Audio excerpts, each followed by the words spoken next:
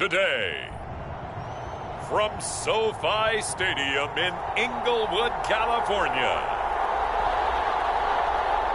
it's Week 5 of the NFL on EA Sports.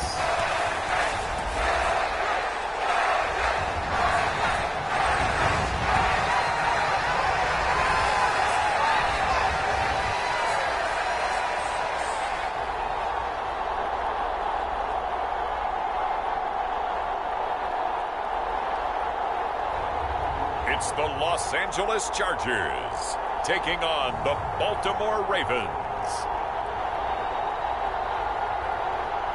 From the second largest city in the U.S., Los Angeles, California, we've got football as EA Sports coverage of the NFL is on the air.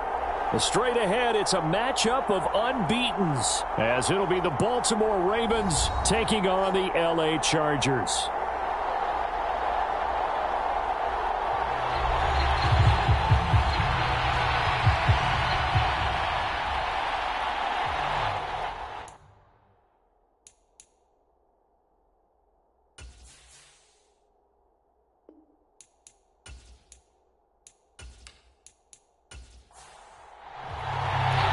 Certainly the game of the weekend, maybe the game of the year, the battle of the unbeatens as we get underway.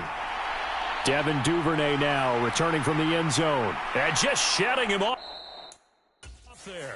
And a nice return sets him up pretty good here right at the 30-yard line. So here come the Ravens with their first look on offense.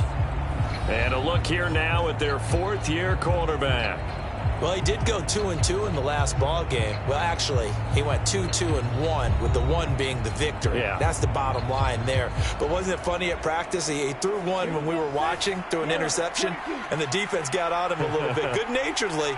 But they're letting him know, you got to cut down those interceptions. We can't bail you out all the time. Yeah, 2 touchdowns, 2 picks. But as you said, they got the win in that effort last week.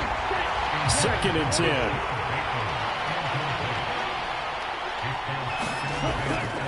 They're going to look to throw. Oh, that's into a double team, and it's intercepted. Picked by Antoine Winfield Jr. And the return here will go to the 31-yard line. Well, that is a quick lesson on how difficult this defense is to throw against an interception on their initial drive of the ballgame. Now we know why their offensive staff spent the entire week awake trying to prepare for this one, because you can't totally shy away from throwing the football. But at the same time, you're looking at them and going, where are the weaknesses? How are we going to move it? One of the top defenses in the NFL for a reason. We just saw one example right there. Line of scrimmage, the 31 now on 1st and 10. They'll try and start this drive in the air. That's complete to Tony. And they'll get him down after a pickup of 8, 2nd and 2.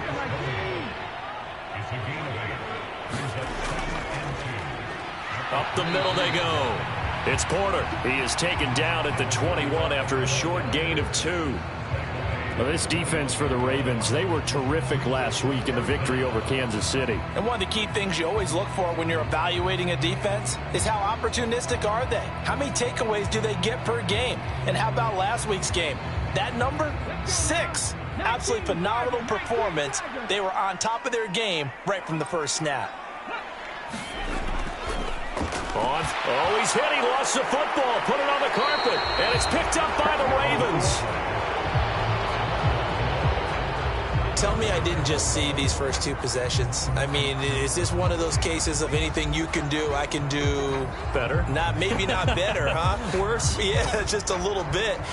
Very sloppy start. I think maybe a case of the nerves for both teams. And now we're back to an even playing field. Baltimore set to take over here for their 2nd possession of the game. And their opening drive, that ended with the interception. Fortunate, though, it didn't lead to points. It didn't lead to points, and because they kind of got away with one, maybe you come back and throw something similar again to show that you're not afraid, that you're not going to back down, and take your shot. Let the defense know that you're going to be there all game long. And a nice gain at 21 yards. Well, maybe that'll help him settle back into a groove after the interception on the first drive here, picking up the first to start drive number 2. And it is just starting over, isn't it? Sometimes it's just how you have to do it. You have to erase things from your mind. Don't worry about what happened before, because over the course of a game, the good players, things turn out pretty well for them, and that's what he's trying to do here. From up near the 40 now after the big play to start, here's another 1st and 10. The play action fake. They'll look to throw, and he can't get rid of it. He's taken down. They'll wind up losing 8 on the sack there, and it's 2nd down. Well, competition comes up in so many different ways, and right now, this unit, their competition is who's going to get to the quarterback the most times. How about 5 sacks last week? We just saw their first one of this game.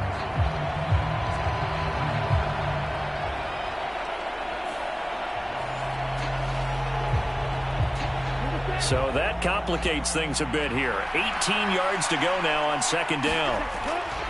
On the run, this is J.K. Dobbins. A good pickup there, 13 yards as they get closer for 3rd down. I don't think anyone thought we'd see a run facing 2nd and that long, and that element of surprise, I think, helped make that play so successful. Nice effort on that carry, and it took what seemed like 2nd and impossible, now has him within throwing range of a 1st down. Well, he tries to force it in, and it's intercepted. Picked up by Asante Samuel Jr. And the Chargers are going to take possession here at their own 47-yard line.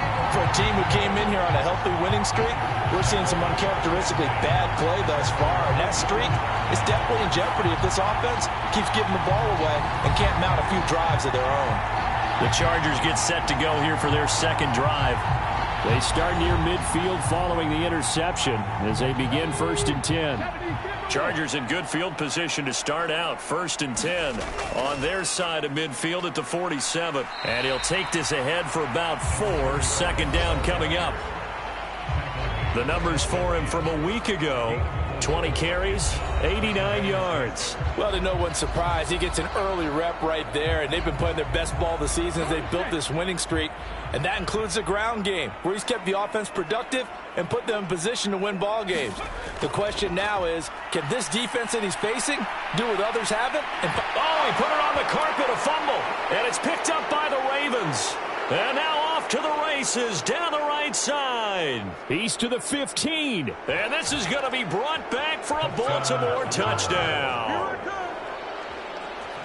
And give some kudos to the defensive coordinator, I think, here. They bring the blitz, they dial it up, and it turns into 6 points for them. It's so nice to hear you actually give kudos to the defense. It is so nice. You're such an offensive guy like that. I love it. He dialed things up, and boy, a big play resulted for his guys. Well, you like the credit to the defense there, right, my friend? Yeah, do I ever?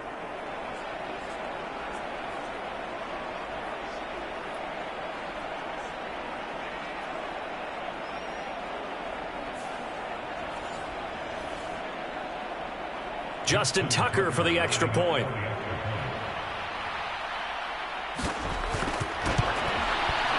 He hasn't missed an extra point all season, and he won't miss this one either, and it's 7-0. So not only the cough up, but then the pickup on the other side, the scoop, and the score the other way, the fumble return for a touchdown. So here's the kickoff now as they'll get it again following that fumble return for a score. Taken at the goal line. And the tackle going to be made right there at the 25-yard line. L.A. readies for its next possession. And job one here, Charles, just keep possession of the football. 2 drives, 2 turnovers to this point. You're exactly right, Doctor. Hippocratic oath. First, do no harm. And right now, they're harming themselves on offense. I like that. No one is mistaking me for a doctor, though. But thank you, Dr. Davis. And he's going to be met at the line of scrimmage and taken down. Well, they had the run for no gain. Now they'll try again from the 25 on 2nd and 10. They'll keep it on the ground. It's Porter. Trying to bounce it outside, but he's only able to get it back to the line of scrimmage. Here's 3rd and 9. They'll set up to throw. That winds up being a 4-yard loss and leads to 4th down.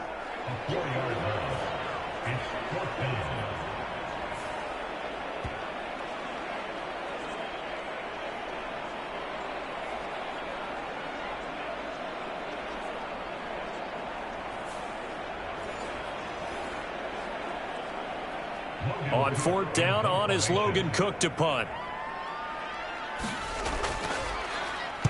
He only punted twice in the win last week as he gets this one away. A 41-yard punt there with no return. And the Ravens, they'll take over. Out is their quarterback with this offense to take over once more. And he's had a hard time avoiding the interceptions of late. A couple last week, a couple more so far in this one. See if he can do better here as they start with a first down. They'll start on the ground with Dobbins. These are his numbers from last week's contest. And Charles, how do you think he ran the football? I thought he definitely had his moments. I did think that they could have utilized him a little bit better, and I'm definitely going to keep an eye on him to see how they're going to use him this week. From the 41, here's a 2nd and 4.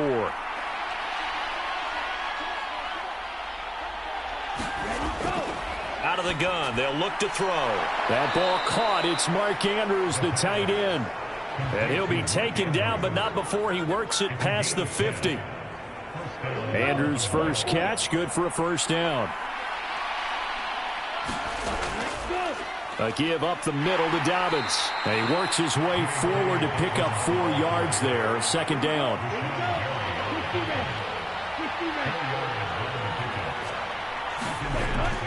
He'll drop to throw. And this one incomplete. Too much contact to hold on to that one, and it's 3rd down. Brandon, watching their tape from last week, I saw plenty of plays like we just saw there, forcing incompletions. It was key in their win last week. They're hoping the same thing happens this time out, too. And they'll need the 39 here for a first. This is 3rd down. They'll drop to throw. Work in the middle of the field, and he's got a man complete. And he's brought to the ground with another first down at the Chargers' 20-yard line. That's a 3rd down conversion of 24 yards there. Nice play. Well, I think when they look at their offense, they think to themselves, weapons, weapons everywhere, and they want to move the ball around. They want to spread it to different people. But you absolutely know they want to get this man involved as well, and that's what they just did on that play. Ready, 38.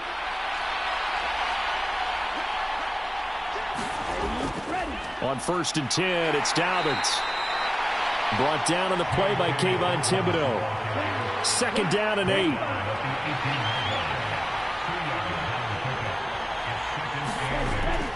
They'll go again with Dobbins. And he'll get him inside the 15 down to the 14-yard line. The 8th play of the drive coming up. It's 3rd and 3.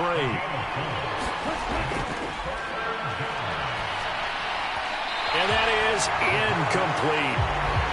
So on 4th down, here's the Ravens Pro Bowl kicker Justin Tucker out onto the field.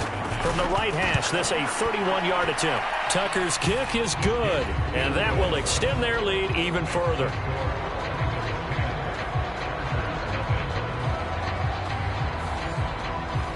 So a nice kick there as they are able to add on to their lead.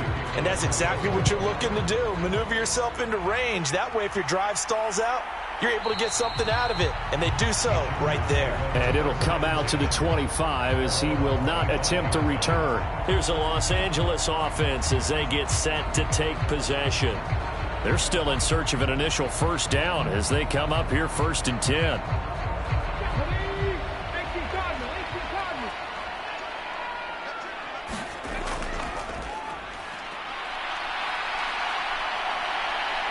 And he'll take this beyond the line of scrimmage as he slides to a hole.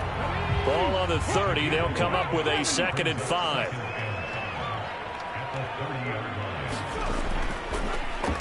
Now a handoff up the middle. Porter. And he is swallowed up right at the line of scrimmage.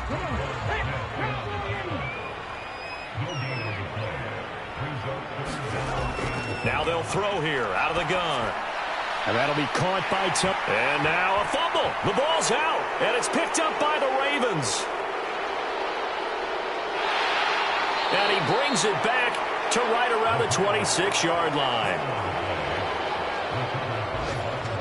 Well, my friend, this has certainly been a comedy of errors here in the first quarter. Neither side able to really hang on to the ball. Yeah, now I'm just curious to see which team can adjust because both have made their mistakes, as you said. Yeah, and whoever can do that can seize firm control of this game, something they haven't done with the ball so far. And now, as with every potential turnover, they're going to take a second look at this just to make sure.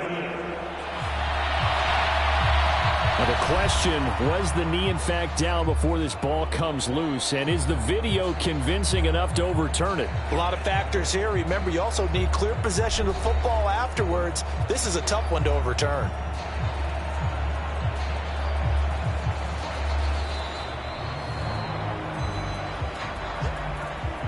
So that one overturned. They say the knee was down, and that will not be ruled a fumble. They'll run on first down. It's Porter. And he slips up past the 45 before being tackled. That'll be a pickup of 10 as they try to recover from this 10-point deficit.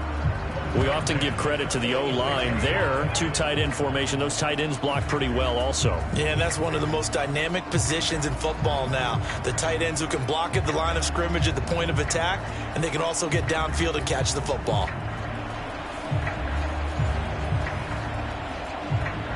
Couple of first downs to kick off the drive. Here's 1st and 10 up at the 46. Back to throw. Firing quickly here, and that's complete. And he'll take this from 147-yard line to the other. A gain of 6.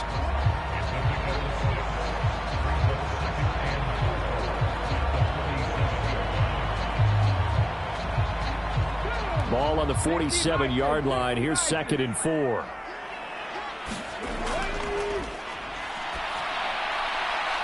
Pickens pulls it in. What a play. And he'll be out just a yard or two shy of the 30. First catch so far by Pickens. It's good for a first down. Boy, that completion comes with a high degree of difficulty, especially on the catch. Had to look that one in one-handed, able to do so, and ends up picking up a first down as well.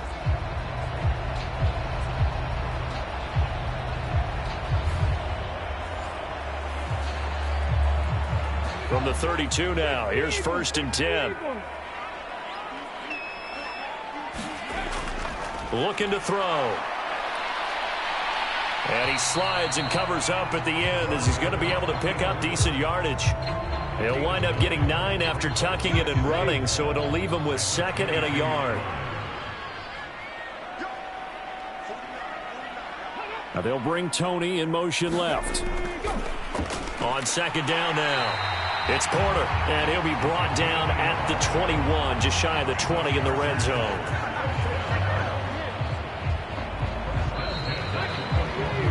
$10-0 the score after 1 on EA Sports. Charger football to start quarter number 2.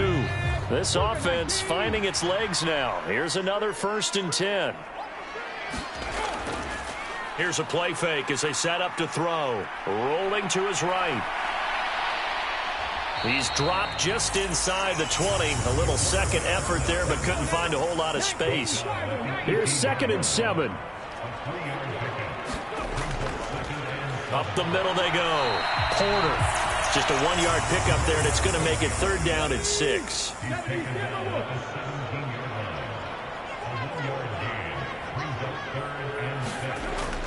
They'll look to throw. And that's going to be incomplete.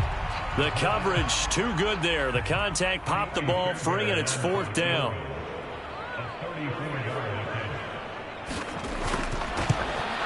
The kick by Fairbairn is good. And they get themselves on the board here. It's 10-3.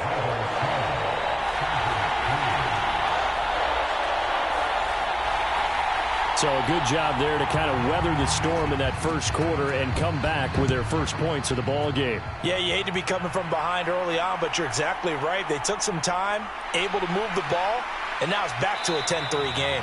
And ultimately cannot get this out to the 25-yard line as he's dropped at the 23.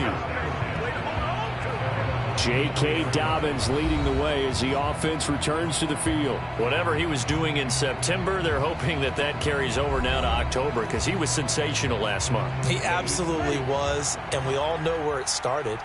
At the end of last season, right? All the offseason preparation, the weight workouts, the sprints, right? The vision that he had, what he was going to do this season. And, of course, it all came together with the rest of the team. Those big fellas up front, leverage, and, boy, are they getting downfield and creating extra blocks for him. They really are. Everyone's been doing their job so far to create those holes. Well, CD, a lot of times like to separate speed and quickness, and they've got a back that's both. We know that he's fast in the open field, but, man, his first step is so quick, too. It is something, isn't it? Because you think of that type of speed getting to the perimeter and turning upfield, but also when you run those inside runs, he can get into the secondary so fast the linebackers don't have a chance to react. Meanwhile, the throw here is complete. And he'll be taken down, but not before he gets into enemy territory. Back-to-back good plays have him on the move on first down.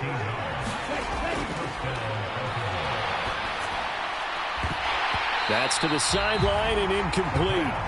And, partner, to me, that one was all about timing. If he's there too early, it's going to be a pass interference call. If he's too late, it's a completed pass. He was Johnny on the spot on that one. Here's 2nd and 10.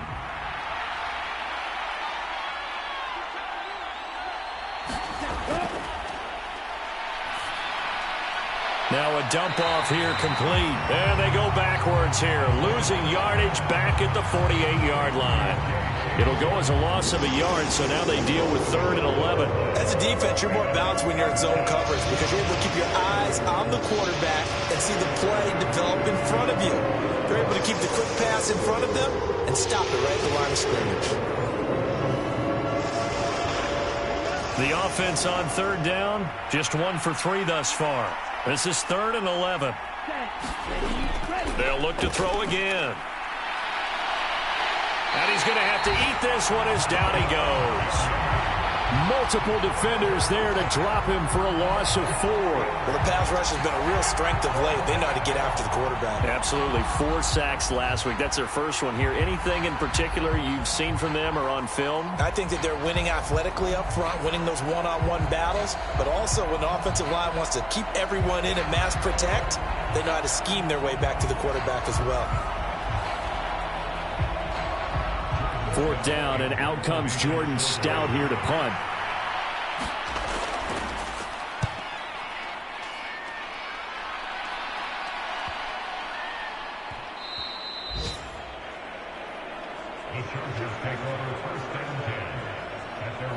LA set to take over again on offense. And a methodical drive last time, but they couldn't get that knockout blow. They had to settle for 3. But you got to like what they've been doing along the way, right? It's almost like the body blows, the setup punch. As you said, they didn't get the knockout blow here, but that doesn't mean it can't come later in the game on another possession. And the defense on the other side, maybe a little gassed, right? Yeah, a little tired. And if nothing else, they just feel relieved getting upfield, only giving up 3. They don't exactly feel like they've handled the offense.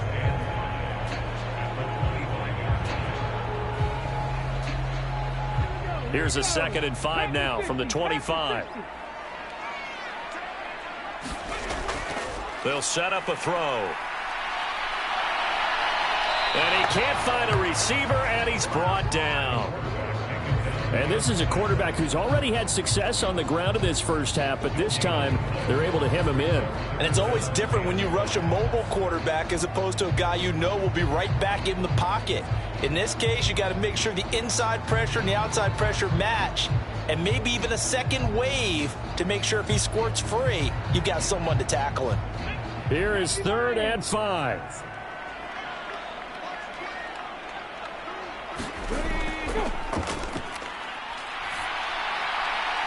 And a loose football, and it's picked up by the Ravens. And to the 43, so down inside the 45 to the 43-yard line. That's where they'll take over.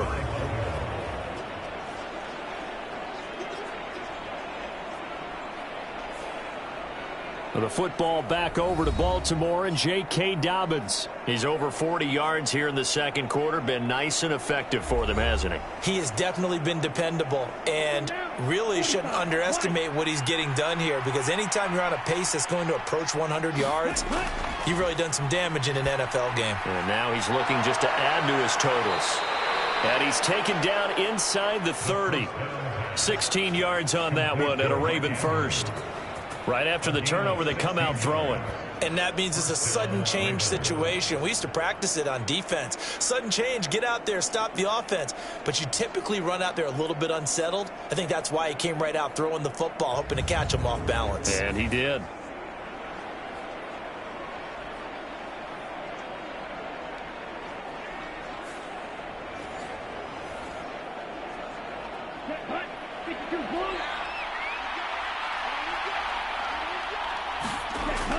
On first down, he'll drop to throw. And he'll go right back to Andrews.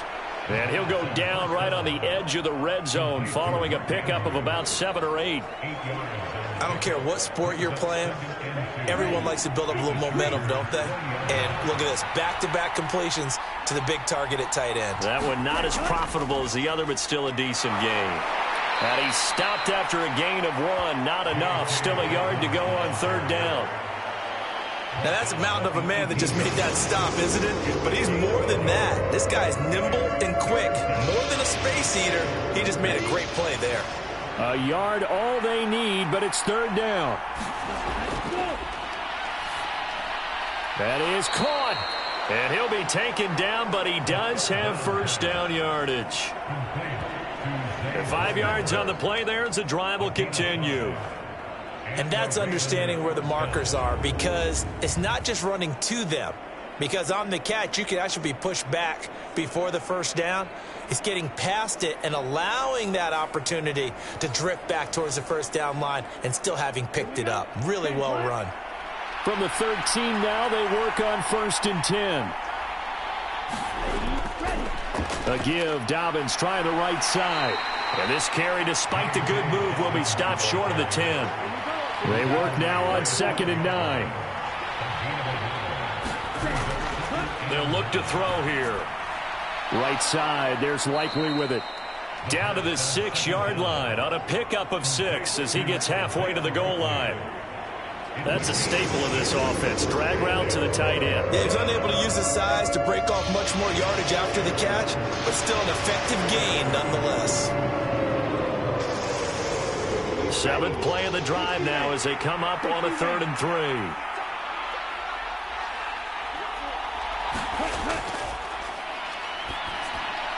This is caught. And in for the Ravens touchdown. Mark Andrews, his first touchdown on the year. And the Ravens go up by 2 touchdowns.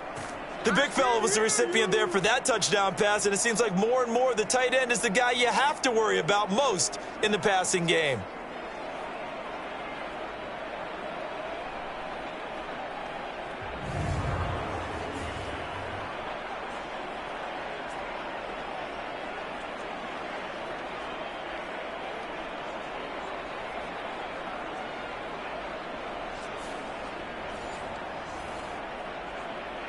Tucker now for the extra point.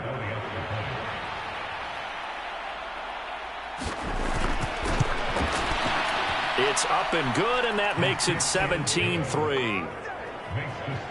So that winds up a 7-play drive all told. And it's Mark Andrews who finishes things off with a touchdown reception. Tucker now to kick it away following the touchdown. And he won't return this one. He'll go down to a knee, and they'll start at the 25. And the LA offense ready for this next possession. Last time out, they had the fumble. That led to the touchdown. Not a great look on either side of the ball as the defense gave up the points too, Charles. But they've got to take care of the football and do better here on this possession. It's certainly been a tough stretch, partner, for both of those units, and they kind of put their defensive mates in a really tough spot there by dropping the ball on the ground. But an easy way to make it up to them, get out there now and get some points on this drive. Able to make something out of nothing there. 17 yards and a first down. I can't be sure how much of that was planned pre-snap, but it certainly opens up some avenues for their offense. And if he can stay a threat to break off those kind of runs, it'll pull defenders away from coverage and open up some choice throwing lanes for him moving forward. One play has him up past the 40 already, and another 1st and 10. Off the play fake, he'll look to throw. And taking it across midfield and just shy of the 40. Able to make something out of nothing there. 17 yards and a 1st down. He's been making himself a weapon as a runner, and the results, they've been welcomed by his offense. My question is about the defense we're watching right now, partner. Even after he got him with a scramble earlier this drive, they still aren't devoting enough attention to him. I would expect that after that carry, they'll do a much better job going forward, spying on him on passing downs. On 1st down, it's Porter, and he'll manage to pick up about 4. It's 2nd down.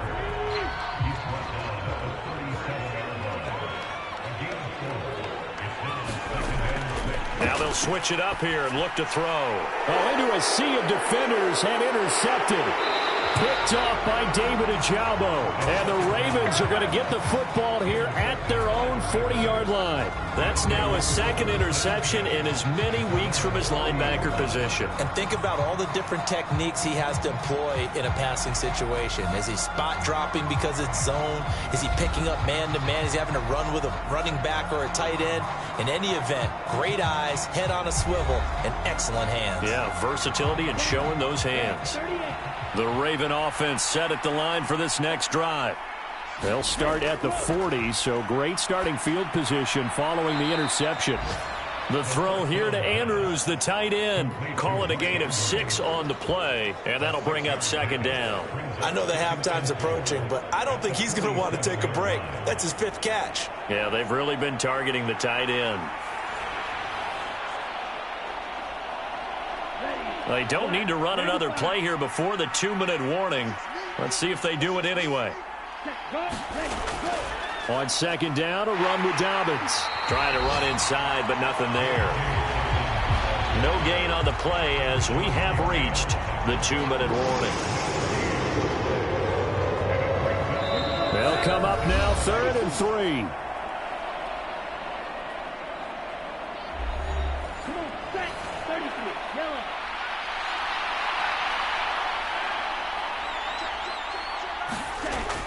He'll look to throw. He's got his running back out of the backfield. And he will have a Ravens 1st down as they're able to get the 3rd down conversion. Good strong throw and catch right there. And so far in this game, the alleys have been open for them to get completions, and they're taking advantage of it.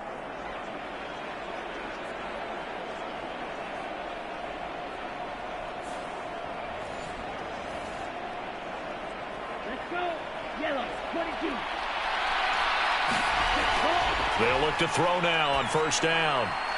And that is incomplete. He couldn't hold on through the contact. Brings up 2nd down.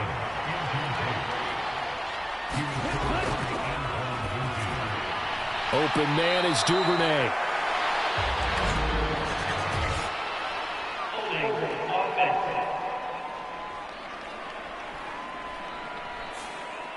They'll come up now on a 2nd and long after the hold. Now back to throw. That's caught. It's Flowers. And he's brought to the ground with another 1st down at the Chargers 33. A big one there for the Ravens. It goes for 18. A big completion there against double coverage. And Charles, one of those guys had a pick on him earlier. Yeah, so he didn't allow that to deter him at all, did he? In fact, it probably was a challenge. Okay, you got to pick me 4. It's my turn now to make the big play, and that's exactly what he did. So they'll come up 1st and 10 now from the 33.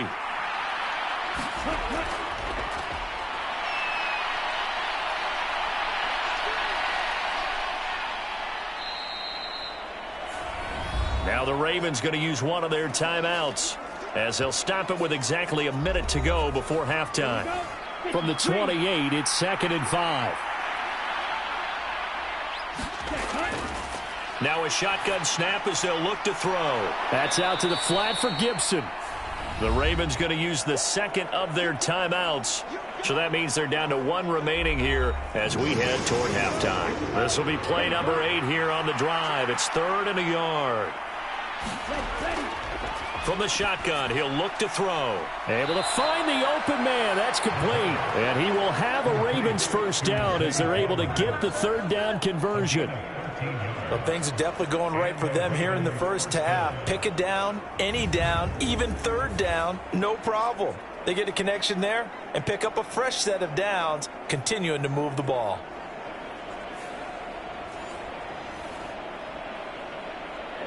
Now a 1st and 10 at the 11. He'll check this down to Dobbins out of the backfield. A great move, but it only takes him to the 7. He's dropped there. Ravens going to use their 3rd and final timeout as it'll come with 15 seconds to play in the first half. 2nd and 6 with the ball on the 7.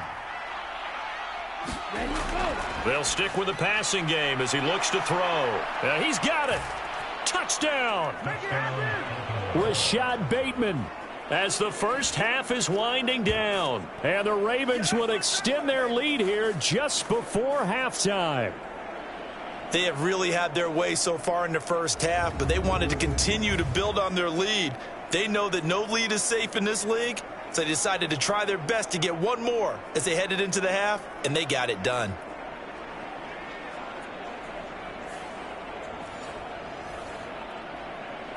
Now Tucker to add the PAT.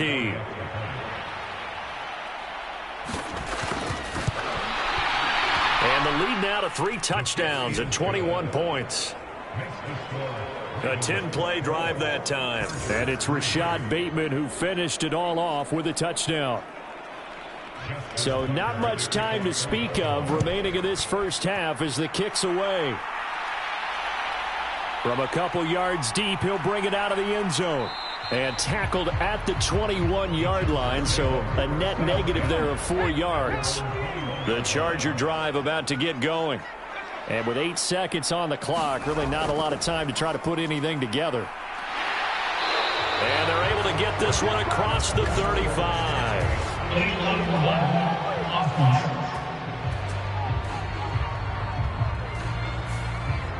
An unfortunate time for the penalty there. That cancels out a positive play from this offense. Well, not to sound too trite or too accepting, but you and I both know it happens. You got to accept it and move on. Yardage, you got to get back. Focus on the next play, move on. So we reach halftime in what's been a fairly one-sided game so far. As we'll send you back over to Orlando with our EA Sports Halftime Report, here's Jonathan Coachman. Okay, Brandon, thank you very much. More from you, too, in just a bit. But first, let's get everybody caught up with what's going on around the NFL here in Week 5. We'll get started out west in Las Vegas. And it's the Raiders out in front as they approach halftime. Josh Jacobs with both of their touchdowns thus far as he's scored twice on the ground. From there, we'll head east to check on the Panthers at home at Bank of America Stadium in Charlotte. And they were victorious in that one over the visiting Atlanta Falcons. Miles Sanders, what a game. 3 touchdown runs in the victory. Finally, let's get right to the center of the U.S. map and check in on the Chiefs at home in Kansas City. And they were winners in that one over the visiting Pittsburgh Steelers. Patrick Mahomes leading the way with a couple of touchdown passes in the victory.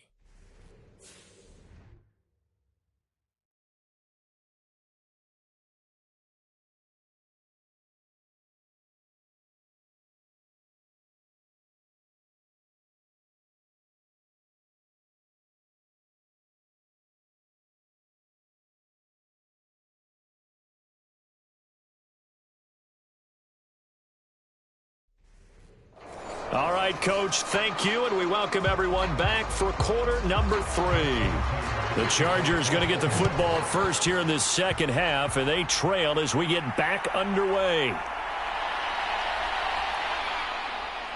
And a nice return sets them up pretty good here right at the 30-yard line. The Chargers getting ready to go here to start this third quarter. And you have to think, Charles, down 3 scores already. They need to play an almost perfect second half to have a solid chance. And that absolutely starts with finding some way to put together a touchdown drive here. They need to be smart, fast, efficient, get the ball into the end zone, and do it again multiple times in order to have a chance to win this game. That's good. The completion there for 7 yards, and it'll be second down. Well, it's time for them to be good teammates right here. And what I mean by that is possess the ball for a little while. Get at least 2 first downs. Give their defense a chance to settle down a little bit after they give up a touchdown. On second down, it's Porter. And able to get this one across the 45 before he's brought down. Give him 12 yards there. The Chargers have a first down. Despite the score, despite the deficit, no quitting this guy. He's running angry, running through arm tackles. He wants to change what that scoreboard is saying.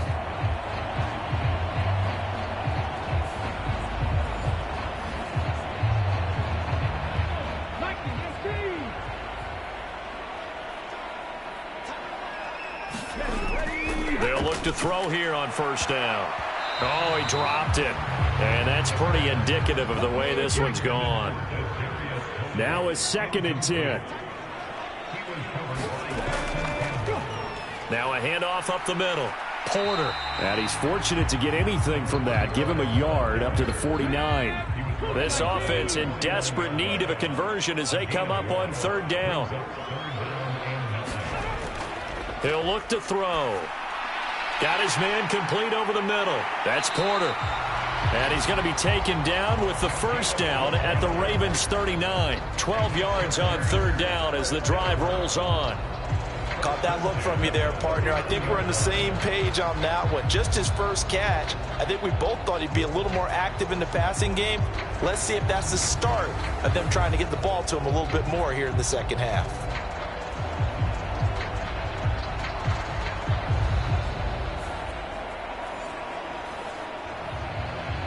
Still in search of their first touchdown of the game, but they're on the move. 1st and 10. Up the middle they go. It's Porter, and he'll fight forward on the straight-ahead running for just a couple of yards. 2nd down. You've got to be impressed by that defensive front on reps like those. They were not being moved off the line, kept their shoulders square, and gave their teammates time to fight to the ball and limit that gain. And he's going to be down close to a first down at the Ravens 31. This will be play number 8 here on the drive. It's 3rd and a yard. Back to throw here. Now a loose football. The ball comes out, and it's picked up by the Ravens. And he'll return it to the 24-yard line. Well, if these guys wanted to get back in this game, they needed an almost perfect second half, and down 3 scores. A lost fumble here certainly doesn't fit into that plan. That reminds me of my plan in college to get an A on the papers I turned in, but that didn't work out too well either. Too many mistakes by both of us. I mean, that's just pure and simple. And that's why that's exactly where they are in this ball game. They're going to need a huge turnaround if they want to try and win this one. Looking for Bateman. He's got him complete. And nothing to speak of there after the catch as they get him right to the ground at the 37. Now a play fake here on first down. And getting this just shy of midfield, they'll spot it at the 49. A nifty bit of scrambling there. 12 yards, first down. Partner, there's a downside to everything, and the danger of man coverage is if you're locking down your target, you often turn your back to the quarterback and you don't see him. Sometimes you open up a big lane for him to hit you for big yardage, and that was an astute play by him to scramble out, see that lane, and burn them for a first down. Now on first down, he'll drop to throw it. A short throw caught by Andrews. So just 3 yards on the completion there, and that'll make it second down. A shotgun snap and a give to Dobbins. And he stopped immediately there. No gain on the play, and it's going to bring up a third down.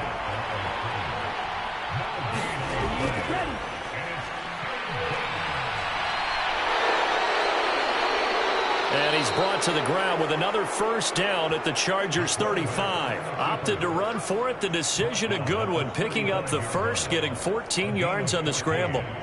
This is where the NFL is headed year by year, partner. A league where just about everyone has someone under center who can get you with their legs as well as their arm. And we've certainly had a nice display of that from both QBs in this game. And that continued with that first down run.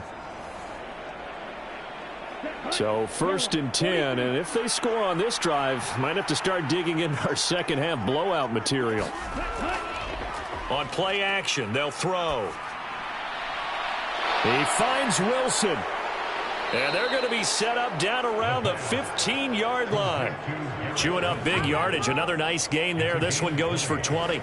And while we may be looking at the scoreboard, this offense certainly is not, because they're showing no signs of backing down, even with a 3-score lead here in the third quarter. I think they keep taking their shots. They've seen blown leads happen throughout this league. They don't want to fall victim to it themselves.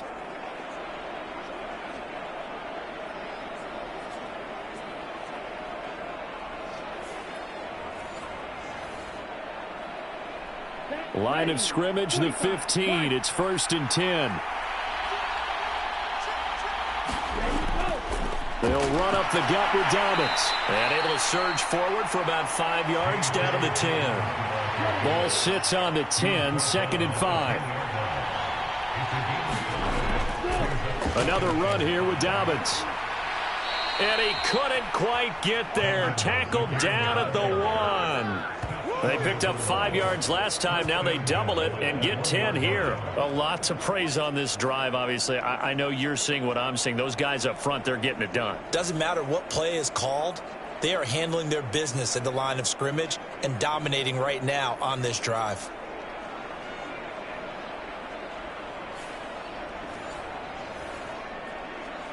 Ready, break.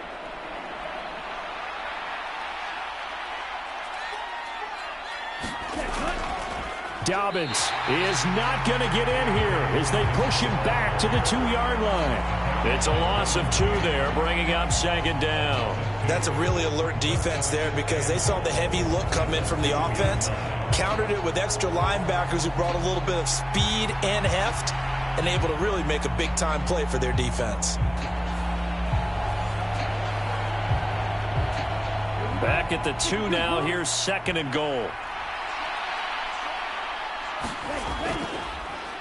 Now he'll try to run with this. And he gets halfway there, down to the 1-yard line. A chance to really put this game out of reach. Here's 3rd and goal. They'll try to run with Dobbins. And he'll get in. Touchdown, Baltimore. J.K. Dobbins with his 4th rushing touchdown on the year, as his guys have opened up a very comfortable lead. So the 2nd down run didn't work. They run it again on 3rd down and get in. I wasn't sure if they might pass it, Charles. We know that they like to mix it up down here around the goal line. Yeah, almost felt like the offensive line said, forget mixing it up. Let's call our favorite running play over our best blockers, and let's get this one in. Tucker now to add the point after.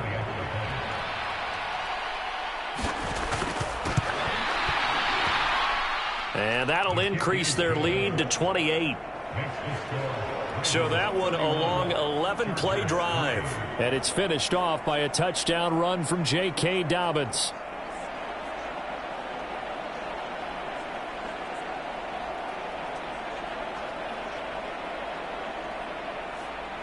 Tucker now to kick it away following the touchdown.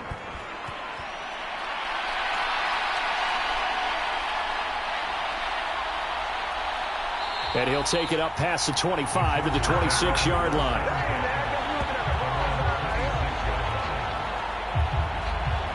The offense for Los Angeles returns to the field. Well, we haven't exactly been treated to a nail-biter in this one, CD, and if they cannot score here, this one's pretty much all but over. Are you saying that you feel like people are starting to think about getting out of here, maybe beating the traffic in order to get home or to their final destination?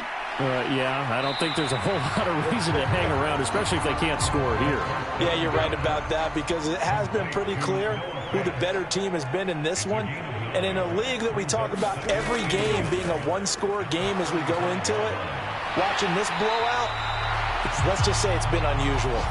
And he'll be taken down, but not before he works it past the 50. 19 yards to pick up there. Move the chains. Second and short, that's a rundown, so it's definitely a good time to go play action if you're feeling it. And they do so and pick up a first down.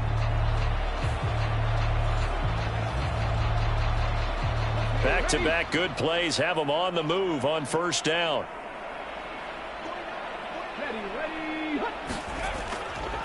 Now a handoff up the middle. Porter. And boy, this defense again really making things tough on him as they stop him for no gain. On second down now, it's Porter. Back-to-back 1-yard runs here, so that leaves him with a third down and 8. They're going to look to throw. Able to find his man. It's Pickens. And he's going to be taken down with the first down at the Ravens 30. 14 yards that time for number 14.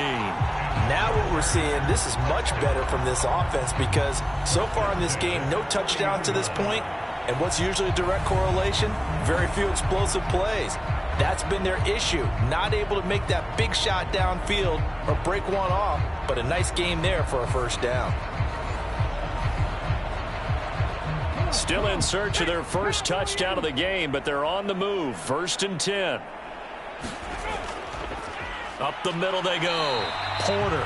And he'll power his way forward for about 4 yards there on the first down carry. 2nd down and 6 now from the 26.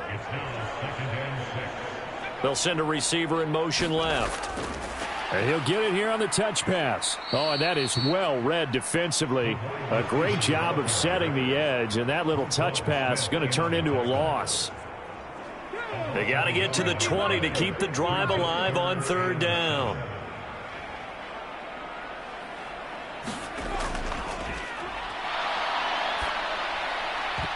Now, meanwhile, a final play here is incomplete, and that's going to take us to the end of the 3rd quarter of play. We have played 3 quarters. We'll return with more after this break. You're watching the NFL on EA Sports. All right, they're going to try and keep hope alive here on 4th down. They're going for it. As expected, they're going for it to keep the drive alive. And that is incomplete, but a penalty flag coming in. This could be a first down.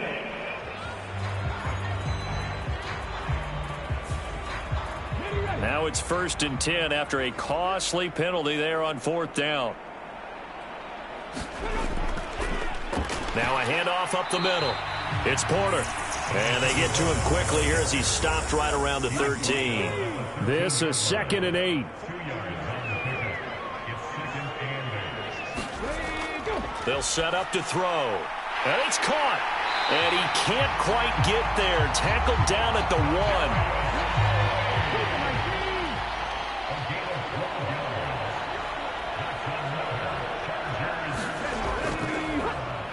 They'll try and run for it on 1st and goal. And he is going to be stopped cold behind the line of scrimmage. That's going to go as a loss of 1 on 1st down. There's no question that coming into this game, this defense is pretty vocal about its desire to take this running back out of his game. And all that pregame wolfing has turned into results.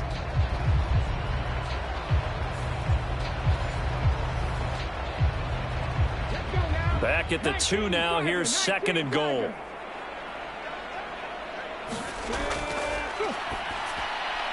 And this is caught. He's got it. Touchdown, L.A. Noah Fant, his 2nd touchdown on the season. And the Chargers are finally into the end zone here in this 4th quarter.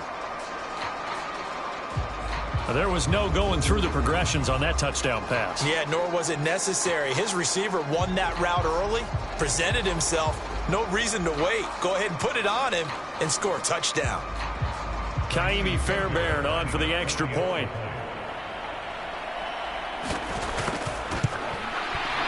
And he puts this one through. It makes our score 31-10. That one in the books as a 12-play drive. And it's Noah Fant who caps things off with the touchdown. After the touchdown, Cook now to kick this one away. On the return, Devin Duvernay. And up to about the 26-yard line, just across the 25. So here are the Ravens to take over on offense. They're working on a 4-game winning streak, and they lead this one as well right now as they start 1st and 10.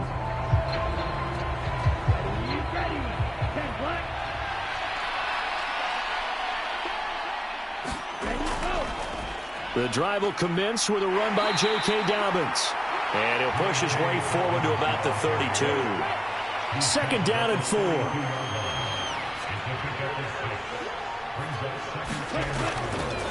Here's a give to Dobbins. And he'll push ahead for about 3 to the 36. The Ravens on 3rd down. They've been really good, converting 7 of their 10 tries. They're looking at 3rd and a few inches. That'll be taken in by Flowers. And he will have a Ravens 1st down as they're able to get the 3rd down conversion. Well, we always hear about the connections some quarterbacks have with certain receivers. I think this guy has a connection with just about everyone. Didn't mind throwing it in there against double coverage to him. Shows some confidence, supreme confidence. Big-time confidence that he would make the play for him, and he did.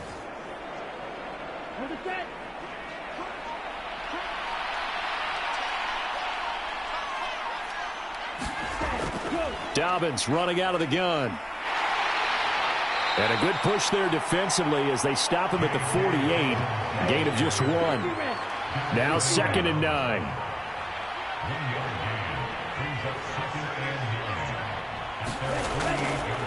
Now a handoff for Dobbins. And he's going to get across midfield and into Charger territory. Call it a gain of 5 that time, and they'll be left with a 3rd and about 4.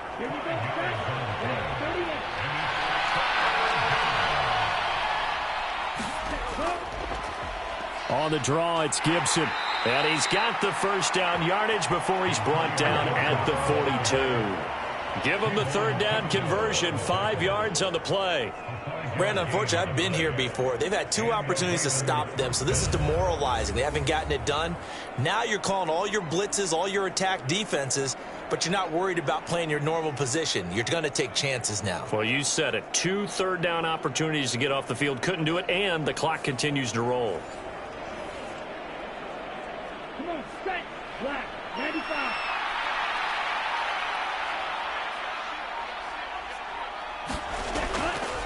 Now a carry for Dobbins. 5 yards is the tally on 1st down. That brings up 2nd and 5.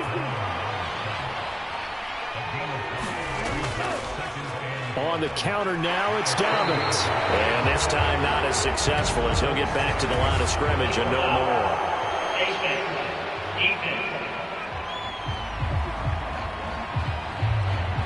Trailing here in the 4th quarter, and that personal foul, that only adds to the hole that they're currently standing in. Yeah, absolutely a bad job of just losing your cool and letting your anger take over. Mistakes like that, not going to help you at this stage of the game. They'll run here with Dobbins. Oh, fine work there as he gets this thing down to the 11-yard line. 93 yards rushing for him so far as his terrific season continues here. Starting to look like this drive, it may be the final nail in the coffin. Well, this is why you work out so hard, right? This is why you spend all that time in the offseason. This is why you have those OTAs and mini camps for these situations, these scenarios, to run someone into the ground and secure a victory. Back to throw now on 1st down. Complete to Likely on the out route. And down inside the 10 here before he's out of bounds right around the 7. Short completion, just 4 yards, and that's going to bring up 2nd down. Not a big window to throw. Coverage wasn't too bad there. Yeah, they had him under wraps pretty well, but somehow able to muscle his way open and catch the ball. Now a 2nd and 6. Straight ahead, Gibson. And he's dropped just before the line to gain. 4-yard pickup leaves him with 3rd and 1.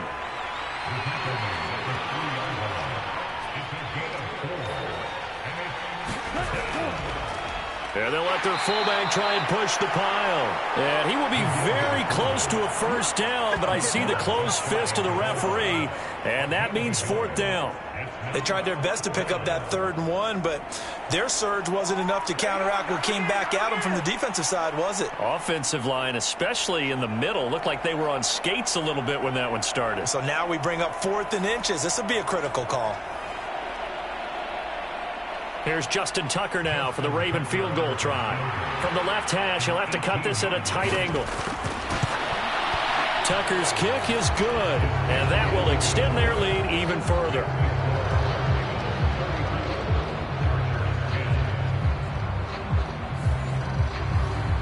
So they're content to take the 3. Somewhat of a conservative call there, opting not to go for it on 4th and inches. And that's from a team that you and I know is not usually playing it close to the vest. It's a little bit of a surprise that they opted for the 3 instead of going for it. And now out on the field, here comes Los Angeles. And their 4-game win streak very much in jeopardy as they go to work here late with a 1st and 10.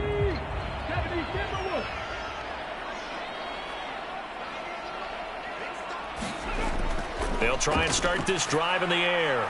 Completes it to Fant on the right side. And this will be a gain of 5 as he gets it to the 30.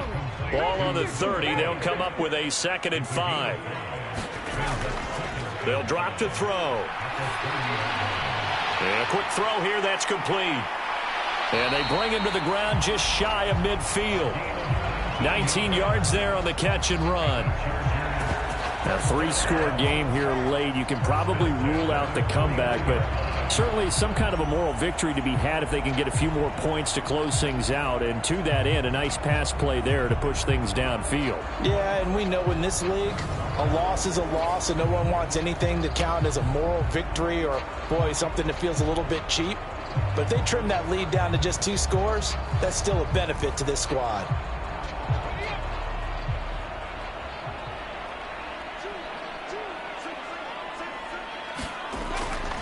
He'll drop to throw. And he loses the football a 2nd time. And while all of that was going on, we have an injured player out there in need of some attention. More from L.A. in a moment.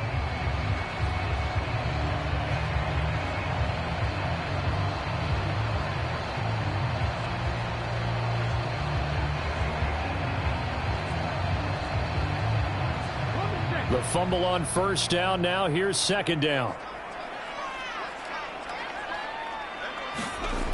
Again, he'll drop to throw. It's taken in by Quentin Johnston. And he's going to be taken down with the 1st down at the Ravens' 32-yard line. The Chargers' passing game rolling a bit here. They've got another 1st. Well, those are the types of plays they probably wish they had made more of in the first 3 quarters. And this deficit going to be tough to overcome here in the 4th. But a nice 1st down and a pickup on that throw. Yeah, and this is where as coaches, you're looking for effort and execution. Even though the scoreboard is going against you, you want to find out who's going to fight, who's going to scrap, who's going to keep their heads up and continue to play. Oh, that's into a sea of bodies, and it's intercepted. Picked off by David Ojabo. And he will bring this back. It's a pick 6 and a Raven touchdown. Well, this one was already ugly, and now it's just kind of becoming a feast on the defensive side of the football. Yeah, partner, this is a unit that knows they've got this game in the bag with this huge lead, and it's going to drive their coaches crazy because they're telling them play it straight, do all the right things. But these guys are going to be freewheeling now. All of them are going to take chances, and that one pays off with an INT and a return for 6. Tucker now for the extra point.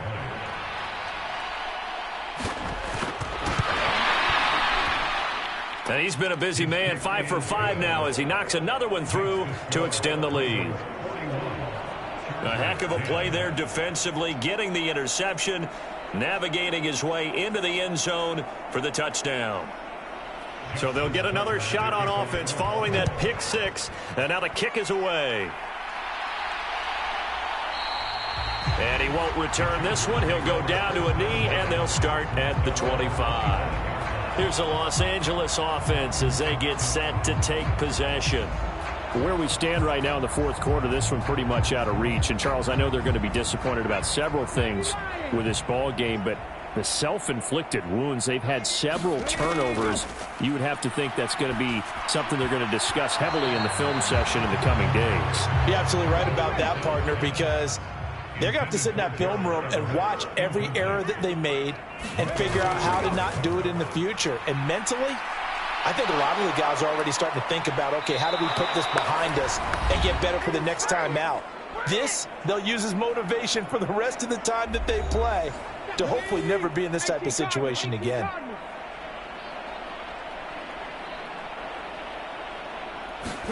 Now on 3rd and long, they'll look to throw. Oh, a leap, and he will make the catch. Able to convert on 3rd and 14. A terrific play call.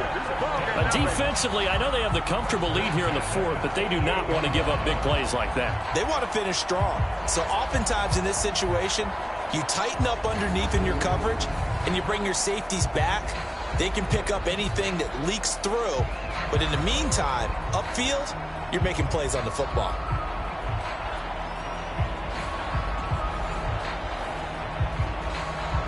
So the line of scrimmage moves all the way across the 50 now as they come up 1st and 10.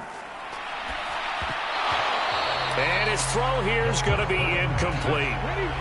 So after the incompletion on 1st, now 2nd and 10. Back to throw. And this time he's got the hook up. It's complete. And he's going to be taken down with the 1st down at the Ravens 35. He's going to let this go. Back of the end zone. And it's knocked away and incomplete. Here's 2nd and 10 now from the 35. Back to throw again. Over the middle into traffic, and that's complete. Now they got to get to the line quickly. On 3rd and short, they'll try and pick it up through the air. Oh, it's intercepted. A drive killer there. Kyle Hamilton picks it. So many times we end a game, and as we're recapping it, we're talking about what offenses did and how they won the game. Let's flip this one over. The defense, they frustrated the offense the entire ball game. That's why they're walking out of here with a victory. And they're going to love to walk out of here with that as their final act, that interception. Good way for them to end it. The offense for the Ravens returns to the field. And it's looking all the more likely that a 5th straight win is going to be in the cards. They'll try to run some time here with a 1st and 10. They'll start on the ground with Dobbins. And the result here, a pickup of 8. Leaves them with 2 to go on 2nd down.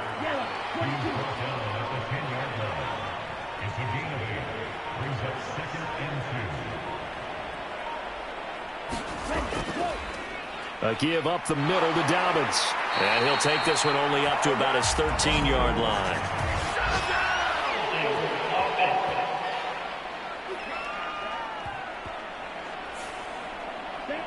That's Ronnie Stanley, former top 10 pick from Notre Dame.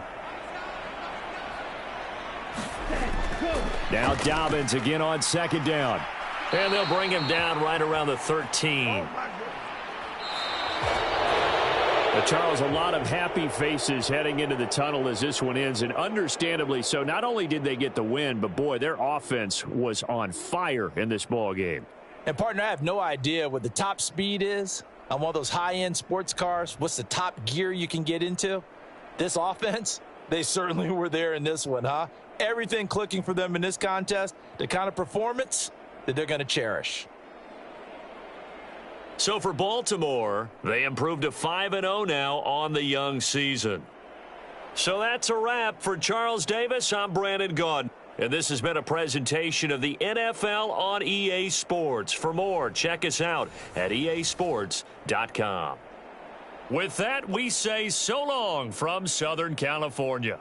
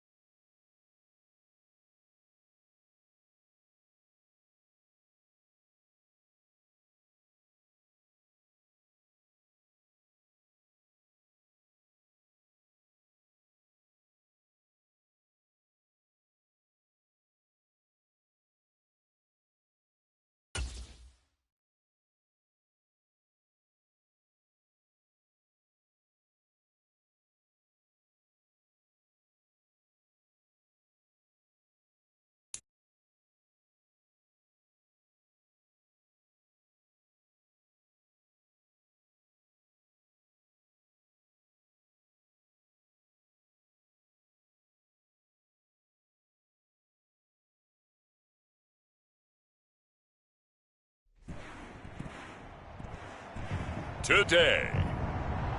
From Highmark Stadium in Orchard Park, New York, it's Week 5 of the NFL on EA Sports.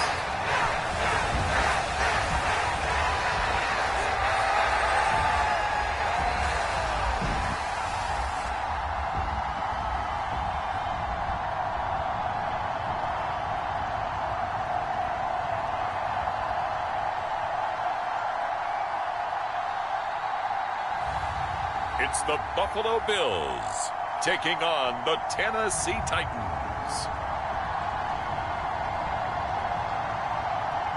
Autumn has come to upstate New York. Fall colors abound, and we welcome you inside Highmark Stadium here in Orchard Park. Today we've got a Week 5 matchup in store here, as it'll be the Tennessee Titans taking on the Buffalo Bills.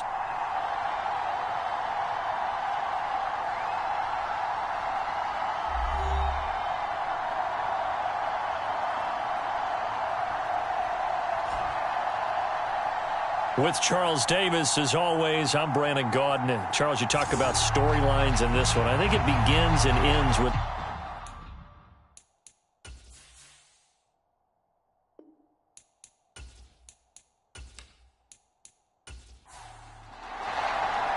The first quarter of the season already in the rearview mirror, and off we go in Week 5 on EA Sports.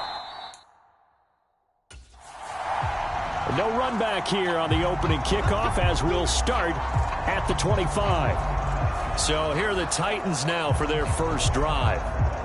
They're led by the number 1 overall pick in the 2021 draft, Trevor Lawrence. The word is potential, potential, potential. Think about this guy from the time he was in high school, while the top prospects going to college, coming out of college, mentioned as a generational type quarterback. He looks the part. Tall, big arm, surveys the field. It can take off and run when under duress. They run on first down as they're able to get this forward for about 4. The numbers on the ground for Henry last week. 13 carries, 51 yards. Just an all-right day from him last week. He really didn't break out for the huge yardage he had hoped going in. I talked with him before the game, though, and he knows this is a new, fresh opportunity. He's put last week behind him, and his focus, getting some extra yardage with every carry he receives this week. Across the 30 to the 31-yard line. And they'll look to avoid an early 3-and-out here on 3rd and 4. Now Lawrence to throw. Work in the middle of the field, and he's got a man complete. And he will have a Titans first down. They needed 4. He doubled that. He wound up getting 8. And as a quarterback, you're always pleased when you can use all the weapons at your disposal. Here he spots his fullback underneath, gets the completion right there for a nice pickup.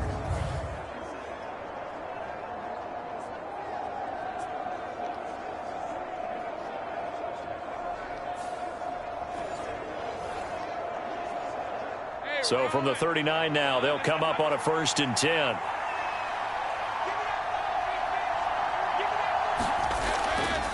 Off the option, here's Henry. And he's going to be stopped up quickly here. Just a yard up to the 39. Here now, 2nd and 9 from the 39-yard line. They'll run it again with Henry. And taking it across midfield and inside the 45. 17 yards on that play for the Titans. And that's how you get started and open up a game. Really well-blocked play. Picked up a nice chunk of yardage. And if you're the offensive line, that's exactly what you've talked about all week long in your meetings. Establish the line of scrimmage and take control. And they gave their running back plenty of room to rumble. So 1st and 10 now in Buffalo territory at the 43. And he is going to lose yardage here.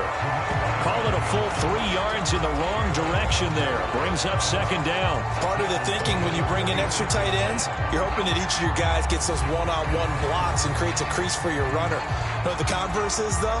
You've got to win those one-on-one blocks. And when you don't, that's the result you end up with.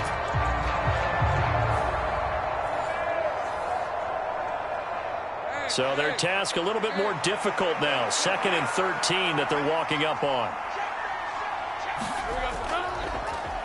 And they'll give him another shot here on the ground. And he's going to be met at about the 43. Now they're coming up on play number 8 of this opening drive, but they're looking at a 3rd and long. Out of the gun, it's Lawrence. And that will be incomplete. Well, they weren't scared to let it fly, but it falls to the ground and brings up 4th down. So on 4th down, on is the punter, Ryan Wright.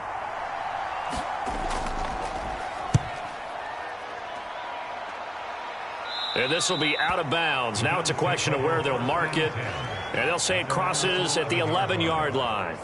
So here are the Bills now backed up to get this drive started. And they are led out there by their mobile quarterback. And the guys on the other side of the ball know they'll have to be on their toes. And it's obviously not just the passing, but the running element that makes him dangerous. He ran for over 100 yards in that game last week, so keeping him contained will be a big emphasis for this defense. They'll come out throwing here to start the drive. A short throw pulled in by Kincaid. They'll give him 4 yards there, and that will bring up 2nd down. I think defensively you're okay with that. You're in the first quarter. He's going to get some catches, but they rallied to him quickly. And that's what you count on, and I like what you just said. First quarter, can you do it all game long?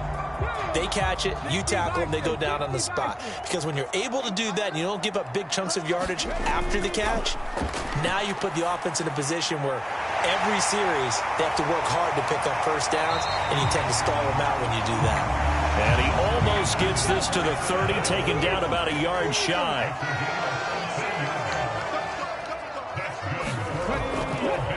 They go play action here on 1st down.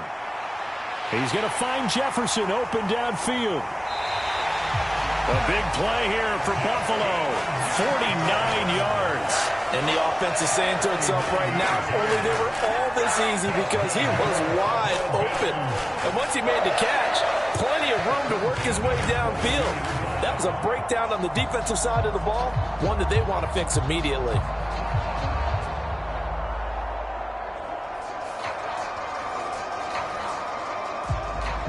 So the big play gets him all the way down to the outskirts of the red zone here for 1st and 10. They'll look to throw again. And he'll protect himself at the end here as he winds up getting pretty decent yardage. The improv on the scramble there gets him 6, and it'll be 2nd down. Counting down toward the midway point in quarter 1. They run for the first time with James Cook. And he's dropped just before the line to gain. 4-yard pickup leaves him with 3rd and 1. And they'll try and run the option to pick it up. Able to fight through one tackle. And he's able to pick up the first before he's brought down inside the 5 at the 4. They get 9 out of that one, and as a result, the drive continues. And this is one of those plays that if you can use it to keep the chains moving, it's a good play. And not only that, it tends to tamp down the pass rushers because they have to recognize this play and stay at home. The quarterback uses it well. Read option, keeps it, and picks up a first down with some nice running.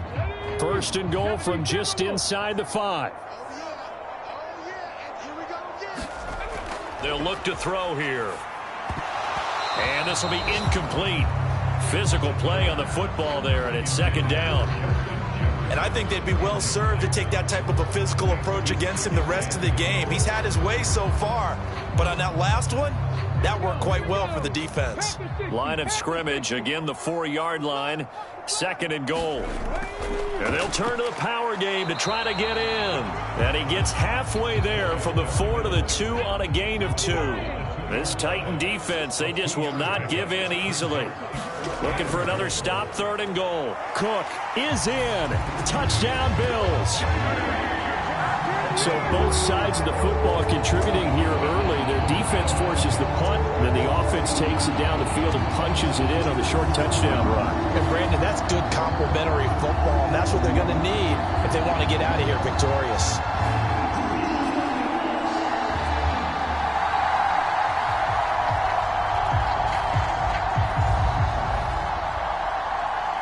Tyler Bass on for the extra point attempt.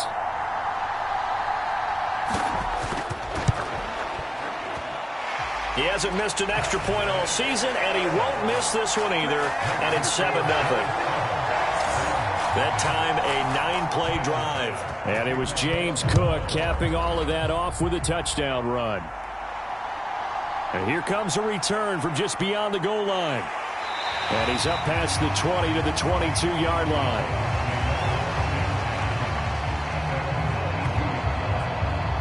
The Titans coming back onto the field for their second drive. Over on the sideline, hoping to hit that reset button between possessions. Last time out, they had to punt it away. This time, hoping to finish this thing off in the end zone.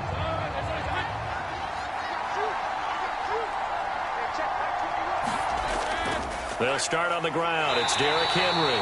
And he'll power ahead, but only for about 3 yards. Second down coming up. You look at this Buffalo defense. We know they're going to be tough to throw on. Top 3 in the NFL defending the pass. They may be ranked 3rd against the pass in the league, but they're the best that I've seen so far. Sometimes the numbers don't tell the full story. 2nd and 7. Looking to throw, Lawrence. He finds his man, complete. That's Phillips. And he's taken down, but able to slip across the 35. So from the 36 now, 1st and 10. Lawrence. Over the middle, it's complete. And he slips up past the 45 before being tackled. That's a 12-yard gain now on back-to-back plays. A lot of tight ends just use their size and their strength, try to occupy some space and kind of body people away and catch the football. But not this guy. He's a refined route runner. Makes me wonder if he took some dance classes in his background with his footwork. Here's a throw dropped off to his fullback. He was unable to shake free there, and they'll cover him for a loss of a yard.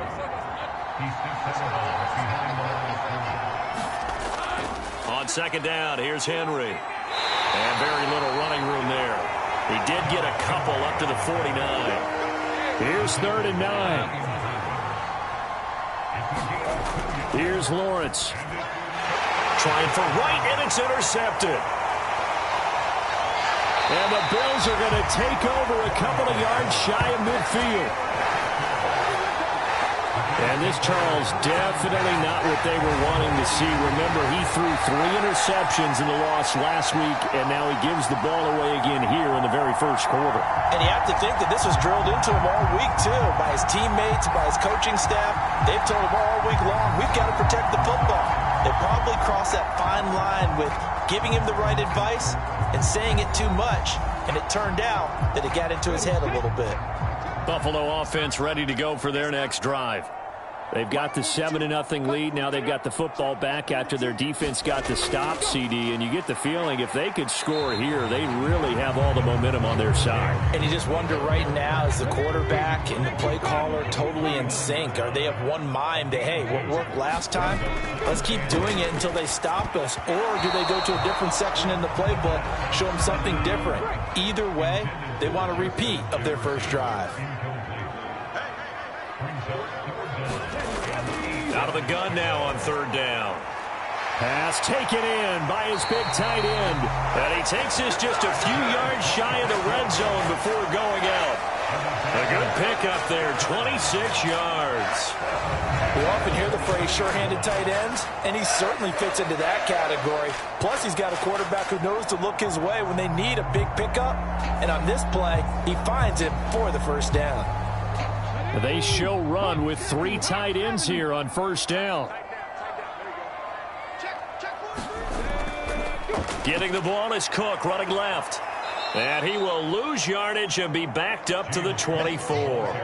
Officially, it's a 1-yard loss. That's going to bring up 2nd and 11. The Bills had 2-2 through the first 4 weeks of the season. Now, they were losers last time out, trying to turn things around here in this one. And it always helps to have a home crowd behind you, giving you encouragement as long as you give them something good to cheer about. So, you know, they just want to come out and play well for their faithful, and I expect them to do just that. So after the loss of a yard, they'll look to push forward here on 2nd down and 11. Now a toss left side into the hands of his tight end. A strong broken tackle on that one. And then they get him to the ground just shy of the 15. They'll wind up getting 7 on the play, and it's It's 3rd and 4 now. Brandon, perfect defense in this situation would have meant that there was an incompletion. They would have picked it off. Okay, so they gave up the completion. But I really enjoyed watching how the defense stayed in sync, stayed in great communication, and as he dragged across each zone. Oh, he tried to fit it in on the slant, and it's intercepted. And the Titans are going to take possession here at their own 16-yard line. And as we've seen, points have been precious so far, and they just threw some away on that snap. And look, let's face it, as we advance further into this game, that play will be on the minds of everyone who's watching it. They wonder if this is the turning point. Is this the spot where those points were given away and could cost them a ball game?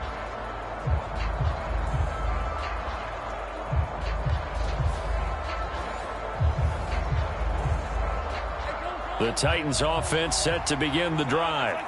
And we'll see if they can bounce back from that last drive, in particular if they can bounce back at the quarterback position, Charles, after throwing their first interception of the ball game. Yeah, some guys, you know they're going to want to try and get a big play right away and take control back. Others, they're going to look to hit a couple shorter passes and get a little momentum back that way. But for the defense, that goal's not changing a bit. They want another pick. You're exactly right about that. In fact, you've got to watch them a little bit because in coverage, they may cut down their gaps a little bit, maybe their splits a little bit in order to try and get to the ball even faster. Second quarter now, Titans in possession of the football. So they'll come up 1st and 10 now from the 33. As they've got it as we resume action. A first down carry for Henry. Credit him with a 1-yard gain there to make it 2nd and 9.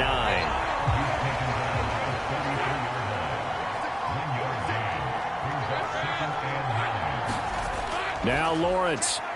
He finds his man, complete. It's Phillips.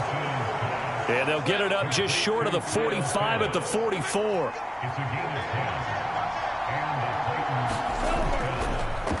They run the option here on 1st and 10. 2 yards the loss, 2nd and 12.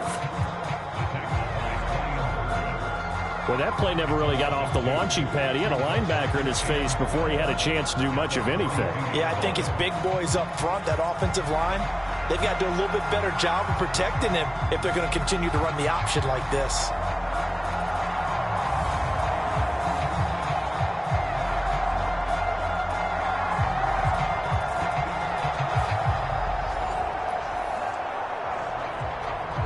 So the first down run lost a couple. Now they come up 2nd and 12. Now Lawrence. Quick hitter here. It's complete. And he's got a first down as the tackle made at the Bills' 45-yard line.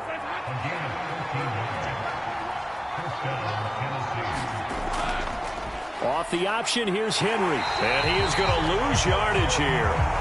A loss of a full 3 yards, and now it's 2nd down. With his size, he's a tough man to bring down, but they do a nice job there stopping his progress and not allowing him to get back to the line of scrimmage.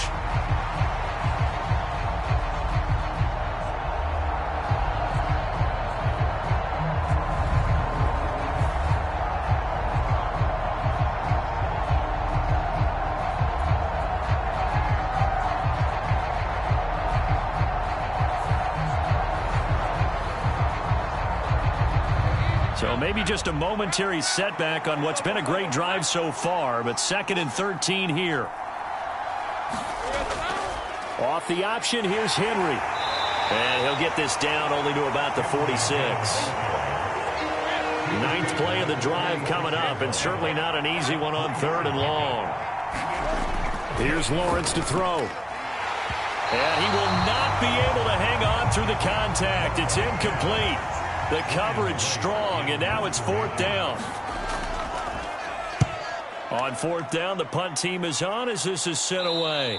And it's out of bounds. Now we'll see what the side judge says. He says out at the 8-yard line.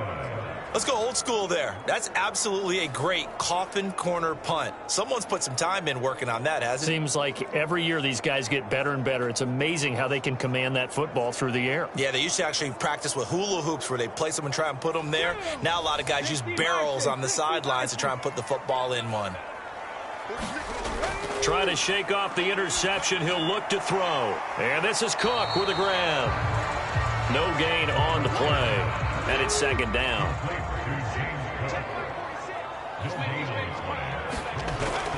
He'll look to throw.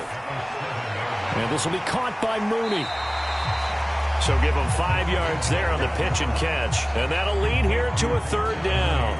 I always laugh when people say, what's the toughest route to defend? And I'm like, any of them, especially if it's a good receiver.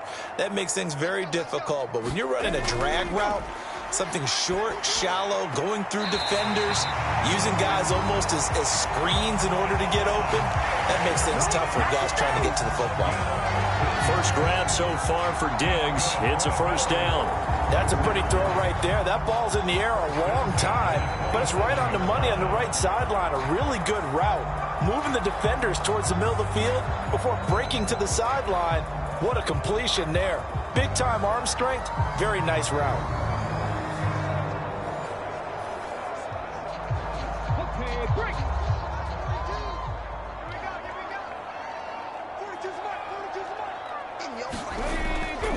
First down, here's the run with Cook. Looking for a seam, but finding none. He'll get back to the line of scrimmage, and that's it. 2nd and 10.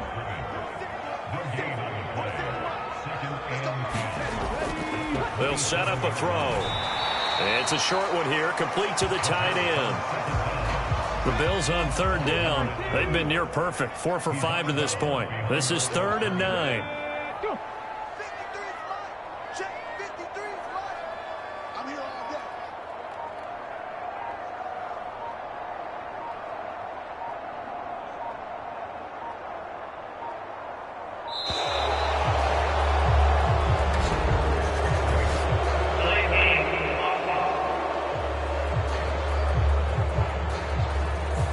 So they accept the penalty, of course, and push the offense backwards a bit. After the delay, they're backed up even further for 3rd and long.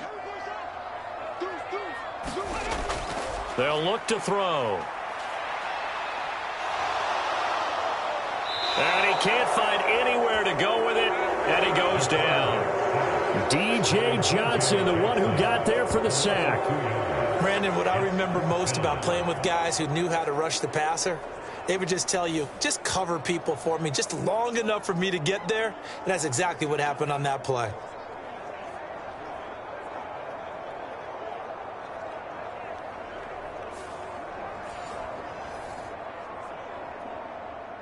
The Bills send the punter out. Kyle Phillips deep for Tennessee.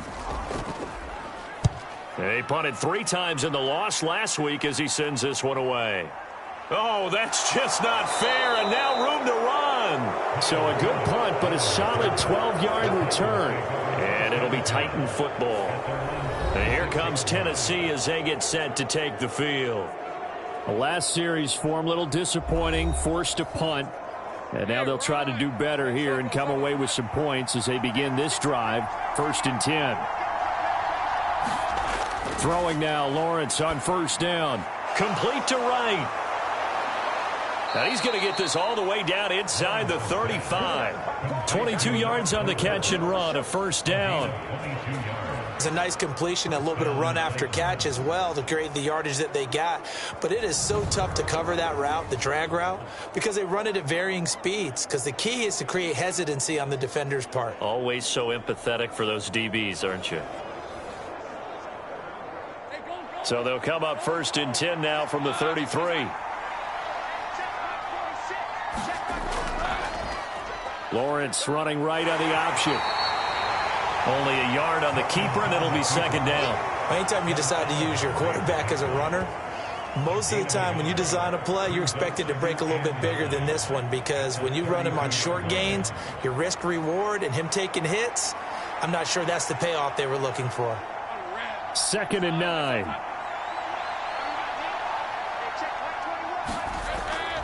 Off the play fake. Here's Lawrence. Wide open receiver, complete. And they move this all the way down to the 9. A good pickup there of 22. I'll give them credit for a good read right there, because they read the man coverage on the right side and sent the tight end a few steps down the field and then angled him to the left on a crossing route. And he was able to get enough separation on this play to turn it into a nice gain.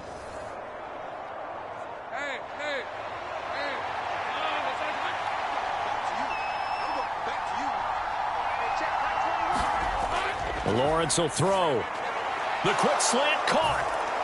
And it's a Titans touchdown. Traylon Burks, his first touchdown on the year. And the Titans are an extra point away from evening this one up.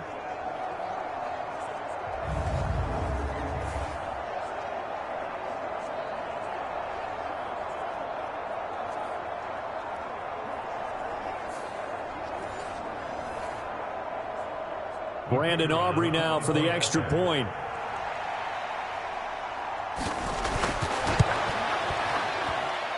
It's up and good, and we're tied at 7 here in quarter number 2.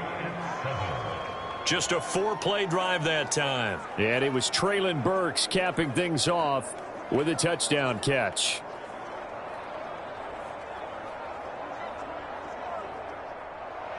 So all even at 7 now as they kick it away.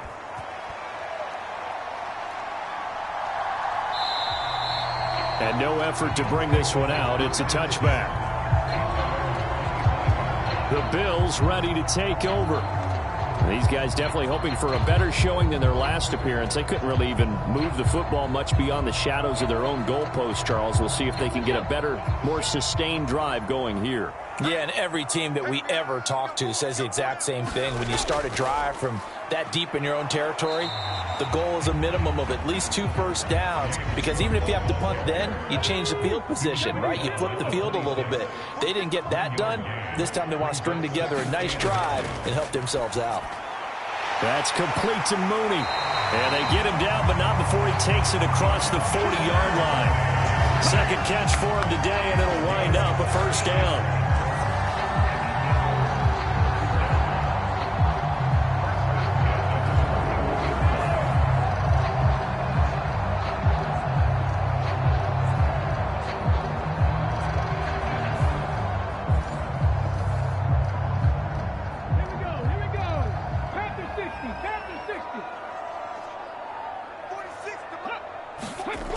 Back to throw here.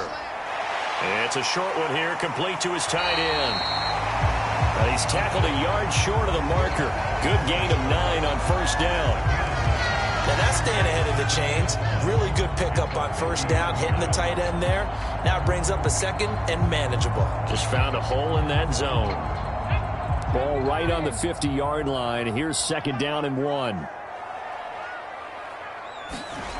From the midfield stripe, they'll look to throw. A throw left sideline falls incomplete. They tried the throw on second down, unsuccessful. Now it's 3rd and 1. They'll run it. Here's Cook. And he gets it down to the 48, enough for the first. I like his focus there because he wasn't thinking about breaking that one big. All he thought about was, I need 1. Let's go get that. Ended up picking up 2.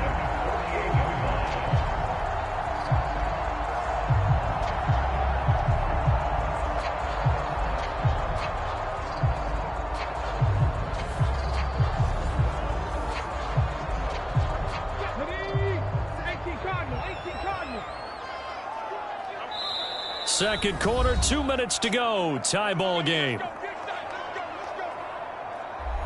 Coming up at halftime, I'll go from one personality, that's you, Charles Davis, to another one in Orlando, the coach. He'll have stats and scores from around the NFL. You and Jonathan Coachman, both larger than life. No doubt about it. But you're stuck with me in this booth, yes, and he's miles away and smiling. And happy. It certainly feels like there are more stars at the tight end position than there were even 10 years ago. And I think it's become more of a glamour position because of the ways it can hurt a defense, and guys want to be involved. They can be in line, close to the line of scrimmage. They can split out like receivers. But hands, route running, speed, and some toughness to go across the middle, you put it all together, you got a heck of a tight end candidate. 6 yards to pick up, and that's a first down. We always talk about having to read defenses and how complicated that is. Well, this was an excellent read. Read the pressure and got rid of the football before it even got to him for a nice game. And when they're blitzing like that, running back usually a good spot to go with a football? Without a doubt, because he's right in your sight line or he's near you. So you're able to just get it to him easily. And once he gets in space, that's usually a good matchup for him. Now 2nd and 3.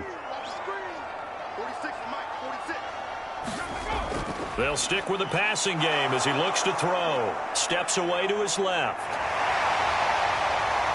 And he'll be out of bounds about a half to a full yard shy of the 5. Able to find a lot of empty space there, picking up the first down and a 21-yard gain.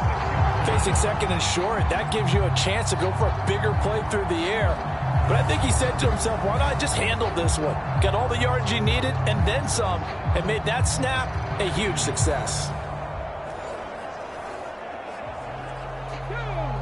60 Bison, 60 Bison. 46, boys, 46. 46. Now back to throw. Shakes off the set, and he'll take it into the end zone for a Buffalo touchdown. A great effort there.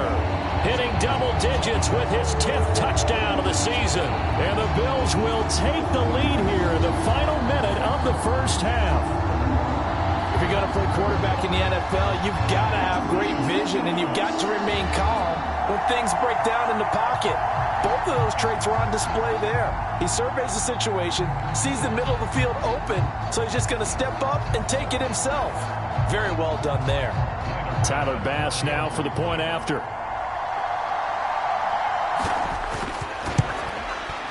And he's got it. It's now a 14-7 ball game. So the drive goes 75 yards, 10 plays, and it's capped off by a touchdown run of 6 yards.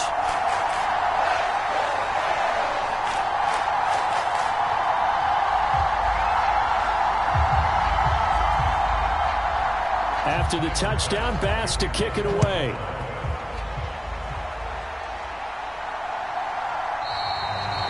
And he'll just sit on this one as their drive will start at the 25. The Titans going to go back on offense here late in this first half. And with them trailing, there is still enough time to try to string a few plays together, maybe get into field goal range.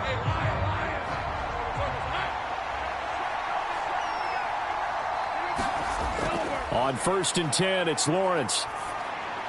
He dumps it off for Henry. And from the 25, they work this to the 29, a gain of 4. The Titans going to use the first of their timeouts as they'll stop it with just over 40 seconds to go in the first half.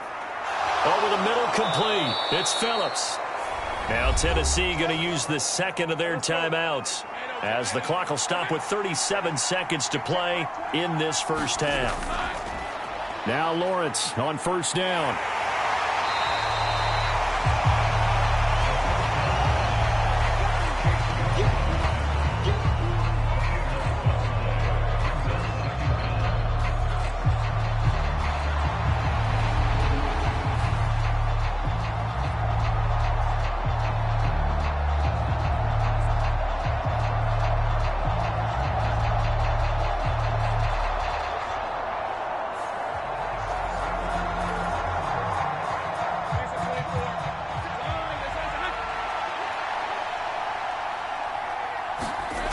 Final play of the half. It's Lawrence. Oh, and his early struggles continue. Here's another one intercepted. So we've reached halftime here in Orchard Park with the Bills taking the lead into the break. As we'll send you down to Orlando, we check in with Jonathan Coachman for our EA Sports Halftime Report. Coach. Okay, Brandon, thank you very much. More from you, too, in just a bit. But first, let's get everybody caught up with what's going on around the NFL here in Week 5. We'll start with an AFC East matchup. The New York Jets taking on New England in Foxborough. And they are seconds away from halftime, all tied in that one. From there, we head down to the Sunshine State to check on the Jaguars at home in Jacksonville. And they have the lead in that one over the visiting Indianapolis Colts.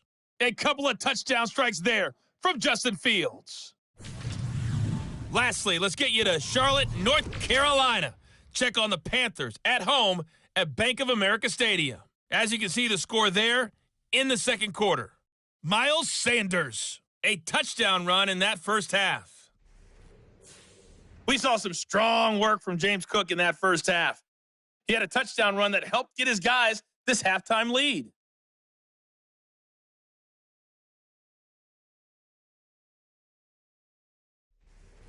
Okay, Coach, yeah, adjustments likely going to play a big role in this third quarter in what's been a tight contest so far. Bills with the lead, and they'll get the football first as the second half is underway. From a yard or two deep, here comes a return. And a nice return sets him up pretty good here right at the 30-yard line.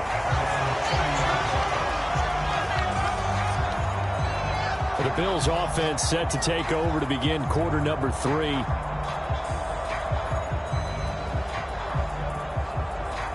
So 1st and 10 now from the 30.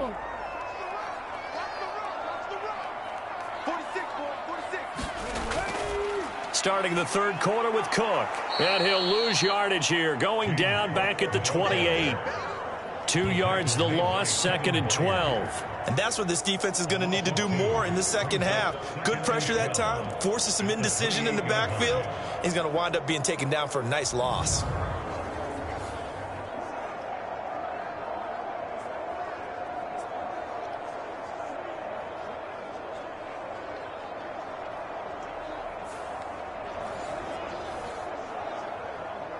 So the opening play of the drive goes backwards. Now they'll come up on 2nd and 12. Looking to throw. Complete. Jefferson to target. And they get him down, but not before he takes it across the 40-yard line.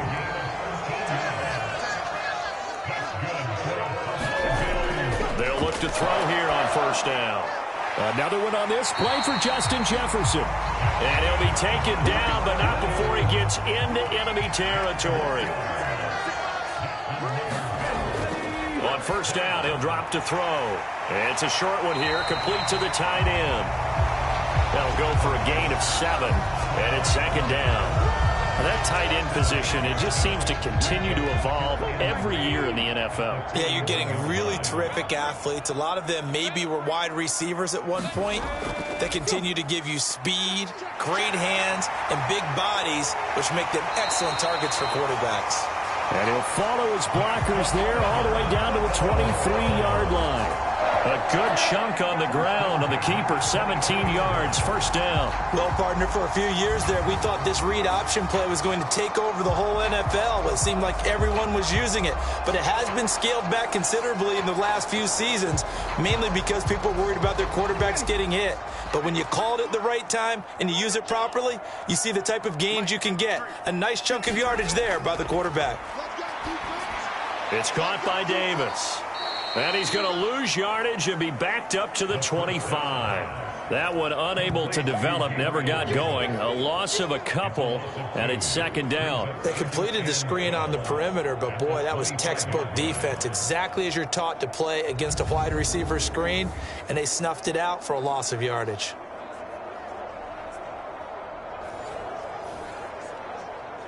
Let's go now. 2nd and 12. 19 Tiger. They'll drop to throw. It's a short one here, complete to his tight end.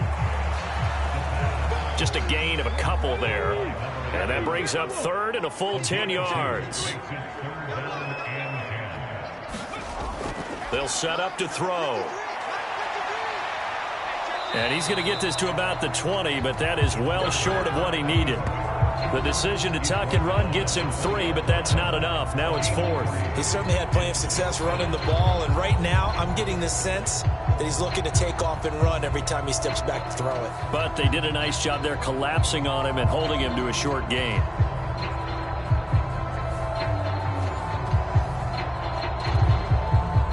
So on 4th down, out is Tyler Bass in the Buffalo field goal unit. Right hash, 37-yard attempt. The kick by Bass is good. And the Bills will add on to their lead.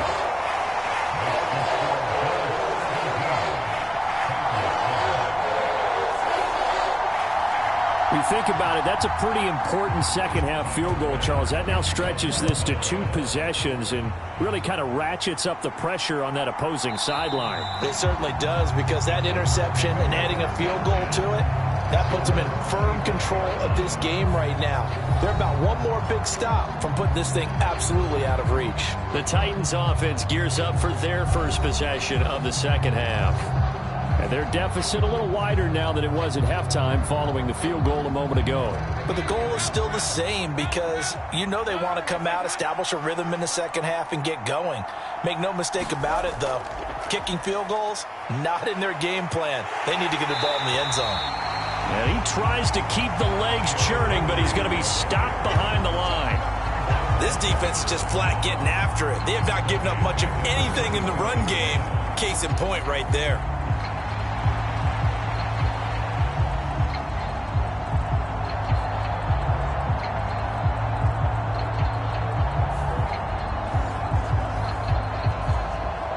A 3-yard loss to start the drive. They'll look to make that up and then some on 2nd and 13. From the gun, it's Lawrence. And this throw incomplete. And the defender all over him that time, and it's going to lead to 3rd down.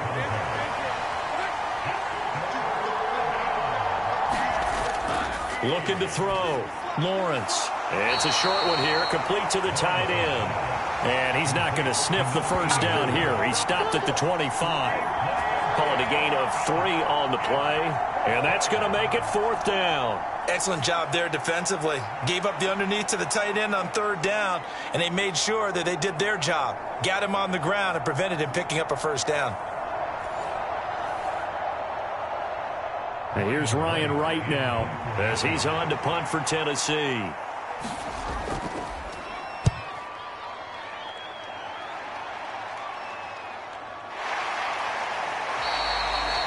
So possession goes over here on the punt. And the Bills will take over the football with a 1st and 10. Back now on offense, the Buffalo Bills.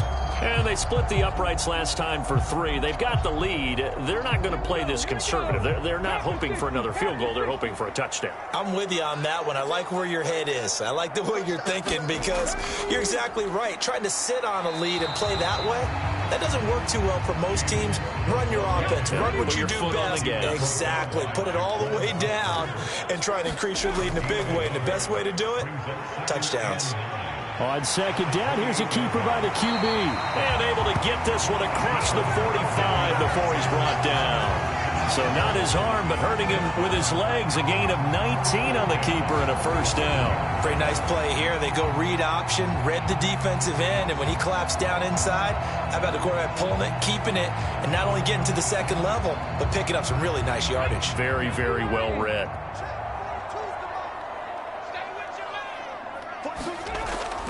A 10th carry in the game for Cook. And this one goes nowhere. Losing yardage on the play back at the 46. He'll lose a yard there, and it's 2nd and 11. They have 3 tight ends in that formation. That's almost a universal sign that they're planning to run the football. But how about the defense there? They met force with force and caused a stack up behind the line of scrimmage and threw it for a loss.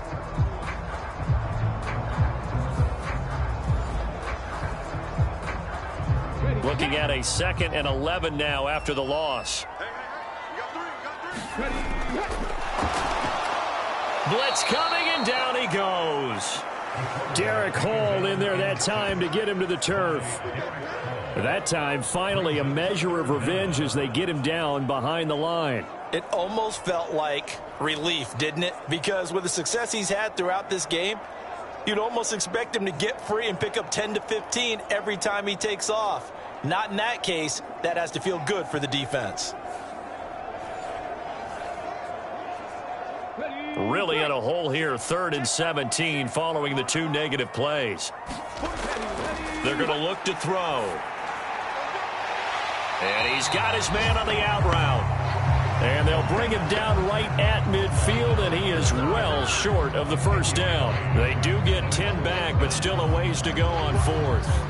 There's completion to the tight end, and I think they were looking at something out of central casting, frankly. Absolutely. I mean, size, the hands. Speed. I mean, can flat out run. You put that whole package together, you light up the eyes of an offensive coordinator, don't you?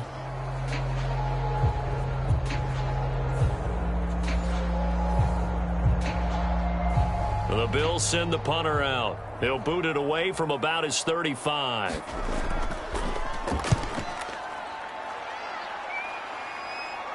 And a fair catch called for and made at the 12-yard line. They'll call that a 33-yard punt with no return. And the Titans will be backed up deep to begin the drive as they take over 1st and 10. Tennessee offense set to go again. And our game's hit a little bit of a lull here, a little bit of a snag. Punts on back-to-back drives. And old-school coaches don't necessarily mind that. Didn't turn it over, right? Didn't create a big play for the other team. Right now what you're looking for is, can you gain an advantage in field position? And that's what both teams are seeking right now. Yeah, they'll be seeking to gain that advantage here on this drive. Looking for Wright, and he finds him. And they work this well upfield across the 45. 27 yards there, a first down. And that last throw, CD, going to move him even further up that all-time passing leaderboard as he just moved beyond Broadway Joe Namath at 27,663 yards. And that's impressive because Joe Namath, my goodness, he could throw a football. I mean, it was just gorgeous the way he threw it. Rallied his Jets to a Super Bowl win, one of the greatest upsets in NFL history. Broadway Joe, the man. 10th carry now for Derrick Henry. And he'll take it across midfield and into Buffalo territory. A solid run on first down. Gain of 7 leaves him with a 2nd and 3. It's interesting going into this game. There was so much talk from both sides about who would control the line of scrimmage. I think we've seen who has it in this one so far. Well, they bottled him up. He's barely averaging over 3 yards a carry right now. Ball on the 47-yard line. Here's 2nd and 3. Off the option, here's Henry. And this carry not as productive. He's swallowed up at the line of scrimmage. This offense in desperate need of a conversion as they come up on 3rd down. That is caught. And he gets this inside the 35-yard line. The Titans efficient passing on this drive. There's another first down. It's taken a while for this offense to get going. A little creaky at the start, but they're oiled up now. A nice throw there, and they're really putting together a good drive.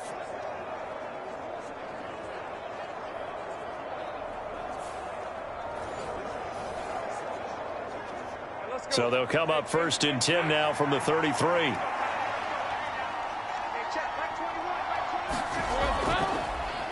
They run the option left with Lawrence. It'll be a pickup of 5 on the keeper. It's 2nd down. Oh, man, that wasn't far from breaking in a big way into the secondary. Read option, quarterback kept it. And while he didn't get a first down, he did get a nice chunk of yardage. Only a nice tackle prevented it from maybe going all the way. On 2nd down, Lawrence. He finds his man, complete. That's Phillips. And he's got a first down as the tackle made at the Bills' 12-yard line. That one good for 16, and the drive will continue. To win any route, you've got to break down the defender, and that's exactly what happened here on this really nicely executed curl route.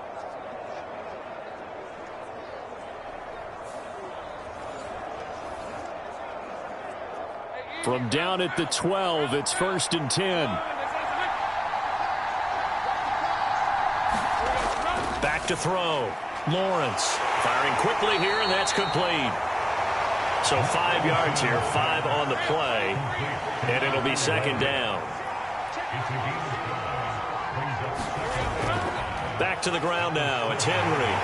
And he'll go down, and that will do it for the 3rd quarter of action. It'll be 1st and goal when we come back. This is the National Football League on EA Sports. Back now in Buffalo. It's Titan football here as they trail to begin the 4th quarter.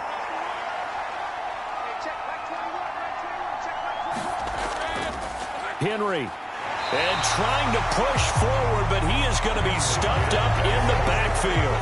That's going to go as a loss of a yard, and it'll be 2nd down. Good job there defensively to push them back on 1st down. I'm not sure if this is 4th down territory or not because they can kick the field goal and get it back within a score, but you know that's not what they're thinking right now. A field goal has to be their last option.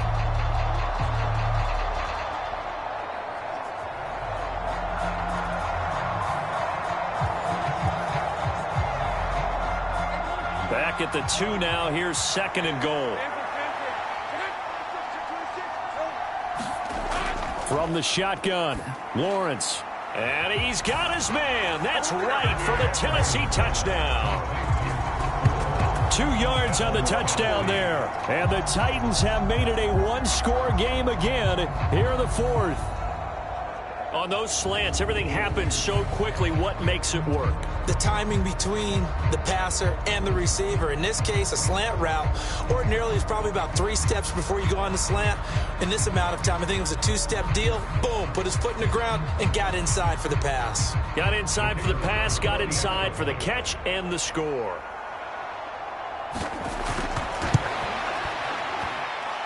Now the extra point up and good by Aubrey. And now things get a bit more interesting here in this fourth quarter.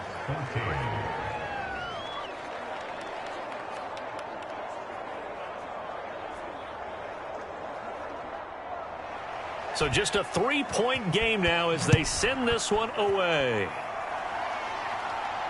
This fielded right at the goal line. And not much happening on the return as he'll get this to about the 23. Here's the Buffalo offense now as they get set to take over here. That last touchdown has made this really tight. They're clinging now to this slim lead. Second half, they only have a field goal. This offense needs to kick it into gear. And right now, I'm looking directly at the field general, at the quarterback. Because to me, he's got to take over right now. By word, pumping his team up, and then, of course, by deed with his play. My high school coach used to say that all the time. Laddie, take over by word and deed. And deed means action. Exactly. It's a short one here, complete to his tight end. And he'll get this up past the 25 before he's out of bounds. 4 yards the gain, and it'll bring up a third down. Well, that was an okay hook up there with his tight end, but unfortunately, they didn't get the kind of yards they had hoped for. That's going to bring up third down. The Bills on third down, 5 out of 9 thus far. This will be 3rd and 6. Back to throw. Setting up the screen for Cook. And they work this well upfield across the 45. It's a gain of 20 and picking up the first. And that certainly appears to be a critical conversion right there, because not only do they keep the drive going, they take valuable time off the clock as well. They have to feel really good about that last completion.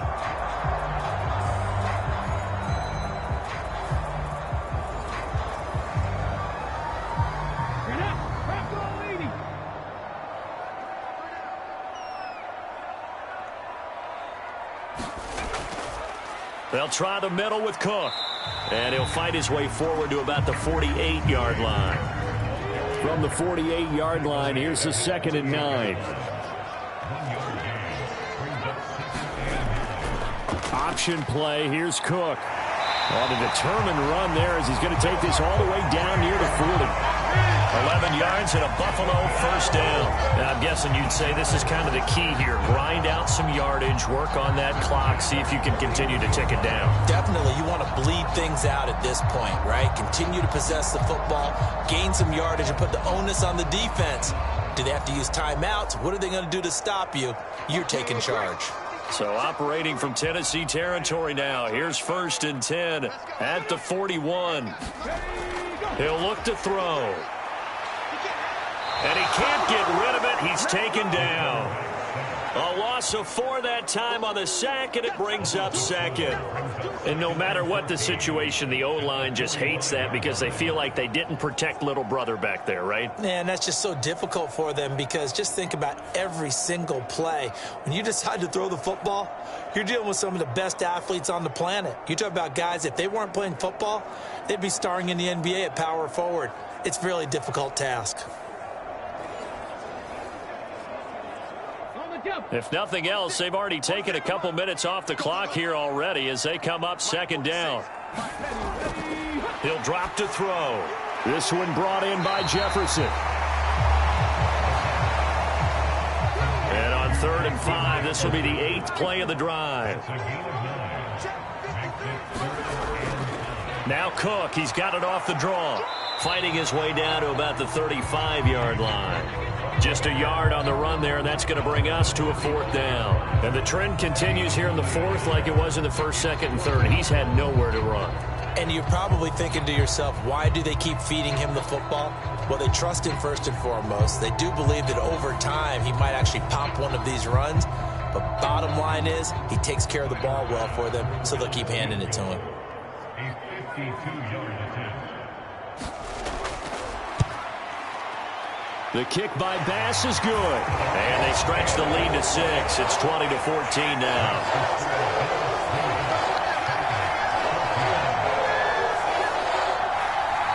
So they get to 3, but you wonder now, is that going to be enough? Excellent question, because when I look at the smiles on that side of the field, they're a little tight, aren't they? If they had scored a touchdown there, those would be big half-moon grins right now because they'd feel a whole lot better about their position. And a touchdown in the other direction, all of a sudden they're down. The Titan offense now working their way back onto the field. This drive here beginning probably with a pair of motivated groups. Remember, the offense scored a touchdown on their last time out. Looking to repeat that in Charles's defense. They were very frustrated after giving up 6 the last time on the field. And frankly, it's just a battle of wills in a lot of ways because you know they're both motivated. They both game plan for this drive, and they both have specific outcomes in mind. To me, it just comes down to who can execute better and which side can step up and assert its will over the other. This linebacking core, they've done a good job of keeping that running game in check, haven't they? They certainly have, and what they'll also do when this game is over is thank the guys up front, the big defensive line, because they've kept them clean, so to speak, not letting blockers get to them, allowing them to run to the football and keep that running game bottled up. Now Lawrence to throw. He's going to sling this deep downfield. And that will be incomplete. Tried to dial up the long way out there, but it'll be 3rd down. Looking to throw. Lawrence. A check down here for Henry. And he's not going to sniff the 1st down here. He stopped at the 25. 3 yards, all they could muster there, and it'll bring up 4th down. Well, offensively, that's the mismatch that you want. You want to force a linebacker to try and cover your back out of the backfield, out in some open space. But linebackers nowadays, they run like backs, and they take a lot of pride in covering. What a nice play he made there in the open field. And here's Ryan Wright now, as he'll punt it away for the 4th time today.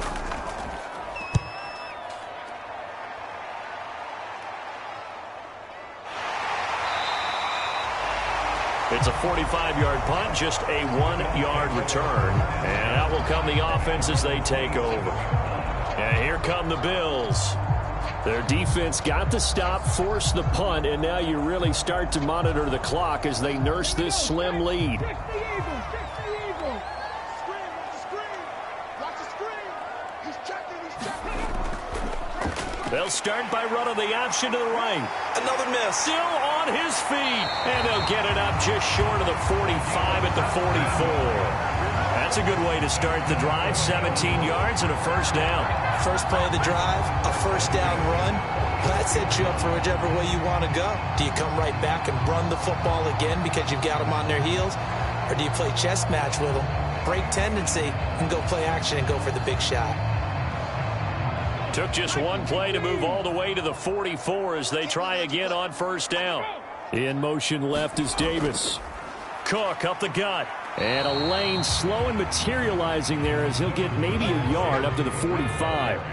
Ball spotted at the 45. Here's a 2nd down and 9.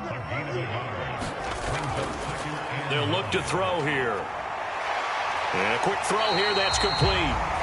And he's going to have another 1st down as the tackle's made at the Titans' 44-yard line.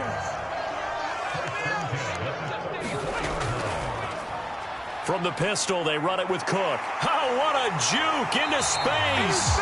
And he's corralled, but not before getting it inside the 35. 11 more yards that go around, a 1st down as well. Well, it is our business to analyze what we saw out there, and on that play, I saw a defense staying in base, not taking a chance, not blitzing, in a situation where they absolutely need the football back. That's either a case of overthinking it or not thinking it through. If you do blitz, do you have to be careful about where you're coming from, or are you just coming from all angles? You have to be careful about where you're coming from, obviously, but at this stage, you have to take a few chances as well. They run again on first down. Cook. This will be stopped about 2 yards shy of the marker. 8-yard gain, 2nd and 2. Good gain there on first down. It keeps them in a running situation probably. They did everything right on that play, didn't they? They got the leverage up front, good blocking, nice hole for him, ends up picking up nice yardage, stays in bounds to keep the clock rolling. They are in charge of this scenario right now. They want to stay that way. And not in any rush offensively. They go backwards there 2 yards, and 2nd and 1 is now 3rd and 3. Now, obviously, that's some good work there defensively, being able to stop them and bringing up a key 3rd down.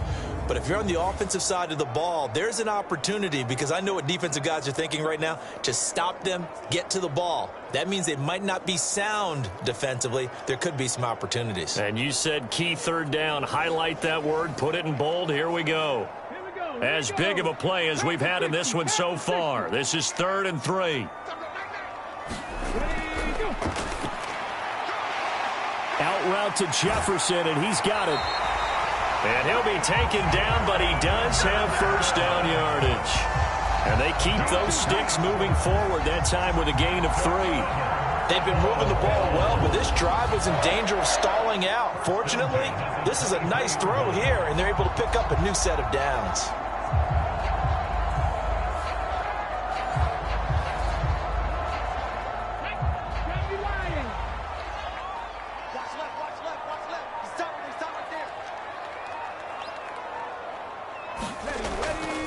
Naeem Hines, his first carry. Then he'll be taken down near the 20 at the 21. From the 21, here's 2nd and 9.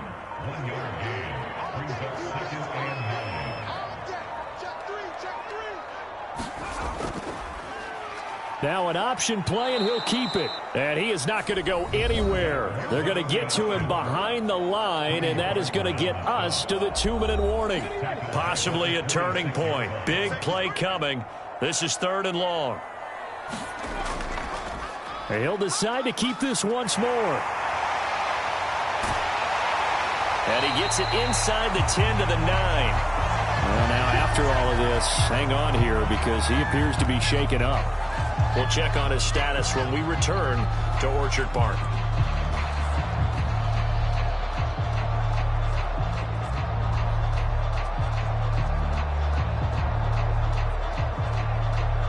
It's 1st and goal and a late touchdown at this stage. Could officially salt this one away. They'll run with Cook. And from the 9, they get this to the 5-yard line. The Titans going to use the first of their timeouts as they'll talk things over prior to this upcoming 2nd down play.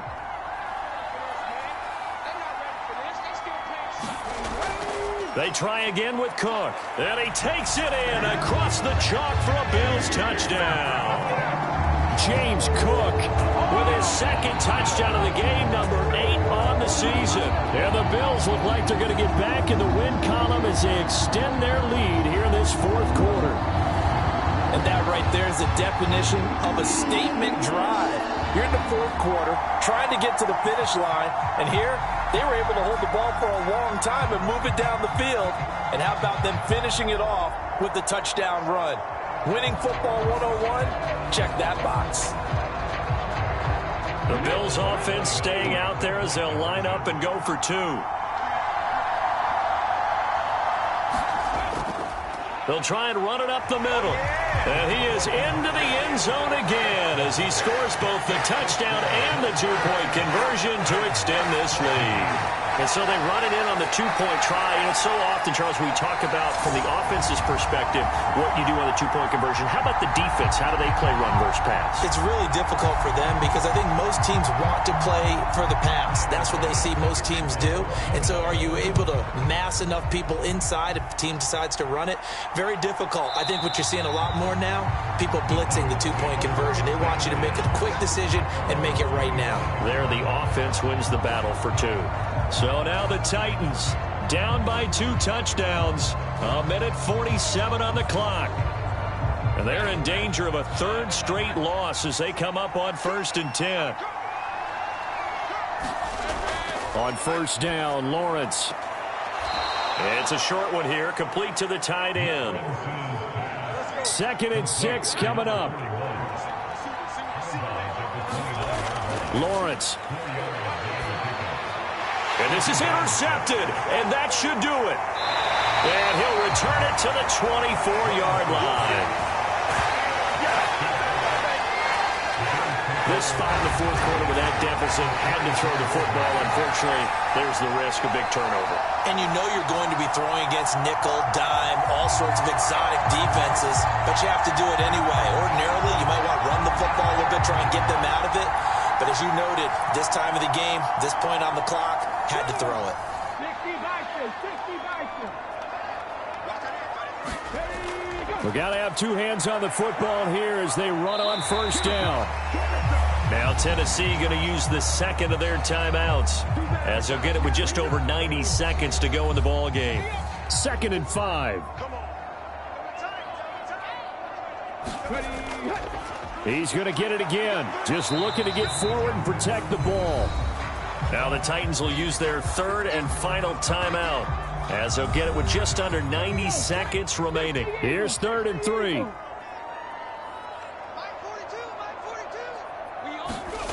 And here comes throw number 1 for the backup QB. That's to the sideline and pulled in.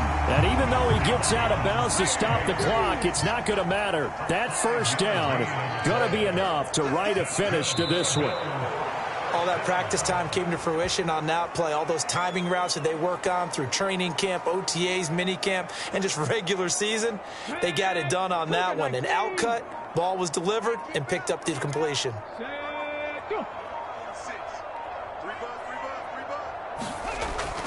On 2nd down, Cook. And now they're inside the 10 as he's brought down at the 9.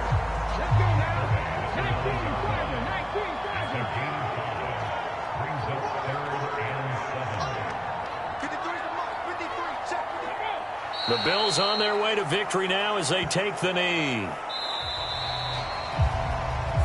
So it's a victory here for the Buffalo Bills. And to be frank, Charles, probably not too many people surprised at how this one turned out. Yeah, I don't think so at all. I mean, they're such a good football team. They were at home. You know, you walked in and you looked at the advantages and you saw that they had most of them. It'd take a lot to try and even it up. I just thought 2 words for this ball game: methodical and predictable. And both of them came together. So for Buffalo, they move back over 500 at 3-2 now on the year. And they'll get to stay home again next week. Meanwhile, for the Titans, they drop below 500 to 2-3 with a loss. And they'll get a chance to redeem themselves at home next week. Thanks for tuning in, everybody. Alongside Charles Davis, we thank our entire crew. I'm Brandon Gaudin. This is the NFL on EA Sports.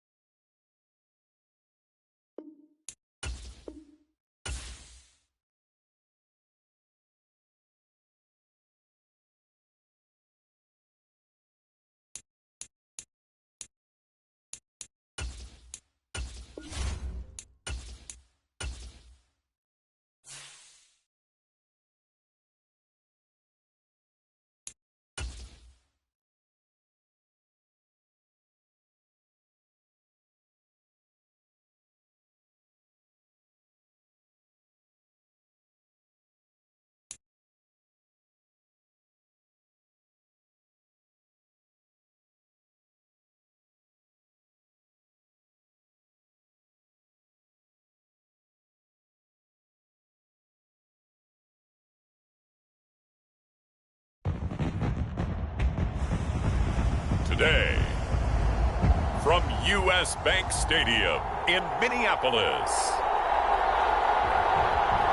it's Week 5 of the NFL on EA Sports.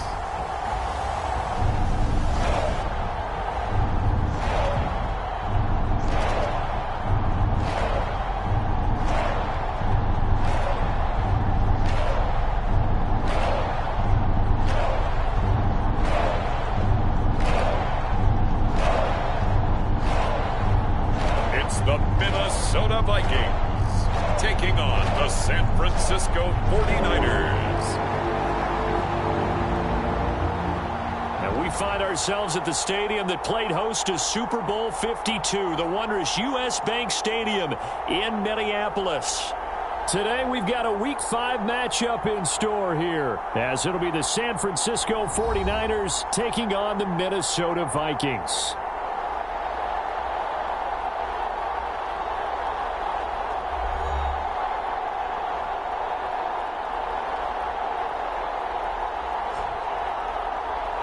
With Charles Davis, as always, I'm Brandon Gaudin. Charles, you talk about storylines in this one. I think it begins and ends with our two quarterbacks, certainly two of the best in the business. And nowadays, I don't think you can get by for long periods of time without a top-flight quarterback. The way the game is played, with all the responsibility.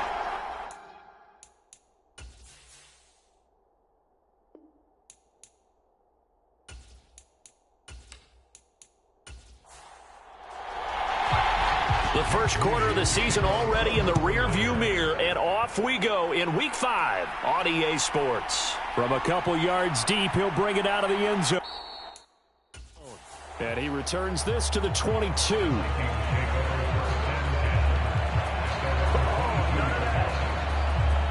So here's the Viking offense making their way out. It's Josh Allen that'll be orchestrating the offense, a 6'5" quarterback from Wyoming. And he's been playing at an elite level here in this early half of the season. Tops in the league in touchdown passes at this point. This is definitely a wide-open offense, and we'll see if he can keep his string of good games going right here. Into the air right away is Allen. Being chased out left. And they're able to get this one across the 35. Gotta like that start. 14 yards to get him going. That's the first time he's called his own number, but he's got to be overjoyed with the results. He wasn't just going to settle for a modest gain. To me, he was determined to come through with a big message to a defense that slept on him in the pocket.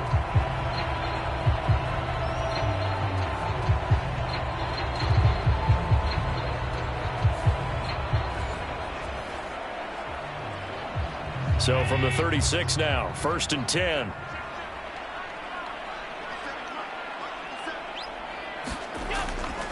They run with a dangerous Saquon Barkley.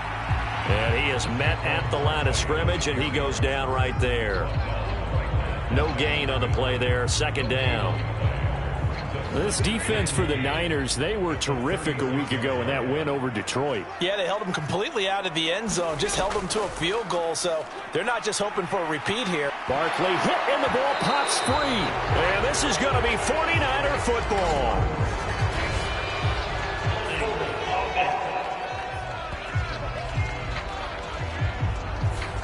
So holding on the offense, they go ahead and decline the penalty, and the ball will change hands on the fumble recovery. Straight ahead is Hall. Well, they nearly sprung him that time as he takes this all the way down to the 37. The Niners have the first down on a gain of 11.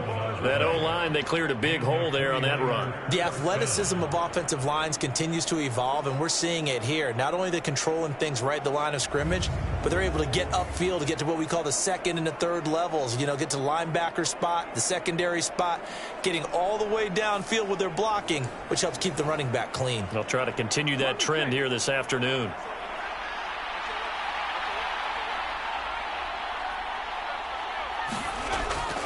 On 1st down, right back to Hall. And he can only manage to get a couple. 2nd and 8 coming up. We're taking a look at Hall's numbers from a week ago. 14 carries, 75 yards, and a touchdown. Nice solid showing from him last week. Didn't blow the roof off with his numbers, but certainly had a quality day and produced when called upon. Here's 2nd and 8. Man open, that's Deebo Samuel. And this is going to turn into another first down as the tackle is made at the Vikings 19. 15 yards there on the catch and run. I don't care who you put on him. He's going to be a handful in one-on-one throws. Yeah, right now, you're right. They're in man-to-man. Maybe need some safety help. I would say that'd be a good idea. Double team him somehow. I'm going to have to make someone else beat me rather than let him shred my defense. So here's a 1st and 10 now down inside the 20.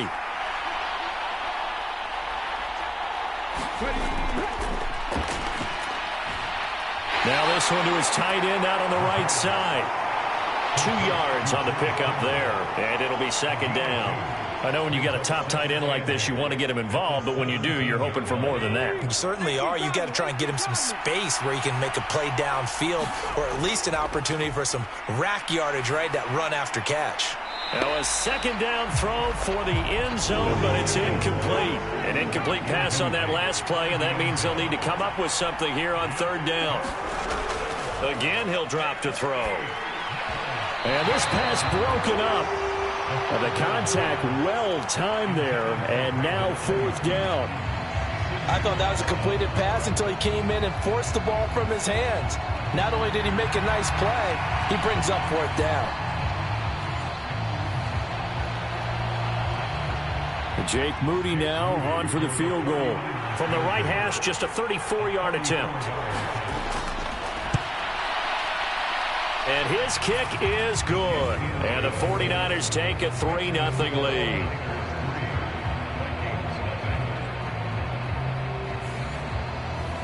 So the defense are able to force their first turnover of the game, and then they add on to that by getting the field goal. And you don't just want to take the ball away from your opponent, partner. You want to make them hurt as well. And if you don't score yourself on defense, turn it over to your offense and have them put points on the board.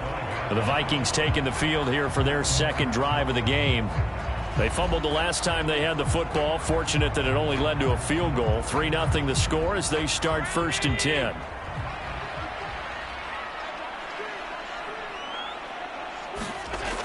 They'll start out on the ground. It's Saquon Barkley. He'll be dropped after a gain of about 6 across the 30 to the 31.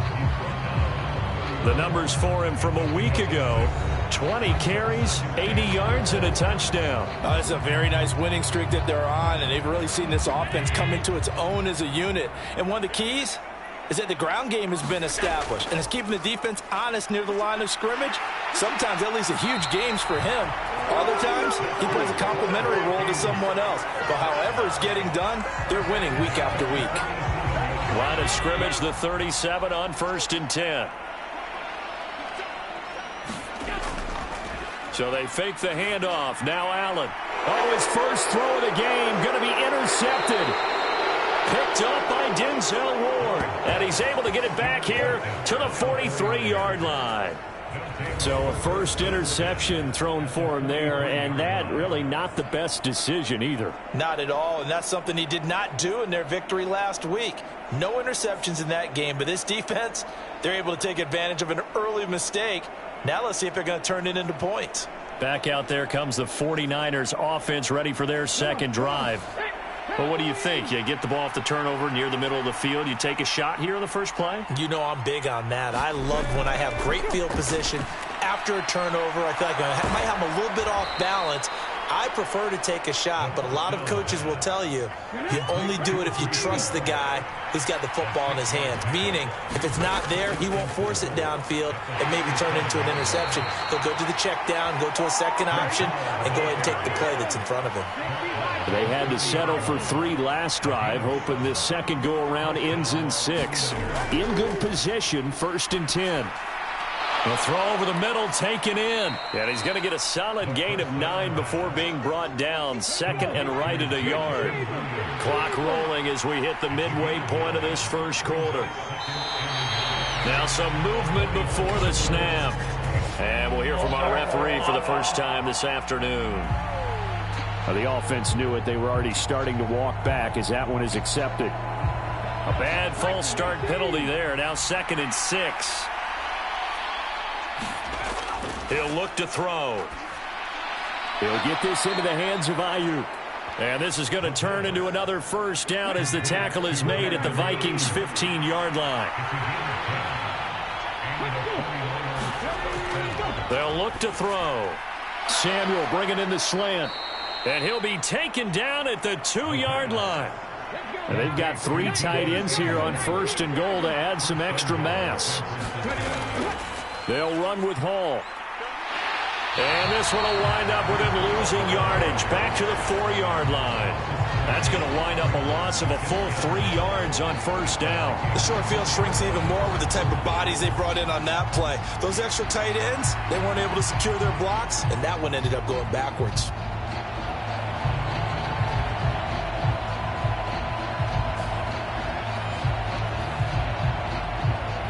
From back at the 4, here's 2nd and goal.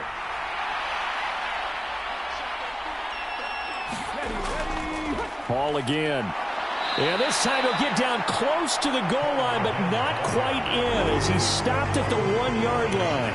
They've been denied touchdowns in the red zone twice already. Here comes 3rd and goal. Mitchell.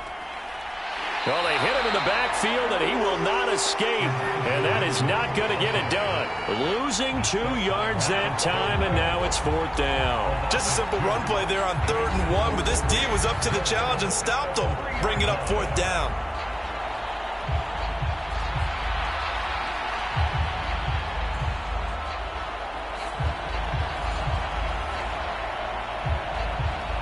Jake Moody now on for the field goal. From the right hash at a bit of a tight angle. And his kick is good. And that will make it 6-0.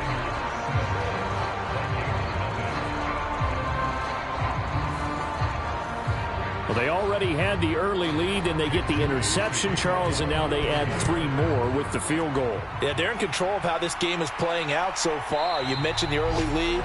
Now they're expanding on it, getting plays on both sides of the ball. A winning recipe if they can keep this up. Minnesota's offense takes over possession.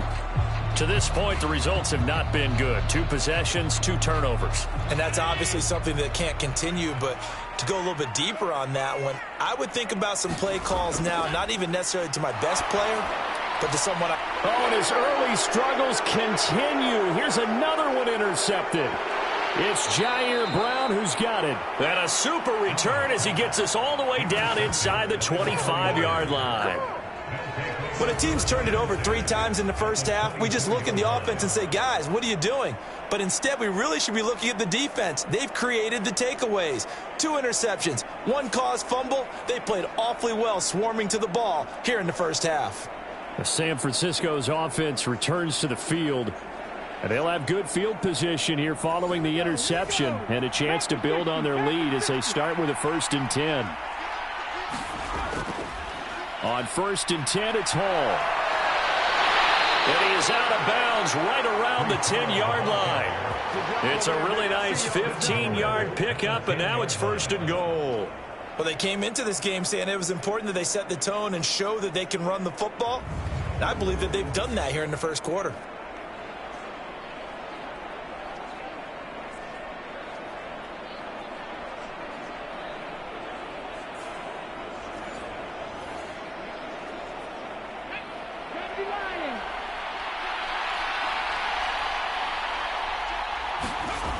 They'll set up a throw.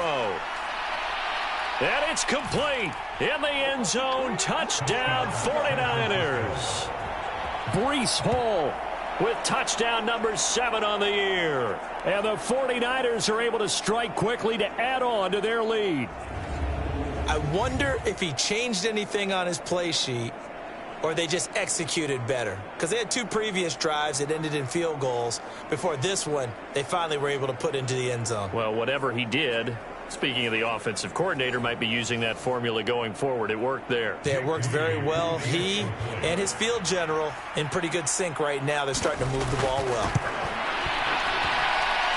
Moody good with the extra point. And the lead now stands at 13. They had the short field, and they made quick work of it. Just 2 plays to get into the end zone. So after the made field goal by Moody, he's back out to kick this one away. And he won't return this one. He'll go down to a knee, and they'll start at the 25. And he's been throwing the ball up for grabs here early on. 2 passes, 2 interceptions. He'll try and rein things in a bit here as he starts again on first down.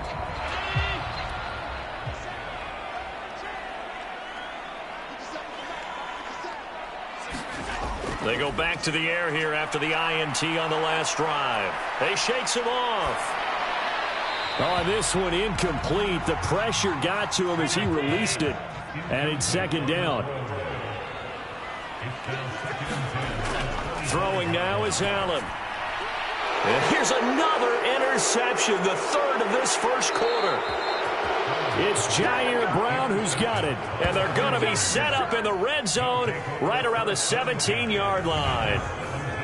A nightmare of a first half for him. That's now 3 interceptions. But, Charles, with his talent, if anyone can shake this off and right the ship, it's him.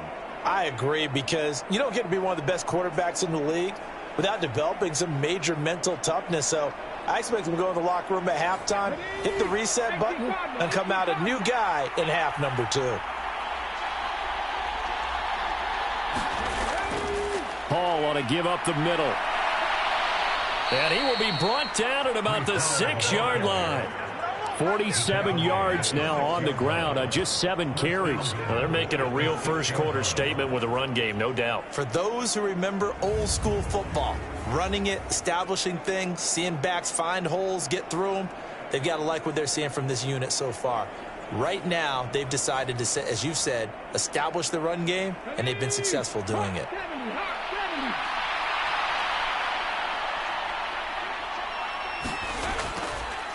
Hall again.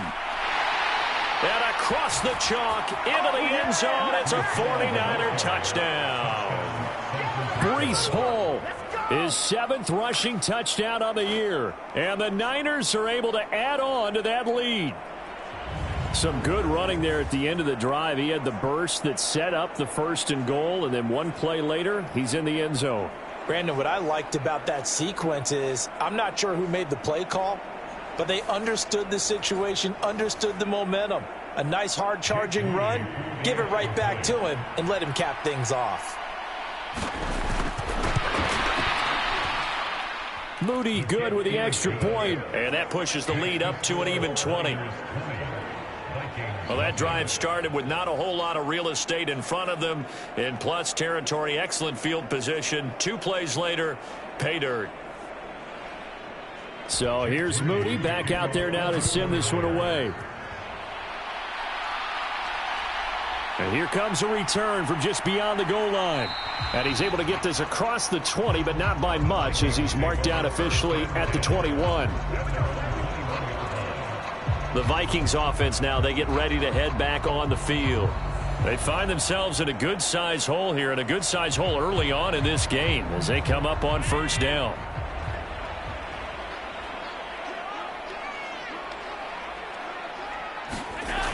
Here's Allen to throw it. This one goes out wide for Barkley. And he's able to get up here to the 26. Now 2nd and 5.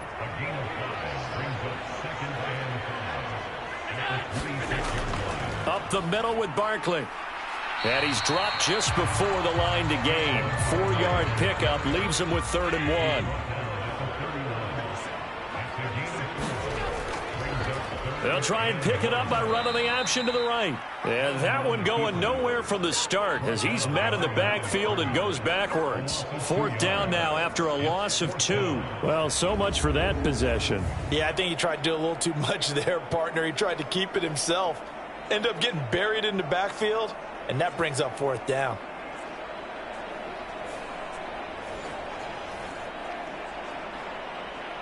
The Vikings send out their punter as he's on to punt for the first time this afternoon. We'll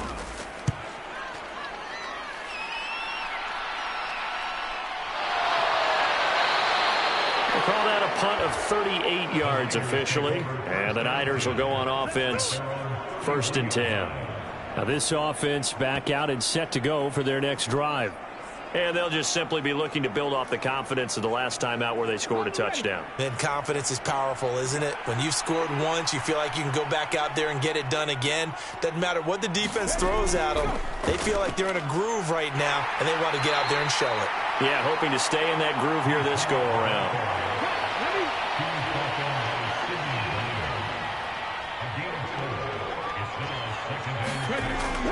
Ball again on second down.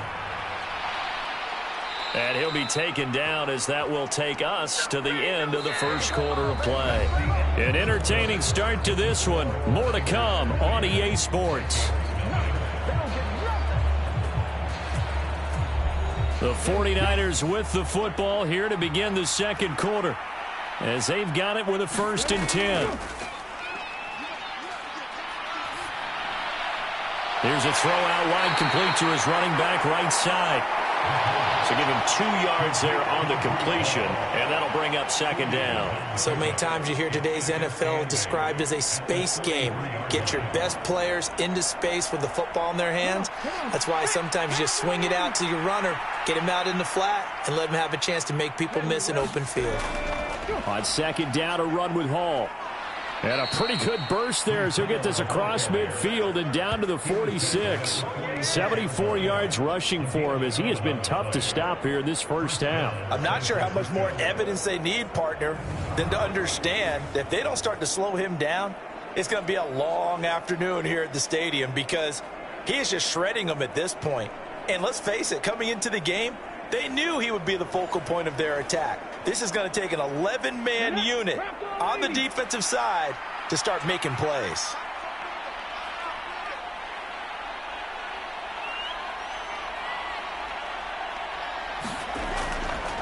On the counter, it's Hall. And he's going to get this one down near the 45-yard line.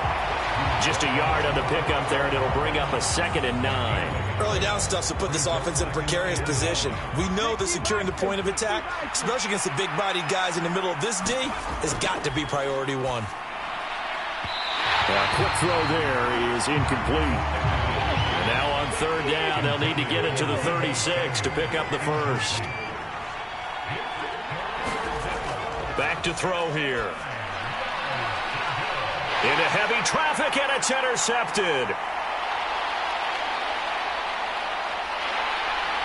And he'll get this back across the midfield, striping down to the 47-yard line.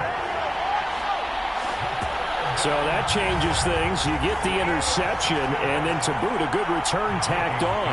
And really it was down to him versus the quarterback on the return, and that's one you would think the defender would win. But a nice job there of seeing the play all the way to the end and making the tackle by the QB. And now out comes Minnesota. And we don't want to call this desperation time, especially in the second quarter, but you're down. You don't want to. No, but let me finish. Okay, my bad. You're down 3 scores already. You've done nothing offensively, nothing on the scoreboard. That's not a good combination. I think you just called it desperation time. I think you did. But let's face it, you mentioned this to me in a break earlier in the game. The energy level hasn't been there right from the start. We've noticed that. They've got to find a way to get on their toes and start punching instead of retreating, to use a boxing analogy. So now they have to contend with 2nd and 13 after the first down run goes backwards. Again, it's Barkley. And no luck at all to start this drive as they're going to drop him behind the line for a 2nd straight play. Just a loss of a yard there, but it's not going to help. Now they face a 3rd and 14. We knew both of these safeties were good in run support, but how about the play we just saw there? How about that closing speed? Able to get to the outside part of the field and turn that play into a loss.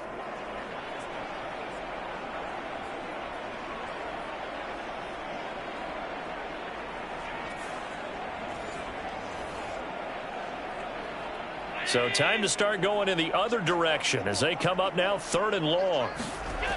Now Allen to Barkley on the check down. And the tackle going to be made at the 41 as they stop him a few yards short of the 1st. They pick up 10, but it'll still lead to a 4th down.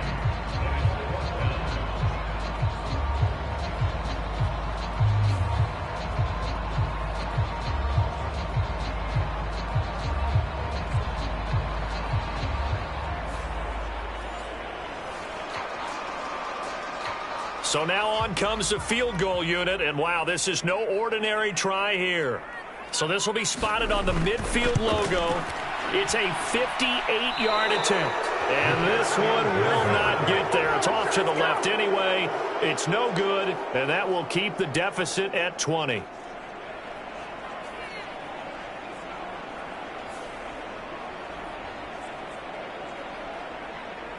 Breece Hall helped leading out this offense for another series. And he's well on his way to a 100-yard game. He's already more than halfway there. We're only in the second quarter.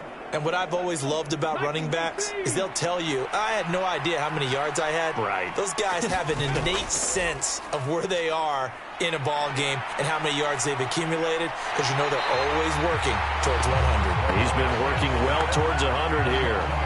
He couldn't get rid of it. He winds up losing a yard. It's second down. I think this defense, Charles, realizing the deficit they're facing, they're going to have to step up and make more plays like we just saw there.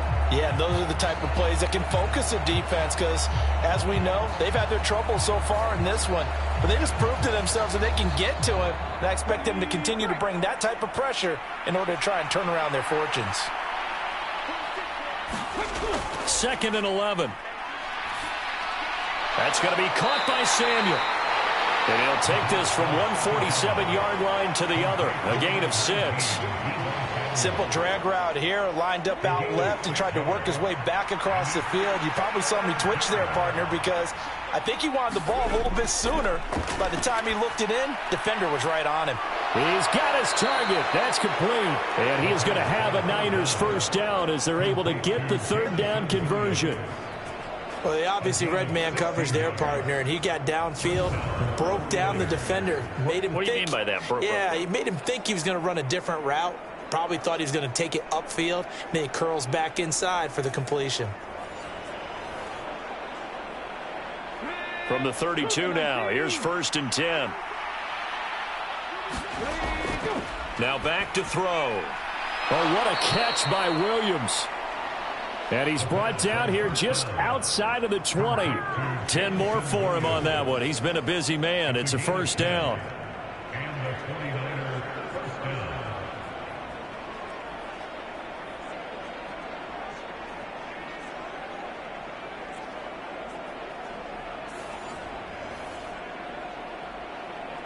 Okay, break.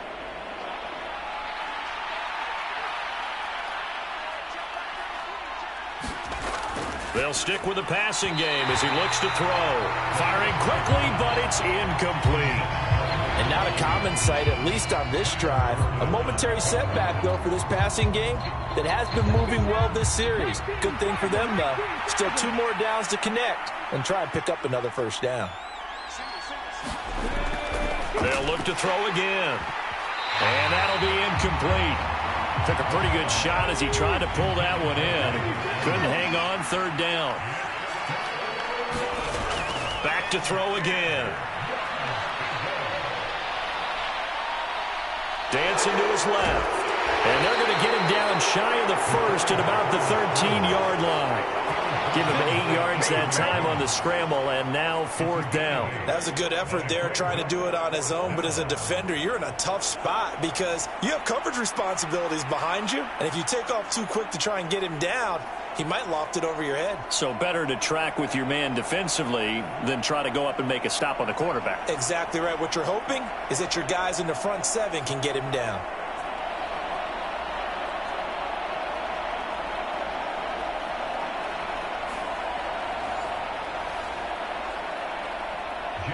Jake Moody now on for the field goal. From the left hash, should be a fairly easy one here. And this one is right through. And that will extend their lead even further.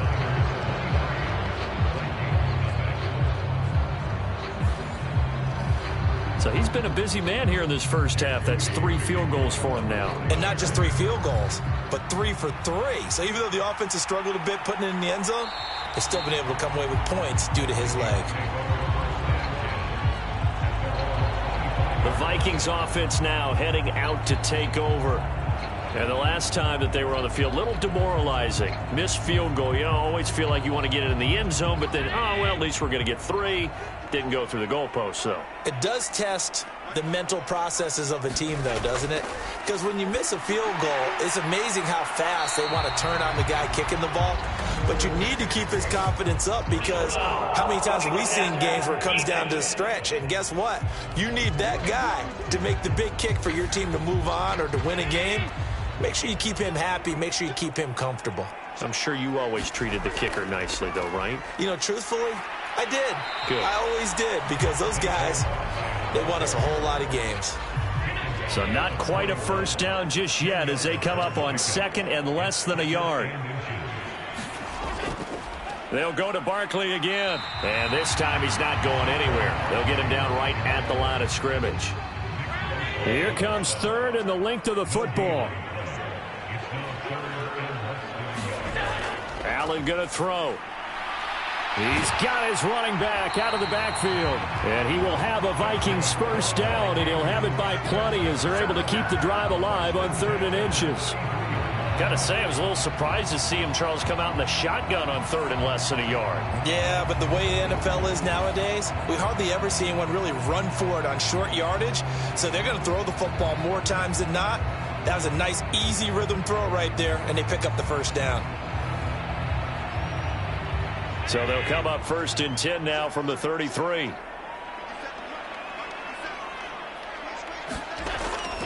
A give to Barkley out of the gun.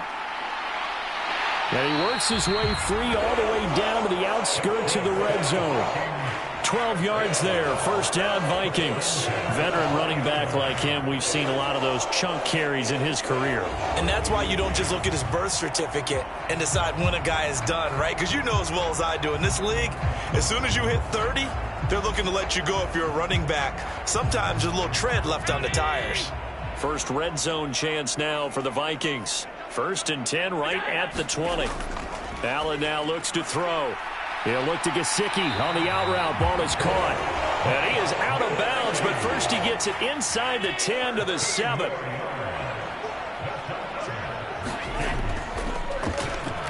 They'll try and run for it on 1st and goal. And he takes this down to about the 2 before going out of bounds. From the 2 now, 2nd and goal. Barkley is going backwards as he'll be tackled back at the 4-yard line. A second down play results in a loss of 2 yards. Well, you're going to have to stretch for this one. This is 4-down territory. They've got to get it in with the deficit that they're facing. Absolutely. It's not the 4th quarter, but still, I think you can't be thinking 3 here. No, if you do that, you might as well go ahead and fold up on this one, but I don't think they're built like that. Line of scrimmage at the 4. Here's 3rd and goal. Allen off the play fake. Well, a tough throw there across his body. It's incomplete.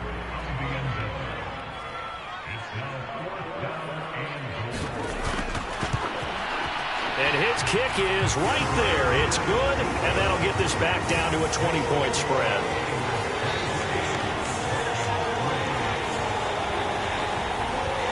So from an offensive perspective, at least able to get on the board here right in front of the 2-minute warning. Yeah, now it's time to talk about complementary football, isn't it? Because if the defense can force a 3 and out, there could be enough time on the clock that they can get the ball back for their offensive guys and maybe put some more points on the board before the half.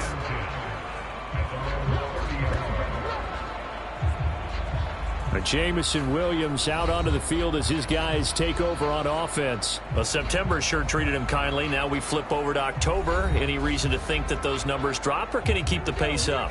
Well, he can keep the pace up, but it's going to get a lot more difficult now. To me, it's a lot like baseball, all right? When guys, when they first hit the league, whether it's a pitcher or a hitter, and they go through the league the first time and they're hot, people going, wow, what a phenom. Then they get tape on them, they get scouting reports, they start to do different things.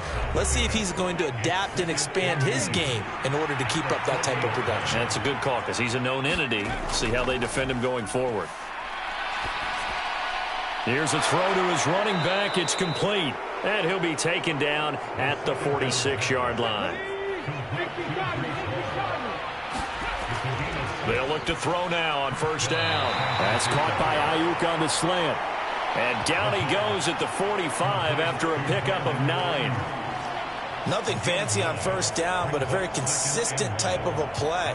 Hit that slant. A lot of people call it an extension of the running game, and it can be if that pass is completed, because you hit a guy on the run like that, he often can go for big yardage. Sets him up nicely for second down, staying ahead of schedule. The 49ers now going to use the first of their timeouts as they'll stop it with a tick under a minute to go before half.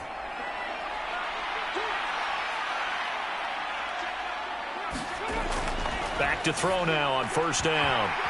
And that's going to be incomplete. Too tough to hold on to that one. It's second down.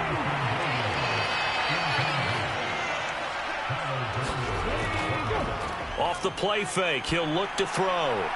And that falls to the ground, incomplete. A nice job of bodying him up defensively. And now it brings up third down. They're going to look to throw. Oh, he tried to fit it in on the slant, and it's intercepted. Picked up by the USC man, Adoree Jackson. And the Vikings are going to take over a couple of yards shy of midfield. So really the first speed bump that this offense has encountered. They'd had the rule of the roost here in this first half, but now slowed up just a bit by the interception.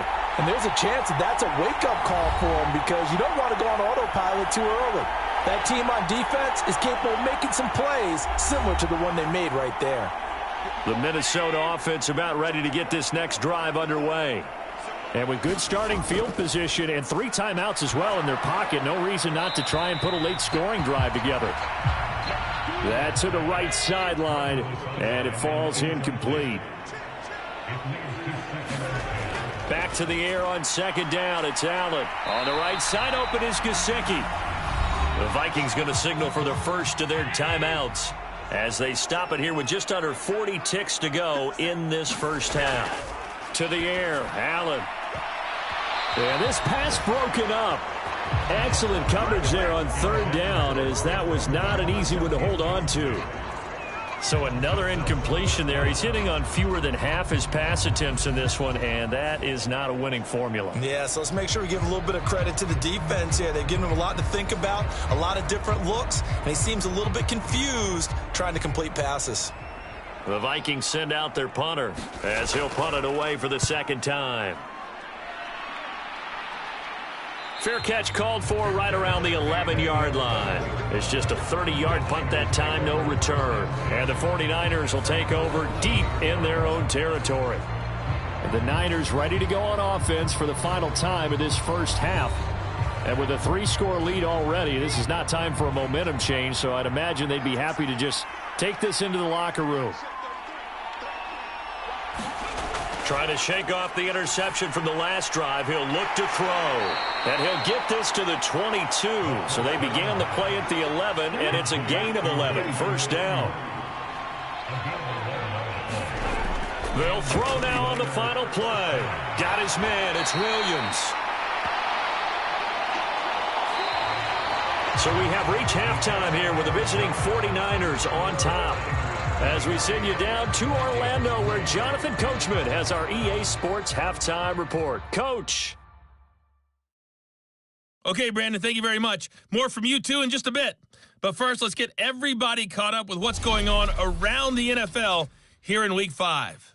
We'll get started up at Cleveland Browns Stadium in Cleveland, where it was definitely a game with some intrigue, as you can see by the scoreline. Deshaun Watson, sharp in the victory, as his guys bounce back from a tough start to the year to claim victory number 1. From there, we head down to the Sunshine State to check on the Jaguars at home in Jacksonville. And they have the lead in that one over the visiting Indianapolis Colts. A couple of touchdown strikes there from Justin Fields. Lastly, let's get you to Charlotte, North Carolina. Check on the Panthers at home at Bank of America Stadium. As you can see, the score there in the second quarter. Miles Sanders, a touchdown run in that first half.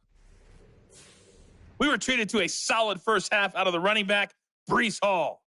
He found the end zone twice, once on the ground and once in the passing game, as he proved he's anything but a one-dimensional running back. All right, Coach, thank you, and we welcome everyone back for quarter number 3. It's the 49ers out in front, and they will get the football first as well as we are back and started in the second half. And he won't quite make it to the 25.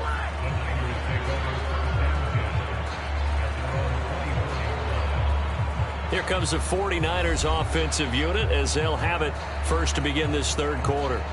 And, Charles, they've got the lead. I would imagine the overall halftime tone was a positive one, but what do you think the talking points were in the locker room? Well, if there were 3 talking points at the half, partner, all of them were about turnovers because they were pretty loose with the ball. Otherwise, this lead could be even bigger. Now, I don't think that they overly harped on it, but I think they told them, guys, if he wants to keep calling those plays that are exciting, you've got to take care of the ball. Otherwise, we may have to dial things back a little bit. It's a first down, his 4th catch of the game after having 3 in the first half. Well, certainly as a fan, you get a little bit nervous when you see him make those kind of throws. But they work on that in practice more than we know. And most of them now know their limits and know what they can get away with. And there's a completion right there. One play has him up past the 40 already, and another 1st and 10. The play-action fake. They'll look to throw. Into the hands of Williams across the formation. In need of only about the length of the football here on second down. Out of the gun, they run it with Hall. Now, they nearly sprung him that time as he takes this all the way down to the 37. 85 yards for him on the ground now as he has been terrific here this afternoon.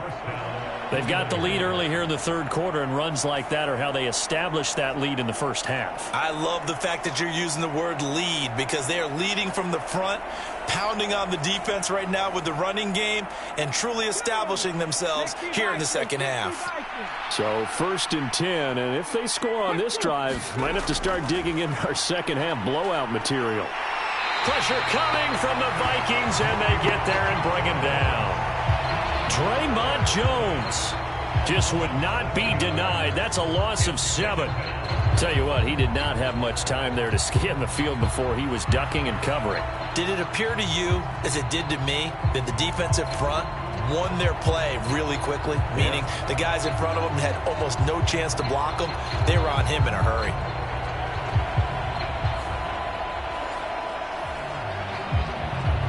Don't need it all back at once, but you figure they're going to need something here. 17 yards to go on second down.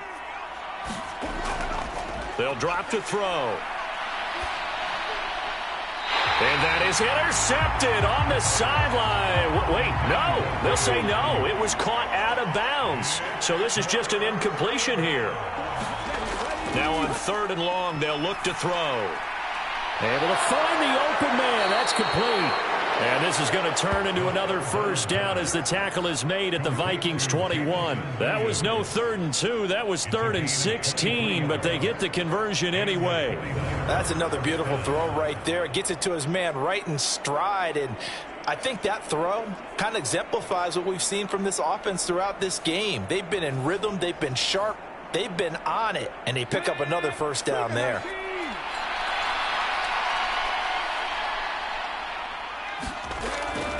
Back to the ground with Hall.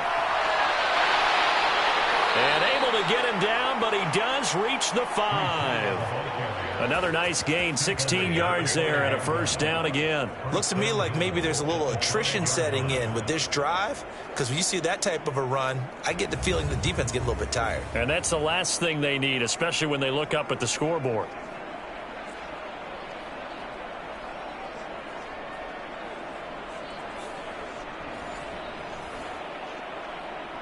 Two big plays in succession. Not sure this D knows what hit him, but now they got to get ready. It's 1st and goal.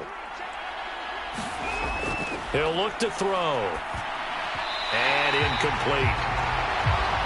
Yes, sir. How about an attaboy there on first down? Got his hand in and knocked it away. Straight ahead is Hall. And he's going to get him about 3 yards closer. He's down to about the 2. A chance to really put this game out of reach. Here's 3rd and goal. He'll drop to throw. And this is going to be intercepted. Picked up by the USC man, Adoree Jackson. And the Vikings are going to get the football here as the ball will come out to the 20. So it was a drive that had real promise here to begin the third quarter, but ultimately derailed by the INT.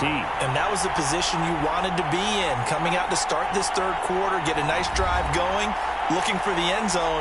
Possibly got a little bit too greedy right there. It's the Vikings' turn on offense. We get ready for their first possession of the second half. And they just got a little help from their defense forcing the turnover. Now can they make that pay off in points? They need to, partner. They're down on the scoreboard.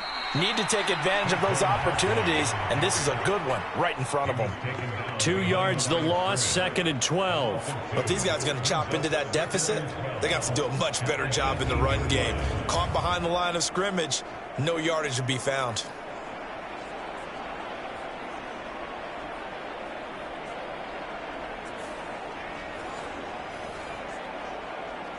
First play of the drive goes the wrong way. Here's 2nd and 12. Allen. He gets it to Addison.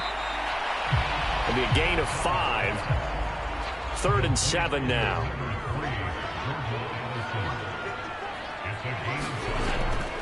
On the draw, this is Barkley. And this one goes nowhere. Losing yardage back at the 22.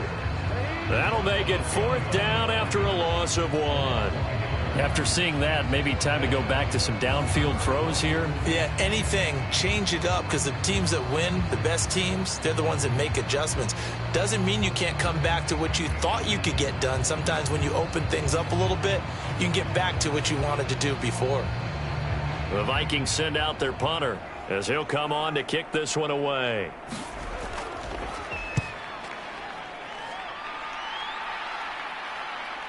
With it is Brown. It'll be 37 yards there on the punt. And it will be 1st and 10 as they take over. The 49er offense now making their way out onto the field. And with 3 interceptions thrown already, we'll see. Do they rely more on the ground game here? They may have to change things offensively to try and settle things down, not just for the guy throwing the ball, but for the rest of the offensive unit, because their confidence has to be shaken a little bit. And you just wonder, is the backup going to start to warm up a little bit over on the sideline?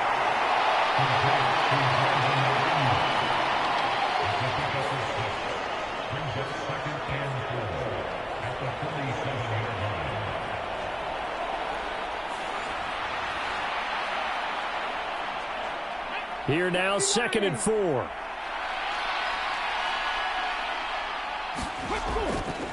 A handoff for Hall. And tackled down after a gain of 3. Leaves him with 1 yard to go on 3rd down.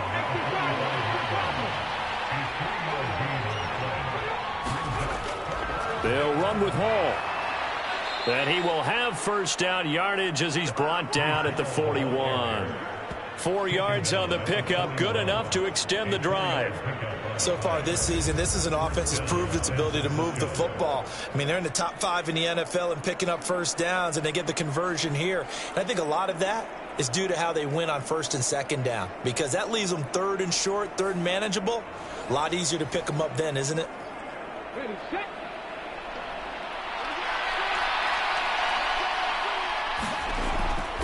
They go play action here on 1st down.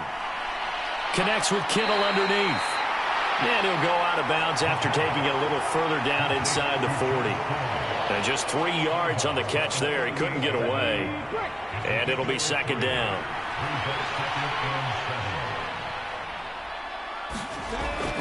Looking to throw. And check down, complete to Hall. And brought down, but not before they're inside the 25.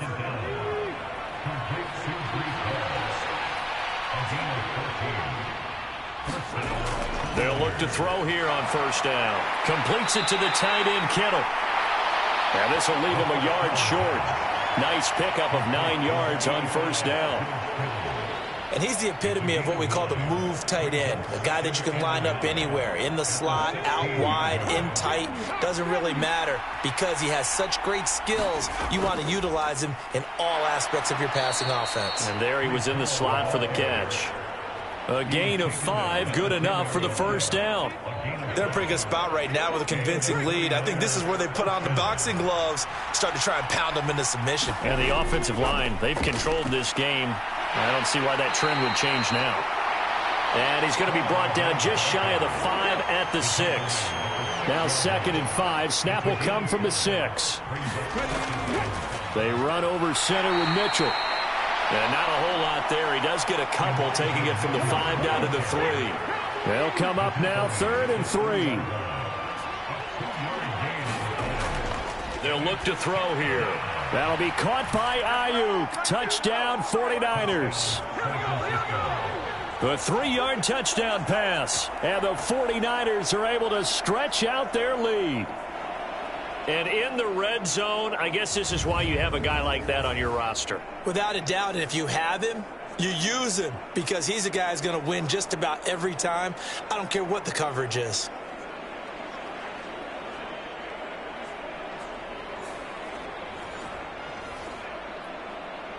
The extra point try now for Moody.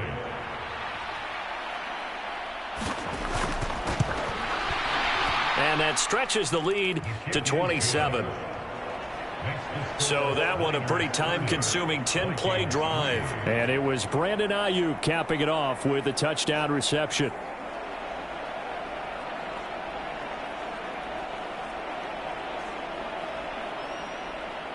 So following the touchdown, here's Moody back out to send it away. And this will be a touchback, so they'll bring it out to the 25.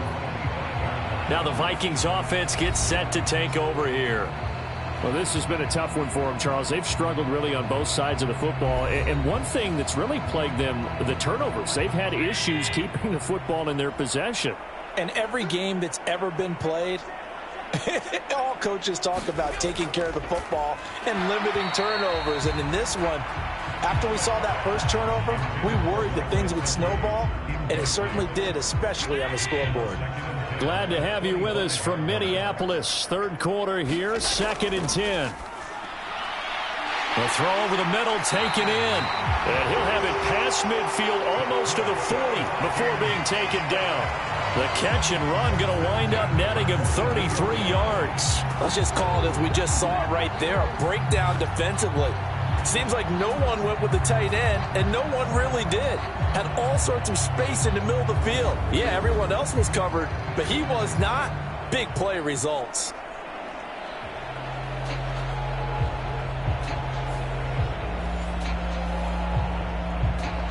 So the big play gets him across midfield now for 1st and 10.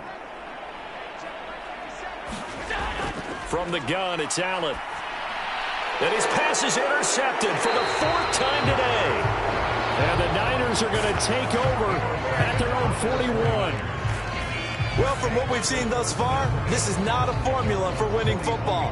When you have more turnovers than points scored, that's a tough way to try and win a game. He threw his 10th touchdown on the year last time they had it, and he'll look to keep it going here with a 1st and 10. Good starting field position for the 49ers as they have it 1st and 10 at the 41-yard line. On play action, they'll throw. And the throw left sideline here is caught, but they'll rule it incomplete. Couldn't keep his feet in. 2nd down. From the shotgun, he'll look to throw. And this one incomplete. Too much contact to hold on to that one, and it's 3rd down.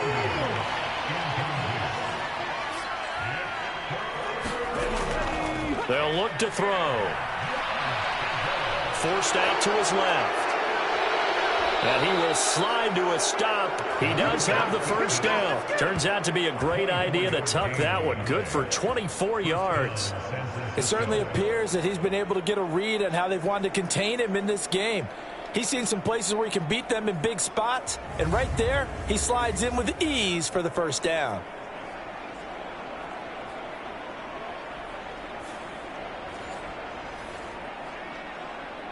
Under a minute to go in this 3rd quarter as they come up 1st and 10. They'll give to Hall. This will be a gain of about 8 to the 27-yard line. 2nd and a couple.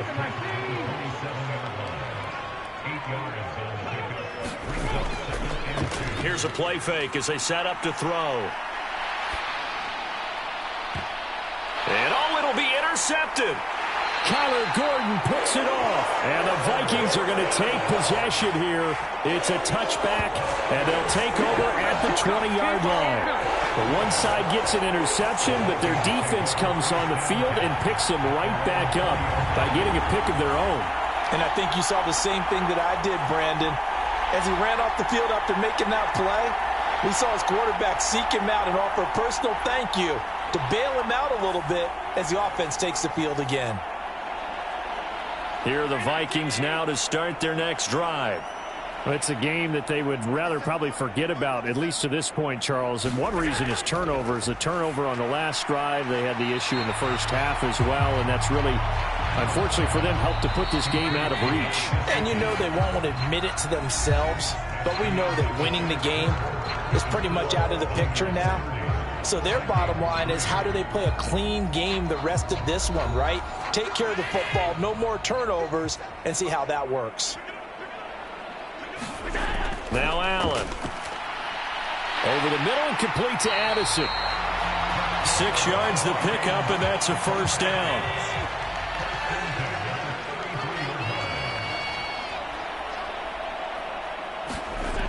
Here's Allen to throw it. And down he goes. The 49ers get there. He couldn't get rid of it. He takes a sack for a loss of 6 to bring up 2nd down. But one thing I do know, these guys on defense, they don't want this game to end. They're winning by multiple touchdowns. They've shut down the opposing quarterback in a big way, and they're still picking up sacks as we approach the end of this one.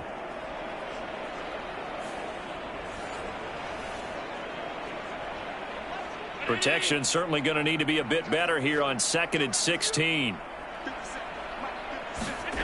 To throw, it's Allen. And pressure coming, and they got him once again. Josh Allen in there to drop him, and sacks on 1st and 2nd downs. Now leads to a 3rd and long. Well, I wish this staff luck as they try to find positives about this performance by their offense as we move through the early part of the 4th quarter. That sack, the latest example. Down by a boatload, this offense simply can't keep up, and the quarterback is still taking hits. I'd get the backups in there if it were me. And this offense on 3rd down today, they've had their troubles. Just 1 for 6. This will be 3rd and a mile. Meanwhile, this one knocked down in the backfield. It's incomplete. And they're indeed going to go for it here on 4th down. So trailing here in the last quarter. Let's see how this plays out. Now on 4th down here, that pass knocked away and incomplete. The Vikings unable to convert here on 4th. And now possession's going to go over with a football at the 20-yard line.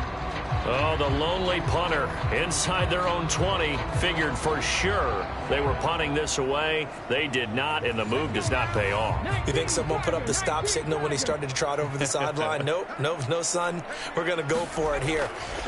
Usually when you see a team do these types of things. And they're going to get him. He's sacked back around the 28. They'll wind up losing 8 on the sack there, and it's 2nd down. An assortment of sacks in this game. This one the product of a good jump and terrific effort. Moves quickly off the snap of the ball. Doesn't let up until he's in the backfield and impacting the quarterback.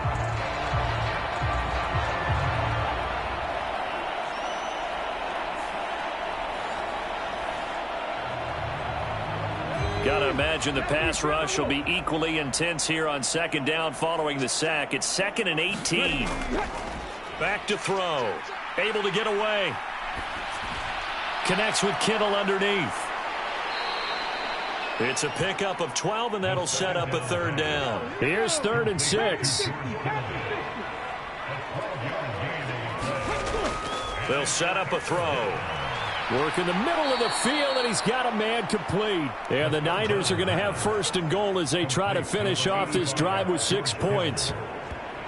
That's not the first time they've looked his way when they've needed a big play. He's been the go-to guy all game long. And they get the hook up again on 3rd down to keep this drive alive.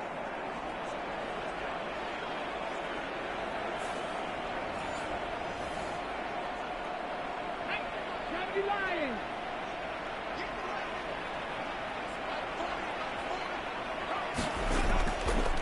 Now a play fake here on first down. And he slings one that's incomplete. They'll try again here from the 7 on 2nd and goal.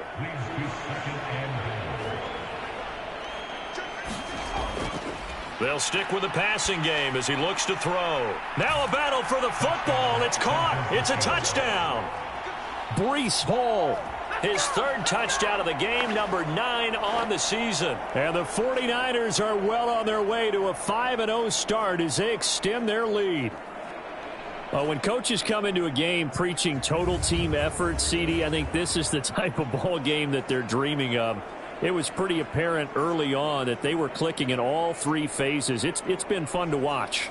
Yeah, sometimes in the NFL you end up with matchups like we've been watching here. And when you go back through the early drives, you can just see that one squad was on a different level in this game. Safe to say, we have been disappointed in watching their execution throughout this contest. Moody good with the extra point. And this one was over a while ago as they just add on to that big lead.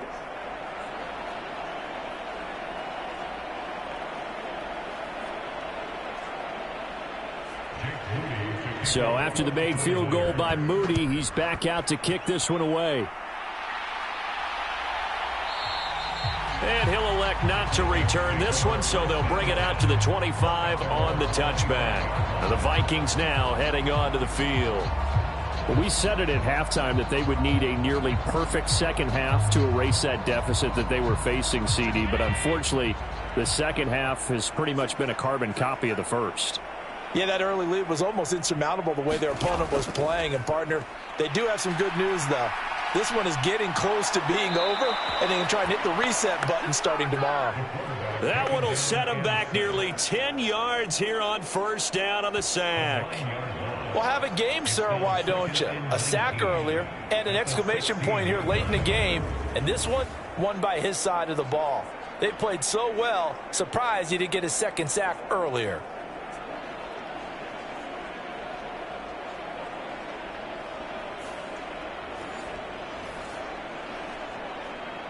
And they need to work to at least get some of this yardage back after the sack. 2nd and 19. Here's Allen. He's got Turner. A nice pickup there, 19 yards. And they're set up better for 3rd. That's a good bounce back play right there after taking a sack on first down. Didn't quite get it to the marker, but now they're in a much better spot for a 3rd and short yardage call. If you're the offensive coordinator, you like looking at that section a heck of a lot better than trying to figure out 3rd and long. He's got his target. That's complete. And he will have a Vikings first down as they're able to get the 3rd down conversion. Even against double coverage, he found enough of an opening for a noticeable gain. 2 guys on him, yet he finds a way to uncover downfield for the completion.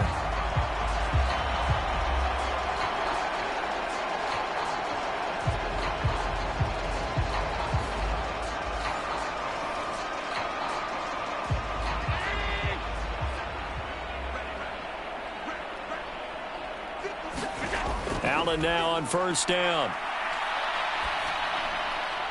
This one goes out wide for Barkley.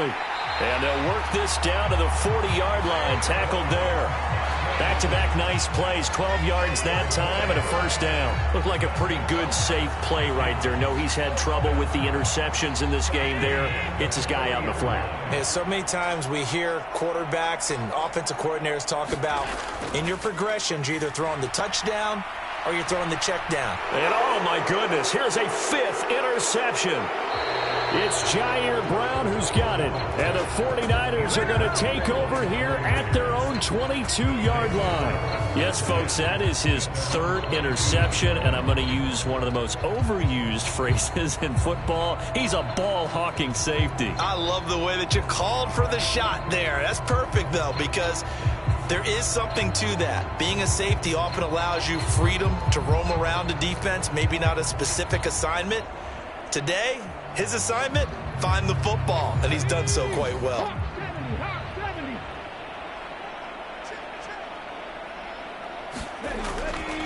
They'll start on the ground. Hall. And he's got it past the 30 before he's hit and dropped. 140 yards rushing for him now as his sensational afternoon continues. Well, we're beyond the tone setting right now. This guy's been the bell cow all day, and they'll continue to rely on him to move the chains, drain the clock, and lead his team. So they'll come up 1st and 10 now from the 33.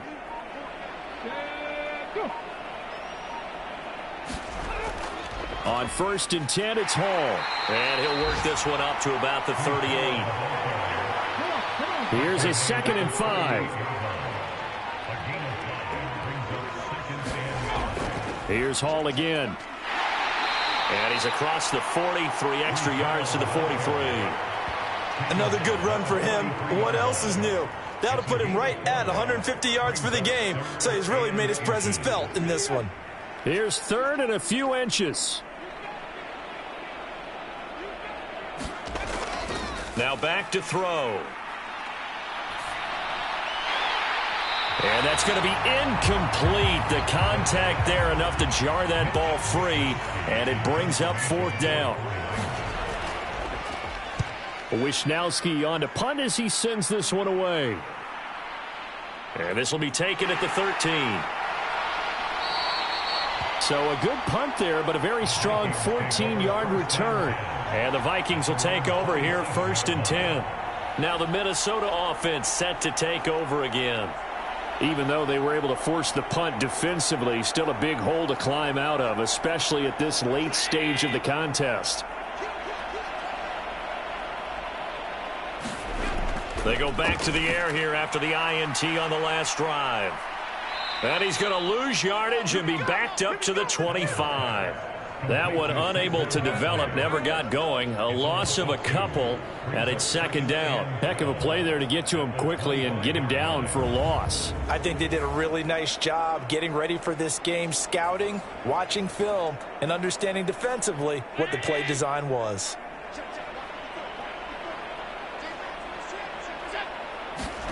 Allen looks to throw on 2nd down.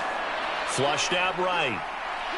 Allen hit. He lost the football. And now this is scooped up. And he's free going down the left side. It's a foot race. And he will bring this one back. It's a fumble return for the 49er touchdown. Huge, huge play by the defense, not only to force the fumble, obviously, but to return it for a touchdown. And I know it's no fun for anyone who plays offense, but isn't it fun to see how a defense rallies when there's a fumble return and everyone tries to find someone to block and bring it all the way home? I always like their celebrations because they don't get there that often. No, they're not choreographed very well usually. Now Moody for the PAT.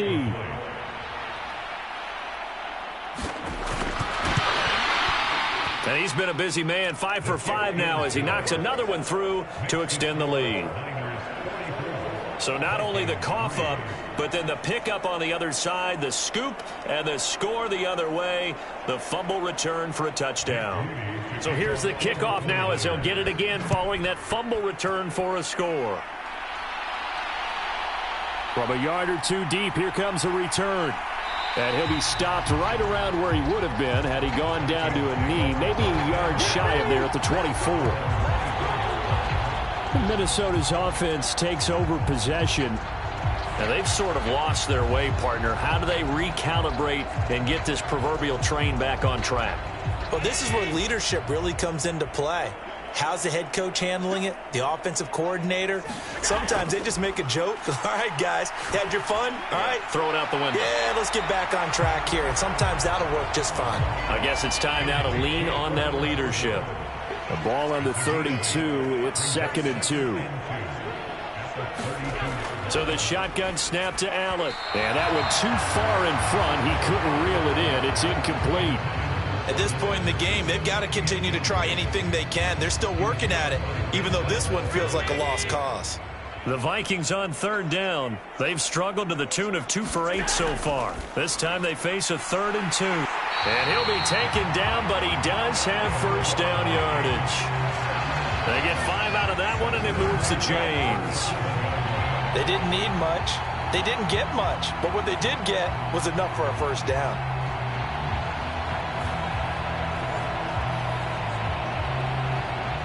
Line of scrimmage, the 37 on 1st and 10. Again, they'll throw with Allen. Pass complete to Addison. And this will be stopped at the 44. That one good for 7 yards. Now 2nd and 3. Now Allen. Quick slant complete to Turner. 7 yards on the quick slant and a first down. Just 2 minutes remaining here in the fourth quarter of what has been a one-sided affair. So from inside Niner territory now, this is 1st and 10 at the 49-yard line. Allen going to throw. Throwing quickly there, but it's incomplete. Now a 2nd and 10.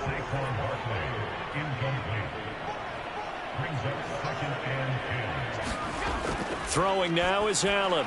They'll set up the screen to Barkley. And shedding through the tackle. And he is tackled inside the 40, not quite to the 35. They're going to need to get up and set in a hurry. Throwing on first down is Allen. Oh, he dropped it. And that's pretty indicative of the way this one's gone.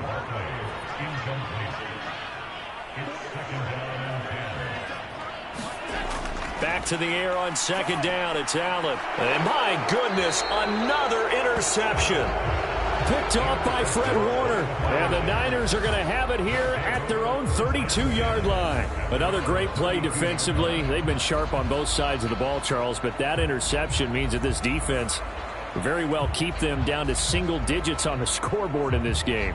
And that's certainly something to smile about, isn't it, partner, if you're on defense? Because your goal every game is to pitch a shutout, but you and I both know that's pretty unrealistic. But to hold a team below double figures in a game, in an NFL game, that's certainly something to take pride in.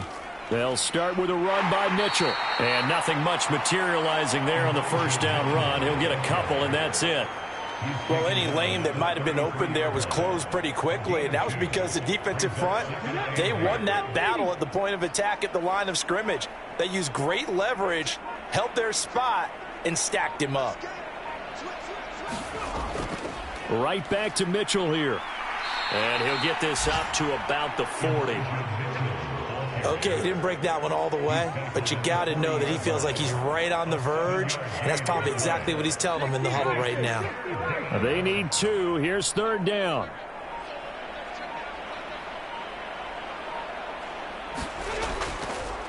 They'll try and pick it up with Mitchell. Boy, no chance as he was met and dropped behind the line there. He lost 2, and it brings up 4th. Well, fans usually love to see scoring, and there was no shortage of it today. What a dominant showing from an offense that was truly playing at an elite level in this contest. Partner, this game was over a long time ago, and you noticed they did not want to slow down anything. Absolutely a dream scenario for everyone on that offense, and they took advantage of every second. Guaranteed popcorn for everyone in their film session. So for the Niners, they improved to 5-0 now on the young season. And they will head back home next week. Meanwhile, for Minnesota, they drop below 500 to 2-3 with a loss. And they'll get a chance to redeem themselves at home next week. So for Charles Davis and our entire crew, I'm Brandon Gaudin. Next game, guess what? Charles and I will be here again. It's the NFL on EA Sports.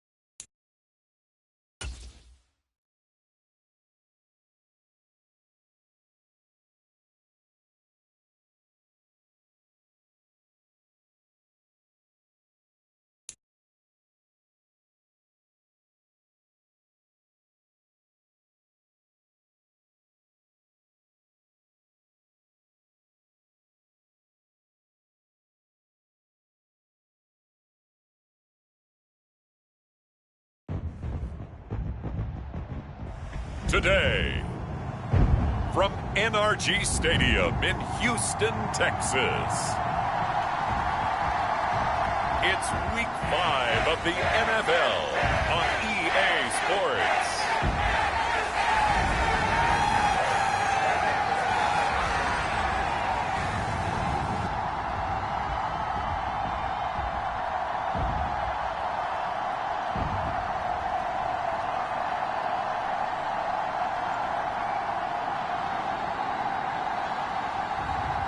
It's the Houston Texans taking on the Miami Dolphins. On a wonderful fall afternoon in the state of Texas, the roof is open, and we've got football from NRG Stadium in Houston.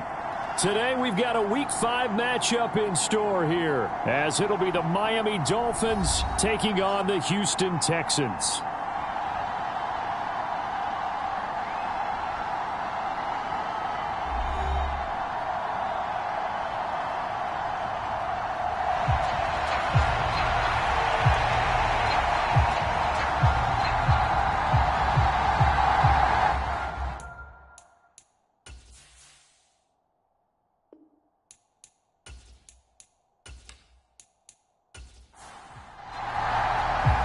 And we are underway from NRG Stadium in Houston.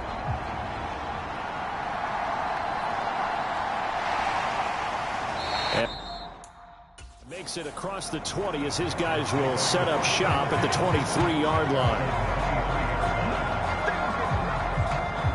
So out come the Texans for their opening drive.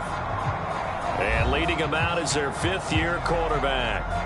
And when you watch him play, everything just looks like it comes so naturally to him. When he's dialed in and finds that zone, passes are crisp, he sees the field really well, and he takes charge as the leader of this offense.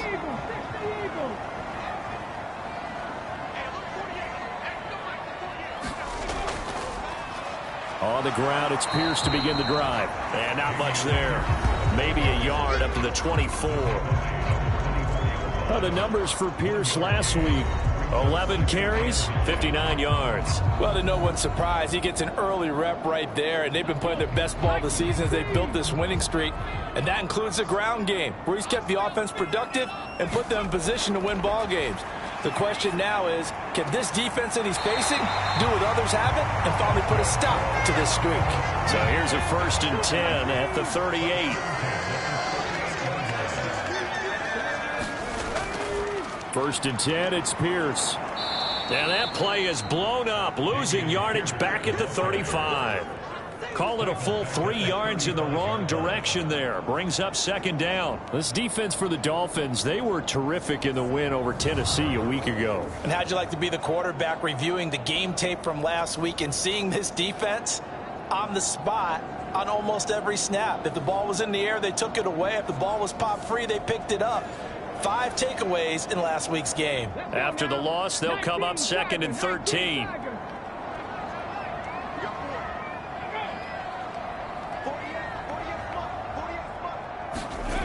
Stroud out of the gun here.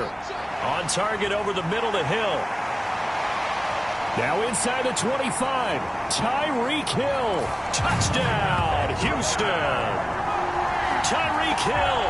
His 2nd touchdown on the season. And the Texans get the upper hand as they're on the board first here this afternoon. You know, as a head coach, you can't hide everything from your team. They know that people think that they're not supposed to be on the field with them. So they designed a heck of a game plan, didn't they?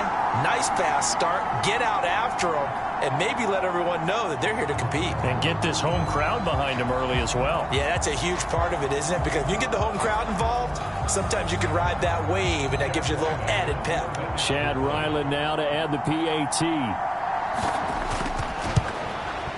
And the Texans take a 7-0 lead. A drive there of just 4 plays. And it ends with a touchdown pass to Tyreek Hill. So after the field goal, Riley back out as he'll send this one away. And he won't return this one. He'll go down to a knee, and they'll start at the 25. So here come the Dolphins now as they get set to take over on offense.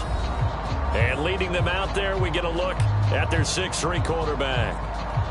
Every time he leads his team out, there's no questioning. He's put the work in to earn his place in the NFL. There's no shortage of stories we've heard throughout his career about the effort he puts in to be in this spot. And that motivates everybody on his team. Throwing to start the drive. Costello. Under pressure, and the Texans able to get in there for the sack. Christian Harris able to record his 5th sack of the season. Well, if they have any thoughts of coming in here and getting this road victory, that's not the way to start it out on the first play of the game. Yeah, one thing you always say when you go on the road, take the crowd out of the game. They actually brought the crowd into it by permitting that sack right out of the gate.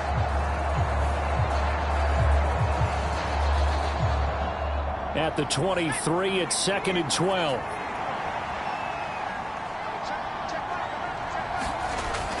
Out of the gun, they'll look to throw. Quick hitter here, it's complete. And the Texans have an extra defender in the secondary now on 3rd down. First carry here for Kenneth Walker III. And he'll have a Dolphins first down as he's got this past the 35 to about the 37. The Dolphins at a perfect 4-0 to start the campaign. They've been playing their best football of the year, winners of 4 in a row. And let's remember that last week that this offense, they played about as well as they possibly could play. Touchdown after touchdown. They were absolutely unstoppable in that game. They'll be hard-pressed to do it again, repeat that type of performance. But, boy, were they sensational just a week ago. Line of scrimmage, the 37 on 1st and 10.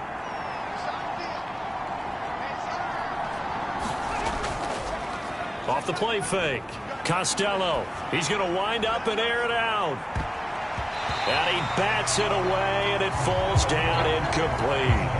Almost feels like anything you can do, we're going to try and match or do better. We've already seen one touchdown pass from the opposition. They tried to equal it on that throw. He'll try again with the arm here on 2nd down. He'll get this to his tight end. That's Pat Freiermuth. And he'll be taken down, but not before he works it past the 50. It'll be a pickup of 16 and a Dolphin first down. Well, the first drive here and the first time that we've called a big tight end's name, but I can assure you this, Charles, it won't be the last. No, it won't, because when he gets going, now it opens up opportunities on the perimeter because that'll draw the defense towards him in the middle of the field. Now your wide receivers will get involved as this game goes on.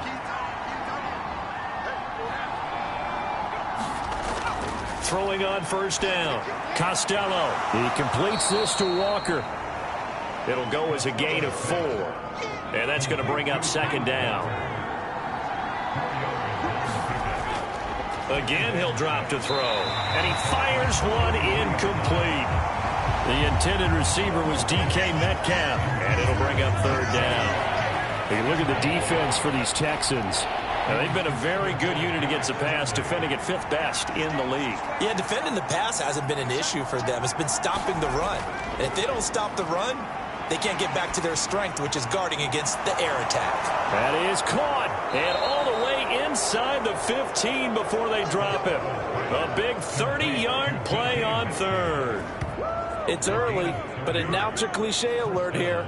Big players make big plays. Should I say in big games, too? What the heck. And this defense, they're going to have to find some way to slow him down as this game goes on, because when this combination is going good, they can tear your secondary apart. So how about this for field position after the big play? Inside the 15 now as they come up on 1st and 10. On the counter, it's Walker. Down to the 6-yard line on a pickup of 6 as he gets halfway to the goal line. He was well over 100 yards last week. He told us this week, a little ambitious, that he wants to hit that 200 mark. We'll see. Makes sense, though, doesn't it? Have we ever run into a running back that had a great game the week before that didn't think that's just going to naturally continue? Just make sure you feed me the football. And that's what they're all about. Continuity, rhythm, number of carries. Just keep giving it to him. And that is caught. Touchdown, Miami. from 3 yards out. And the Dolphins respond to that opening drive touchdown with one of their own. Well, down here, I thought they were going to hand that off. Instead, a well-designed play and the pitch and catch for the touchdown. And I wonder who came up with it. Was it a call from the bench? Did the quarterback have a good idea and suggest it?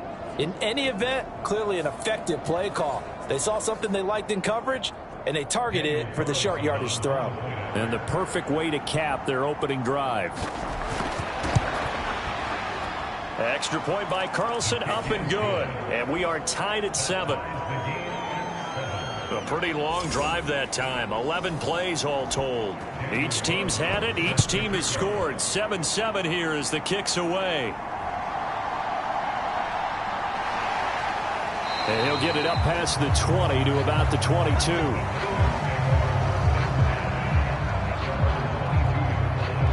So now we get set to see Houston for their second drive of the ball game.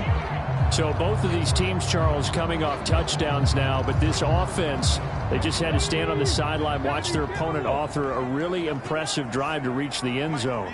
Yeah, and I think you're not telling yourself the truth if you don't think there's some one-upsmanship going on right now, because they just had their touchdown answered by a drive of double-digit plays that also found the end zone. Now they want to do something even more impressive to answer that one. They'll run on first down. Nance, and he'll be taken down right around the 34 after a pickup of only a yard. Now some movement before the snap. And we'll hear from our referee for the first time this afternoon. Expect this from the visiting team when playing indoors, but not the home team. They're supposed to get all the advantages, right? The home crowd's supposed to help them. They forgot where they were, perhaps. And they'll go play action here with Stroud. It's incomplete. Took a shot, couldn't connect. You talk about this Miami defense. They were terrific in the win over Tennessee a week ago. I don't know what the actual percentages are. I don't know the analytics on when you create 5 turnovers or takeaways in a game. But coaches have always told me, when you create a number that high, your chances of winning probably up over 98%. 3 yards, all they could muster there, and it'll bring up 4th down. And just in general, Charles, on a play like that, how tough is it for the defense to account for a running back essentially being a receiver downfield? It's very difficult, especially if the running back has skills like a receiver, and you're aware of that before the game even begins. So throughout your practice sessions, you're going to want to be aware of him. Where is he lining up? What can he do? What kind of damage can he do to us downfield? And who can match up with him without weakening our overall defense? You're exactly right. It's a tough task to match up to him. A nice return there of 11 to help mitigate a good punt. And it'll be Dolphin football. Kenneth Walker headed back out there. Whatever he was doing in September, they're hoping that that carries over now to October, because he was sensational last month. He absolutely was, and we all know where it started. At the end of last season, right? All the offseason preparation, the weight workouts, the sprints, right? The vision that he had, what he was going to do this season. And, of course, it all came together with the rest of the team. Those big fellas up front, leverage, and, boy, are they getting downfield and creating extra blocks for him. They really are. Everyone's been doing their job so far to create those holes. And he's going to be met at the line of scrimmage and taken down. 3rd down and 10.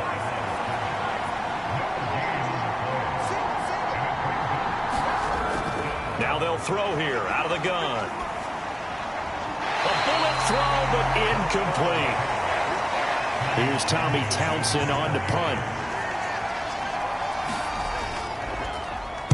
And he was called on 3 times in the win last week as his first one here's away.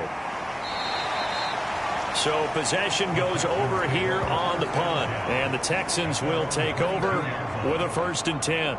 Houston set to take over. The defense got the better of them last series, forcing a punt. See if they make a few changes in the game plan here and try to get points out of this drive. 1st and 10.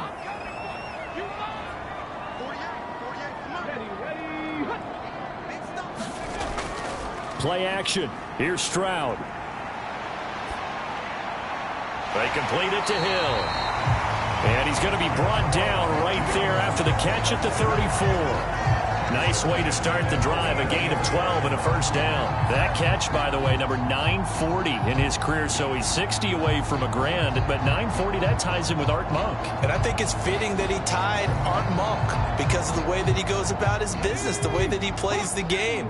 Not a lot of flash, not a lot of dash, but plenty of production. 1st and 10, it's Stroud. Now he'll dump it underneath to his running back, complete. The result, only 4 yards there on the play, and that'll make it 2nd down.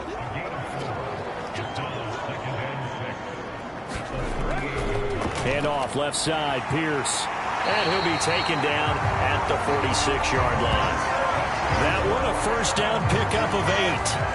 That's a nice run right there, able to get to the outside. And so many times defenses say, okay, we've got you hemmed in. But if you're running the football, at least you know where everyone is coming from. You don't have to worry about the backside at all. That allows you to run with a little bit more confidence as you traverse down the field.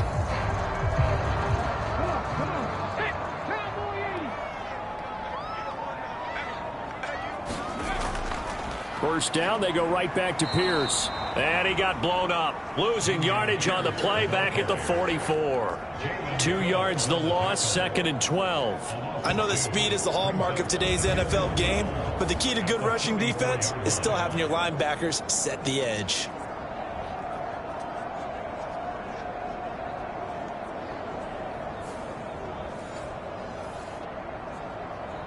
Now they contend with a 2nd and 12 after the loss. And Stroud now to throw. Open man is Hill. He's got it. And he's got another first down as he's brought down at the Dolphins' 43. Stroud. Now he'll dump it underneath to his running back, complete. And the result here, a pickup of 8. Leaves him with 2 to go on 2nd down. Just about every quarterback is trained to really look downfield first before you come back and make a nice, safe throw. And in this case, that's exactly what he did. Found his running back, let him create some space, and it turned out to be a nice play for the offense. His first catch, good for 9 and a first down.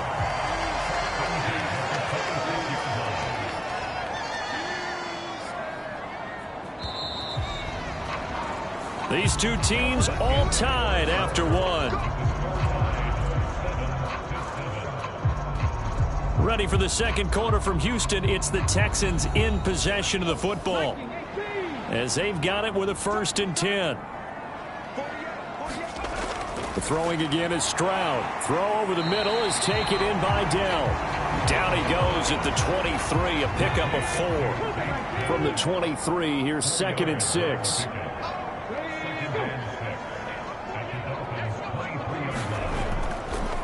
They'll try the left side.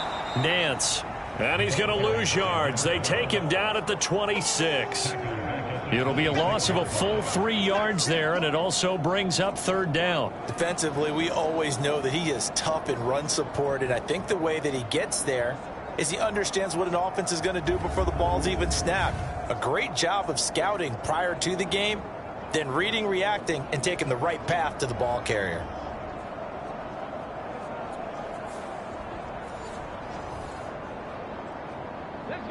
Here's 3rd and 9. Back to throw. Here's Stroud. And that is incomplete. Oh, he had a defender right there with him to force that to the ground. And 4th down now coming up.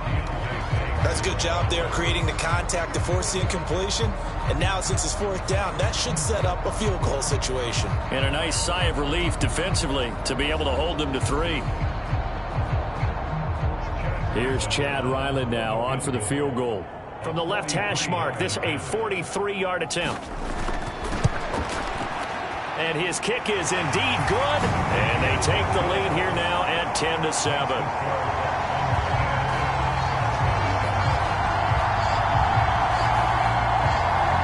So they're able to end that drive with 3 points in this one-possession ball game. And ideally, you want to end every drive with points. Most quarterbacks would tell you, let's end it with a kick, right? A PAT, that's number 1. Field goal you'll take.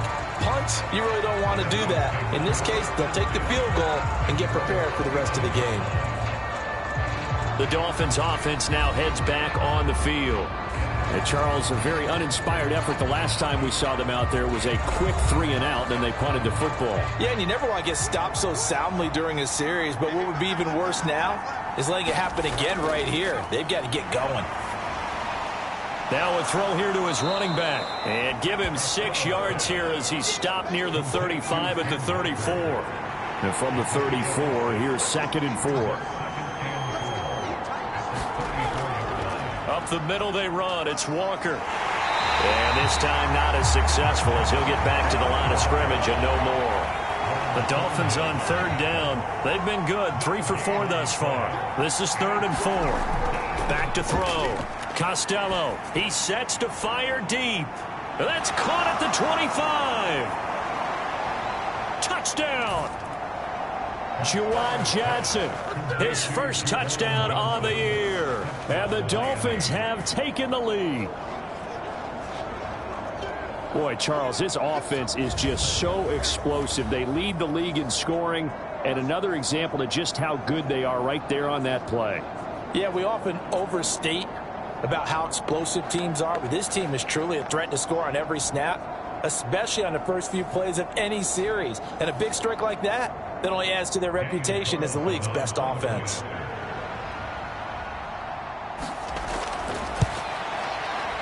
Extra point by Carlson, up and good. And the lead is now 14-10. So they only needed 3 plays on that drive. And it ends with a touchdown for the Dolphins. Following the touchdown, ready to kick it away is Carlson. And he won't return this one. He'll go down to a knee, and they'll start at the 25. Tyreek Hill making his way back out towards the huddle. He's done his part, but so far it's been in a losing effort, so they've got to fix something. But that doesn't mean changing anything, the way they're throwing the ball around and his catches in production. Keep doing that. They're going to have to fix some things likely on defense to try and slow down their opponents. But so far he's north of 100 yards receiving. Stroud now on 1st and 10. He rifles one, and that's going to be intercepted. Picked off by Pat Surtain. And the return here will go to the 31-yard line. Oh, timing is everything on a route like this. He tried to drive that football into a tight spot. And if you're a little early or a little late, chances are there's going to be someone there. And sure enough, this one's going the other way. Kenneth Walker headed back out there. The passing game, they've had more success there than the running game. Maybe something they game plan for. How come they didn't tell us about it? Because they wanted to keep it a secret. We did ask, didn't we?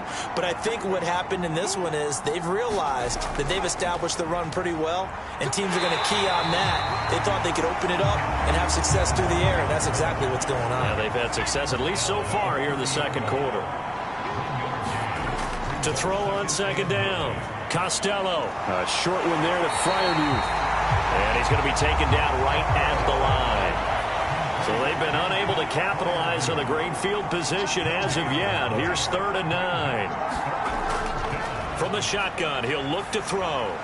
This one goes underneath to Walker. And a pretty nice tackle there, ranging up from his free safety spot as he'll stop him about a yard short. That'll give him 8 that time, and that'll bring up 4th down. Brandon, it certainly looked like they had that play defended well, but it still almost worked. Got it to the running back. He wound up getting really good yardage out of it, but it was 3rd and long, and they were able to rally and stop it before he could get to the marker.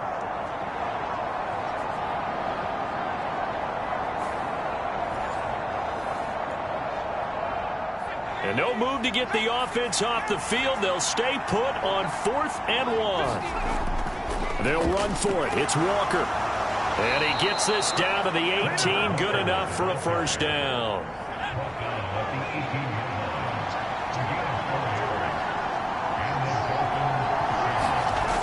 Operating from the gun, Costello. And that one to the right side and incomplete. Here's 2nd and 10.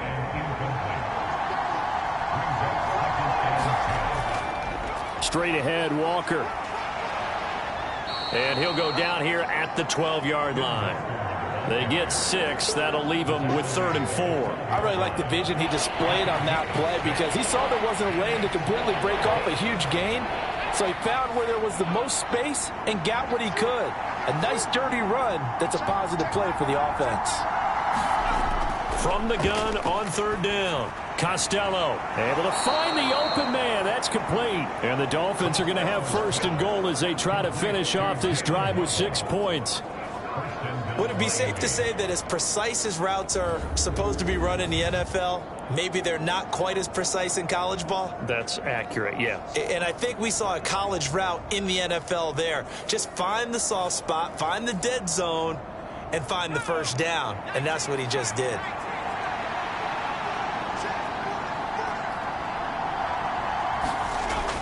Here's Walker.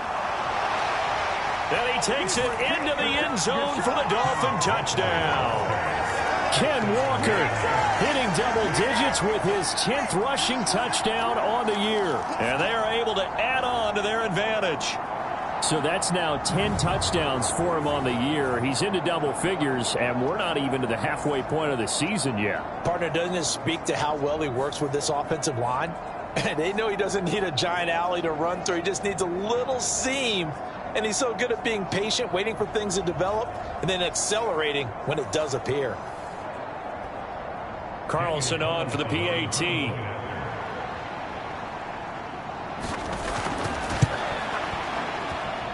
It's good, and it's 21-10. So that drive takes him down the field in 8 plays. And it was Kenneth Walker finishing things off with a touchdown run. And this will not be returnable. It's out of the back of the end zone for a touchback. And now out comes Houston. And for this offense, Charles, you got to think kind of crucial here to put something together on this drive, because remember last time out they threw the interception on the very first play. And you can't afford to let this defense keep building any more momentum. They're playing awfully well, and they're awfully confident right now. To me, it's time to attack and take some of that momentum back, but make sure you're selective in doing so. Understand where you want to throw the football and make sure it's open before the ball leaves your hands. So 8 yards on the completion there, and they'll be left with 2nd and a couple.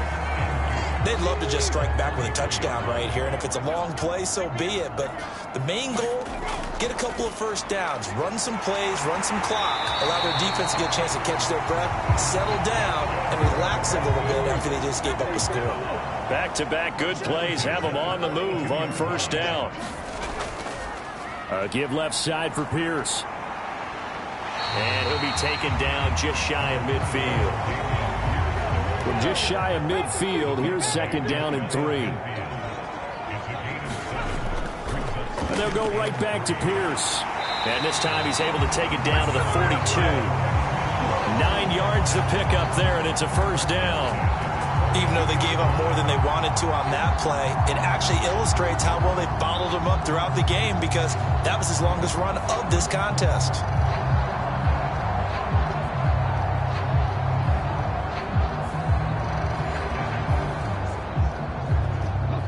So now 1st and 10 as they've crossed into Miami territory at the 42-yard line. Throwing now is Stroud. A short one going to be taken in here by Schultz. They'll give him 4 yards there, and that will bring up 2nd down.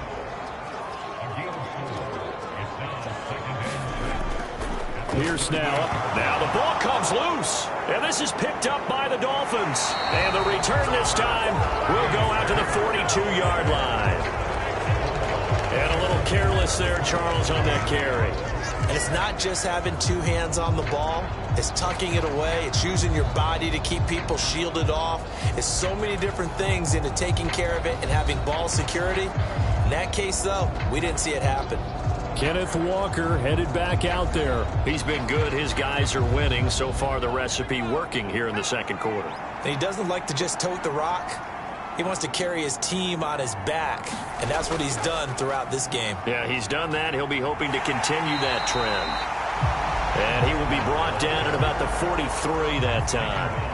From the 43, here's a 2nd and 9. Now a shotgun snap as they'll look to throw. Open man, that's the tight end Freiermuth. And he'll be taken down, but not before he gets into enemy territory. Third catch of this first half for him, and this one is a first down. Walker now on 1st and 10. And he's corralled at the 40, but not before picking up 8.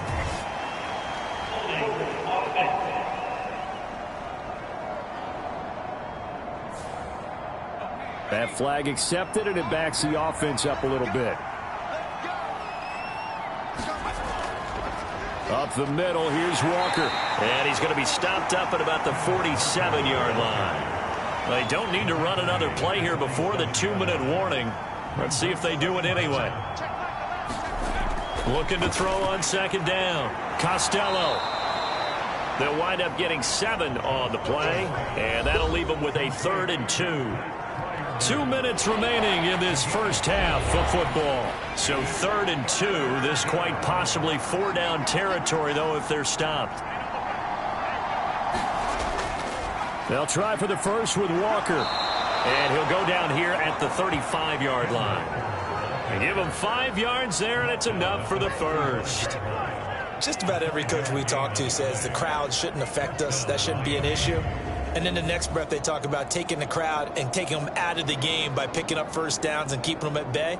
I think we just saw an example of that there, didn't we? Important to do, especially early in the game like they have.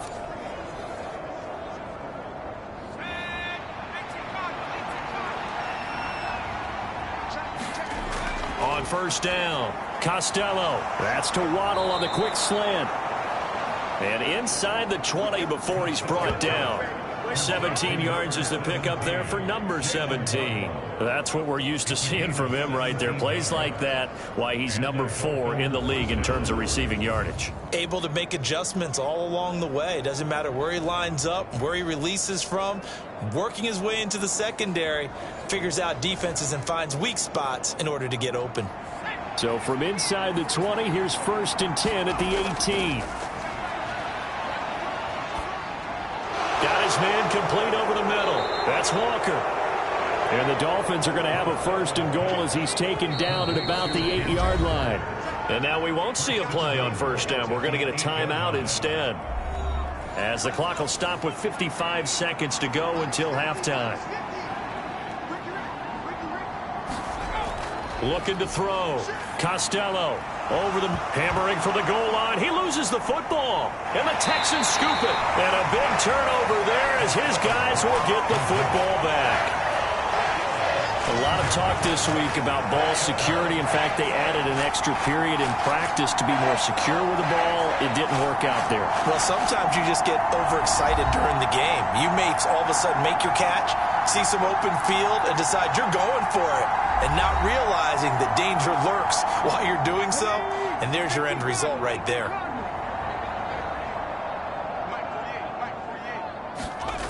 Following the fumble recovery, Stroud, and he'll be hit as he releases it, and that'll fall incomplete. 2nd and 10.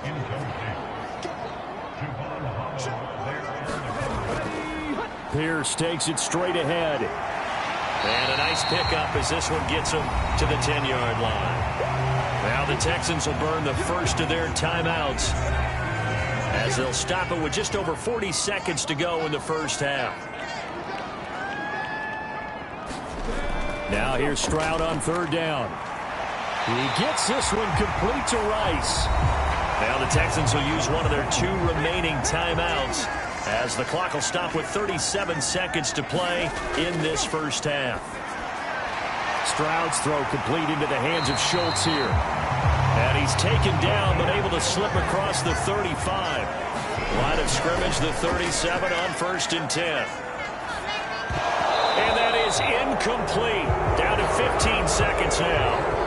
As soon as he leaked out and began his route, someone on the defensive side broke with him and arrived just in time to separate him from another reception. Line of scrimmage, again the 37 as they line up 2nd and 10. Stroud working out of the gun.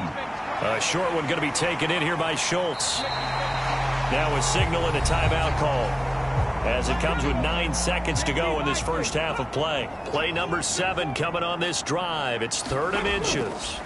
Stroud looking to throw. Escapes the sack. He's got his target. That's complete. And they'll wind up getting this one all the way down inside the 20. So we've reached halftime here, and it's the visiting Dolphins taking a lead to the locker room. As we send you on over to Orlando for Jonathan Coachman at our EA Sports Halftime Report. Take it away, Coach. Okay, Brandon, thank you very much. More from you two in just a bit. But first, let's get everybody caught up with what's going on around the NFL here in Week 5. We'll start up at Gillette Stadium in Foxborough, where you see the final score there. Mac Jones leading the way in the victory with 3 touchdown passes. From there, we'll head down to Charlotte to check on the Panthers at home at Bank of America Stadium, and they were victorious in that one over the visiting Atlanta Falcons. Miles Sanders, what a game. 3 touchdown runs in the victory. Lastly, let's motor up to the Motor City. See what's happening with the Lions at home at Ford Field. As you can see, the score there in the second quarter. Anthony Richardson, a touchdown pass in that first half. It was a strong first half for the former Spartan, Kenneth Walker. He wound up finding the end zone on a touchdown run to help give his guys the advantage here at the break.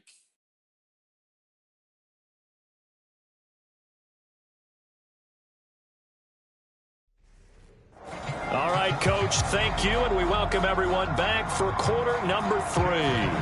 The Dolphins in front, and they'll be in possession of the football first as the second half gets started. And he will not bring it out. It's a touchback. So now the Dolphins set to take over on offense. They're working on a 4-game winning streak, and they lead this one as well right now as they start 1st and 10.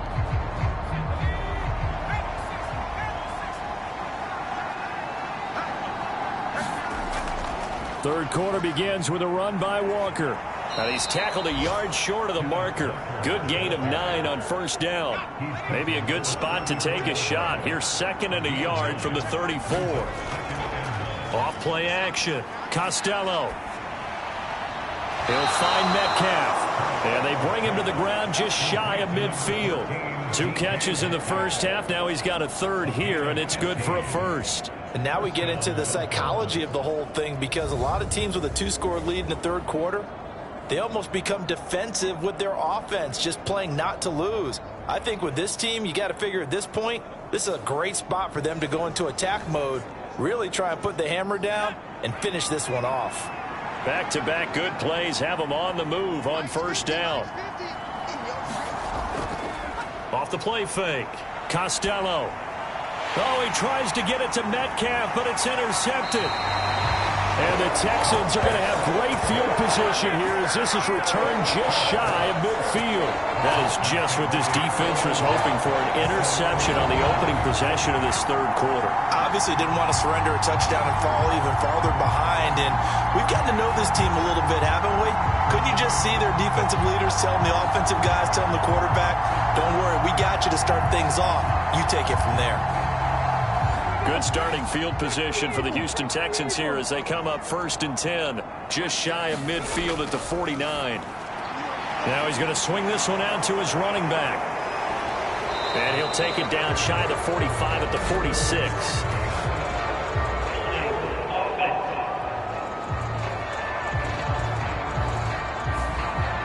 So they will tread backward on the holding penalty. And I know that they're going to get coached up and they'll get yelled out a little bit, but let's face it, it is hard not to do at the speed and pace that they play.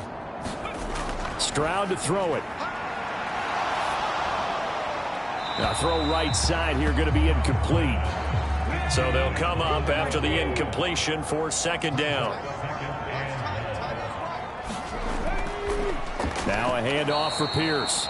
And he is going to be stopped cold behind the line of scrimmage.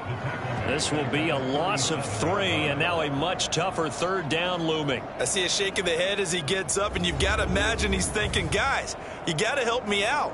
He's hoping his team can read his thoughts because he definitely needs some assistance. This offense in desperate need of a conversion as they come up on 3rd down. Here's Stroud. That's laid out deep for Rice. And this throw will be intercepted. Picked off by Pat Surtain. And the Dolphins are going to take possession here at their own 16-yard line. Boy, that one was in the air for an agonizingly long time. Just begging to be picked off, wasn't it? It's one thing if you're throwing a ball like that, trying to throw someone open or lead them into an area. But that ball needed to be thrown with a lot more conviction. As a result, it's an easy interception. The Dolphins about set to go to work on offense. So now, Charles, this drive maybe a touch more important, trying to erase the memory of that interception they had the last time out. Yeah, and everyone goes through this because even the best in the game, you're going to have games where it just doesn't go right for you and interceptions result. So, frankly, to me, it's all about how you respond, not just the types of plays that you call, but how you carry yourself, how you show your team that you're still with it, and how you continue to lead. On second down, it's Walker. And nothing doing. He's immediately taken down at the line of scrimmage. The Texans here on third down, putting an extra defender in the secondary. Back to throw. Costello. And he's going to go down. The Texans come at him and able to bring him to the ground. They overloaded that time of a safety blitz, and he winds up being dropped for a loss of 7. Oh, free safety blitz, that can be a gamble, but it proves fruitful there. Yeah, you're exactly right about the gamble because oftentimes the free safety is the last line of defense against a long pass. And when he comes at the quarterback, he'd better get home and make the play. Otherwise, a big play could result for the offense. The Dolphins will send out the punter now as the drive goes backwards, so he's on to punt it away. A solid stiff arm. It's a 44-yard punt, just 3 on the return. And the Texans will take over. And the football going back over now to the Houston Texans.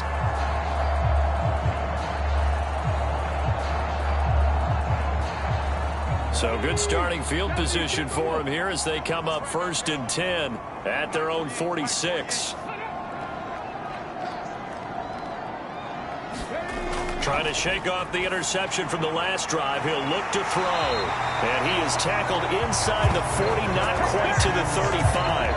The drive starting play, a good one. Give him 19. Barney sold the go route really well. Thought he was going deep, then curled it back inside for a nice completion. DBs love when they pump the brakes, don't they? Yeah, that's really a whole lot of fun. It's almost like you said, listen, if you're going to sell the go, just go. Well, let's see who's faster. So from the 36 now, 1st and 10. Now Stroud.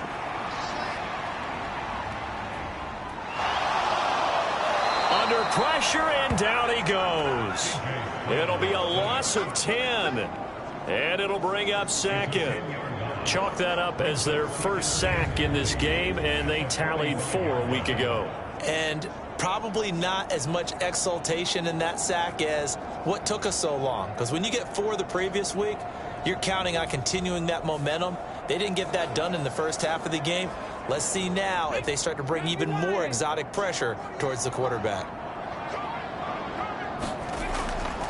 Play action. Stroud now.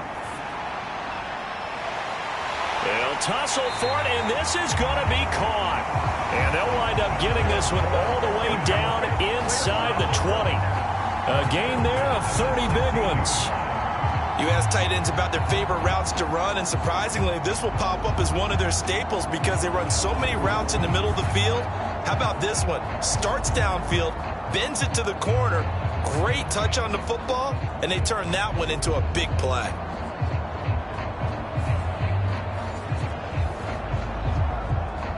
So the big play means just like that, they'll operate from the red zone now on 1st down. Give to Pierce. And he goes backwards here, losing yardage back to the 16. Officially, it's a 1-yard loss. That's going to bring up 2nd and 11. Up front, the struggles continue for this offense among the line. What can they do? Change the play calling? What? I think part of that, yes, changing some of the play calls, some screens, some draws, some misdirection. You want to run any type of a play that will influence these guys to continue to get upfield and find a way to use that against them and slip things in behind them. So some quick passes could work as well. So after the loss of a yard, they'll look to push forward here on 2nd down and 11. Looking to throw. Stroud. And his throw's going to be incomplete. An incomplete pass on that last play, and that means they'll need to come up with something here on 3rd down. Back to throw. Stroud. And he's got his big tight end here. And he'll be out of bounds, taking it just shy of the 10 at the 11 or the 12. Short completion, just 4 yards, and it'll be 4th down. One of the money routes for any offense, the drag route. So tough to defend because the receiver can stop at any point and make himself available to the quarterback and get a completion. But I love the communication we saw there. All the defenders pointing out the receiver, where he was going, and then they're able to rally to the ball after the catch and stop him short of a 1st down.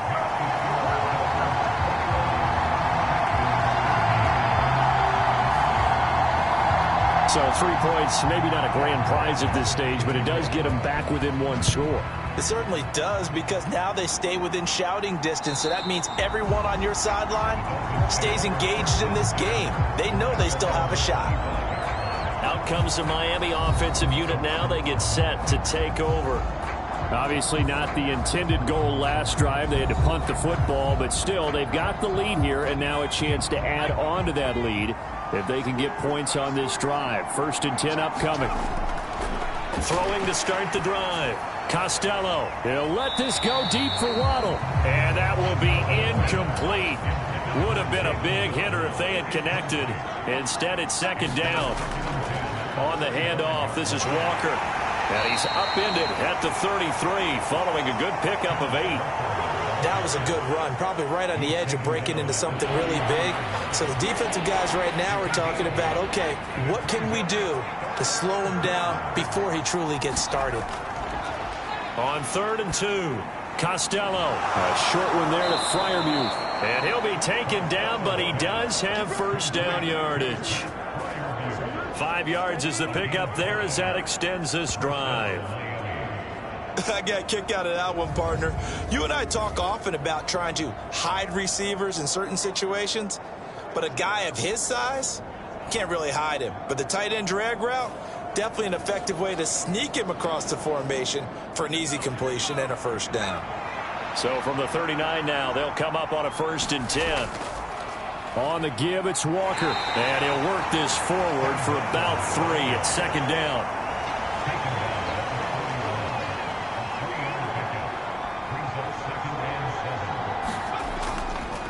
Off play action. Costello. Open man downfield is Waddle. He's got it. And he's going to be taken down with another 1st down as the stop's made at the Texans' 32-yard line. A very solid gain of 27.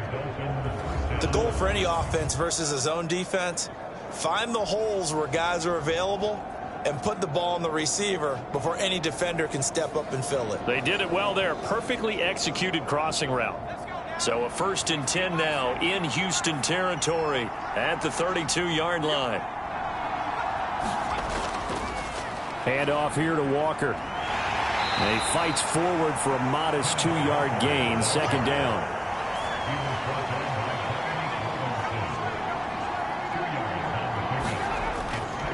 And going right back to Walker. And he'll take this inside the 30 to about the 29, maybe the 28-yard line. Another 2-yard gain there, but they'll need to do better this time. It's 3rd and 6. I think if we put together a job description for a middle linebacker, we would start with being able to hold down things in the middle of the line of scrimmage and be able to take on blockers. But how about the guys who can go sideline to sideline and make plays? Love a guy that can do that. We saw a perfect example of it right there. And this pass broken up. The contact well timed there, and now 4th down. Carlson able to put this one through, and the lead now 11, 24-13. So the scoring drive encompasses 9 plays, and the net result, 3 points. Take your disappointment and put it aside. 9 plays, yeah, they want to end up in the end zone with a touchdown. I get that. But sometimes those 9-play drives pay dividends later with another 9-play drive that culminates in a touchdown when they wear down a defense. Out comes a Houston offense as they get set to take over here.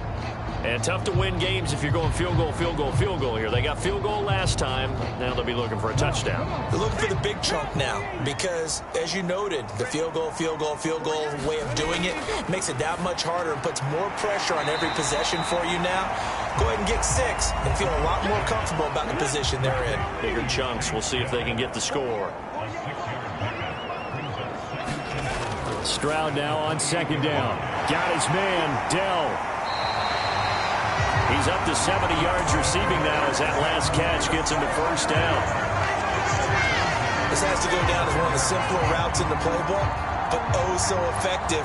Nice completion there. Keeps the sticks moving.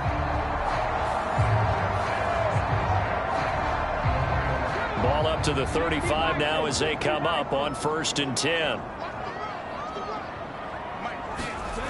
Operating from the gun. Stroud over the middle into traffic, and that's complete.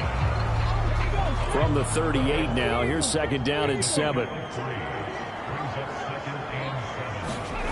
Here goes Stroud again.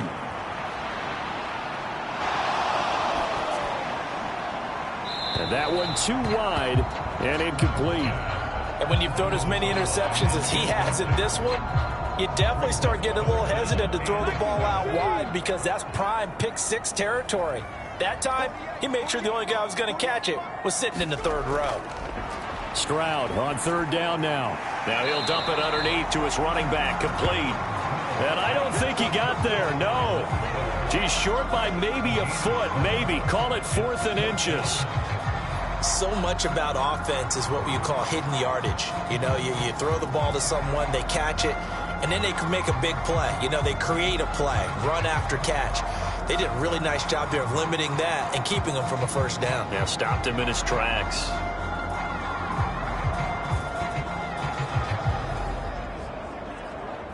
The Texans send the punter out as he'll kick it away for the 2nd time.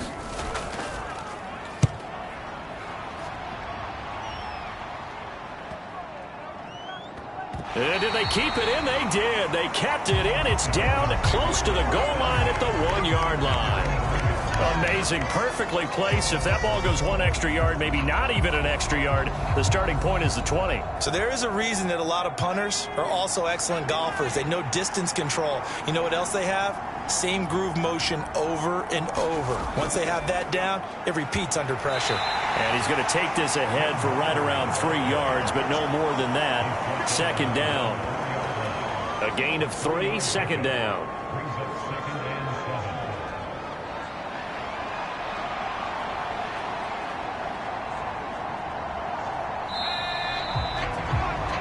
Before they can snap it, time runs out on this 3rd quarter of play. We'll return with more after this break. You're watching the NFL on EA Sports. 2nd and 7.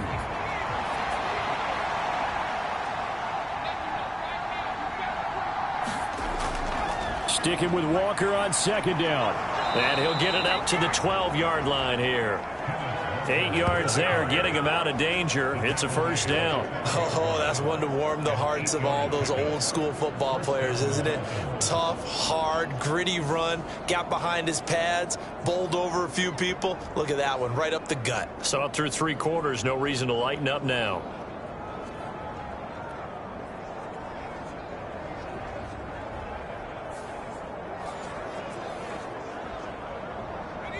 So a little more space to operate now. 1st and 10 from right around the 12. Metcalf motions left. He'll get an opportunity with it on the touch pass. Oh, and that is well read defensively. A great job of setting the edge, and that little touch pass is going to turn into a loss. This defense not fooled one bit on that touch pass. And this has become one of those kind of in vogue plays, you know, kind of like the shuffle pass was a few years ago. This one never got off the ground, but you understand why a lot of teams are running it. These wide receivers, a lot of them, they run like running backs with the ball in their hands.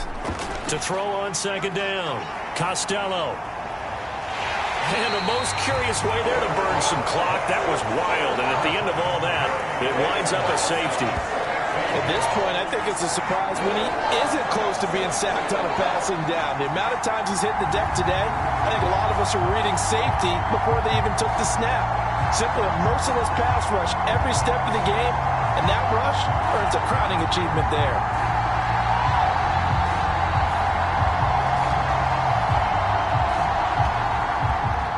So free kick situation forthcoming from the 20 as they'll punt this one away.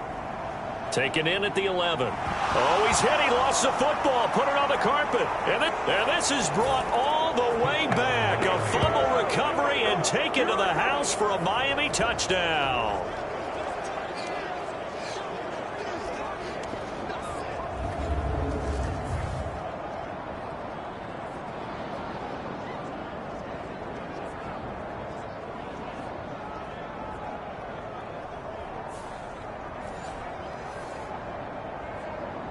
The defense more than did its job. Now the offense is summoned onto the field as they'll go for two. They'll try and throw for it. And he's got it. So the two-point conversion is good, and they add on to their fourth quarter lead. And boy, things switched on a dime here. The fumble recovery for the touchdown and also a two-point try on top successful. That feels like a momentum call. Pick it up on a fumble return, take it the other way for a touchdown. That's demoralizing for a team to have it happen against them. So the offense just says, you know something? Let's add to it. Pile on top, go for two now while their heads are down. And this will not be brought out. It's a touchback. Houston's offense taking over again. Their mini two-game win streak appears it might be going by the wayside unless they can pull a rabbit out of their hat.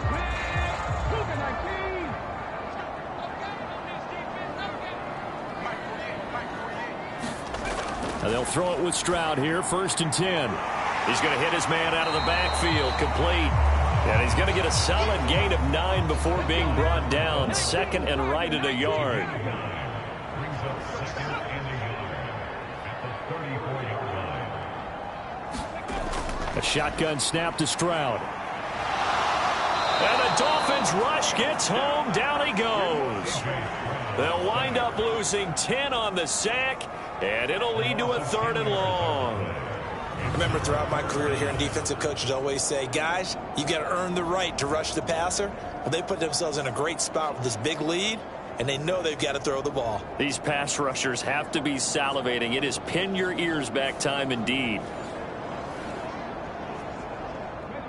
This offense so far on 3rd down, lacking much success, just 2 for 7 to this point. This is 3rd and 11. Looking to throw. Stroud. That's complete to Dell. And he is going to have a Texans first down as they're able to get the 3rd down conversion. Well, I can put my defensive cap on right now, and I know they're saying don't give up any big plays now. They've controlled this game throughout, and all they want to do is see it through to the end. I think they let their guard down a little bit with that last completion. Sometimes when you're trying not to give up bigger plays, you don't react as fast as you should on other throws. So from the 36 now, 1st and 10. Back to throw. Stroud. That'll be caught by Rice. And he'll be out of bounds after getting this one across the 40. And that's good for a gain of 6, and it's 2nd down. Hard to believe his first catch of the game defensively. They bottled him up. That's why they're well on their way to victory. Put your best cover guy on him and then change the coverages behind him throughout the game. Brackets, double, zone, man, you name it. Make sure he gets a lot of angles. 5th catch of the afternoon, and that gives him a first down. 5th catch of the game for him there. Yeah, and the tight end position is now becoming a volume pass catcher. Used to be occasional, right? Safety valve. Throw one to him every so often, but mainly they want him out there to block. Nowadays, an integral part of the passing game, and they create such great mismatches that they often become the leading receiver. Now after the play, it looks like there's a Texan here slow to get up. Well, the medical staff is going to come out here and take a look, and we will take a short break.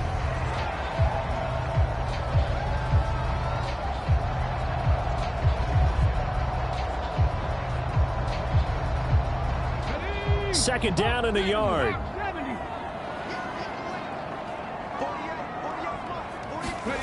Stroud will look to throw once more. Over the middle, complete. It's Schultz. They call his number again. It's his 6th catch and a first down.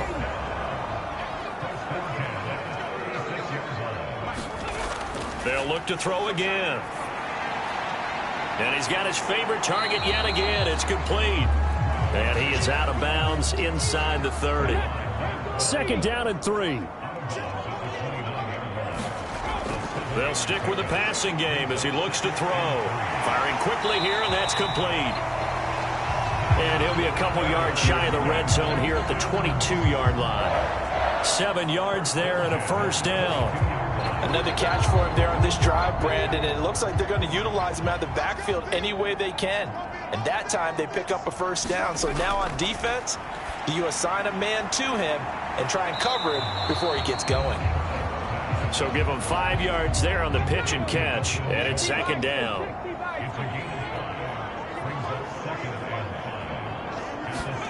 Stroud out of the gun here. He's going to leave this for his running back. It's complete. And he maybe makes it back to the line of scrimmage. That's it.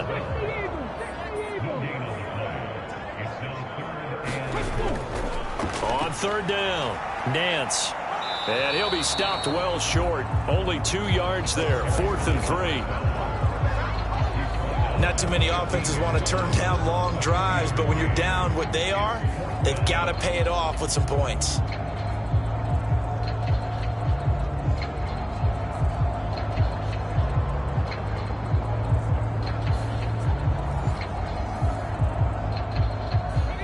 All right, they're going to try and keep hope alive here on 4th down. They're going for it.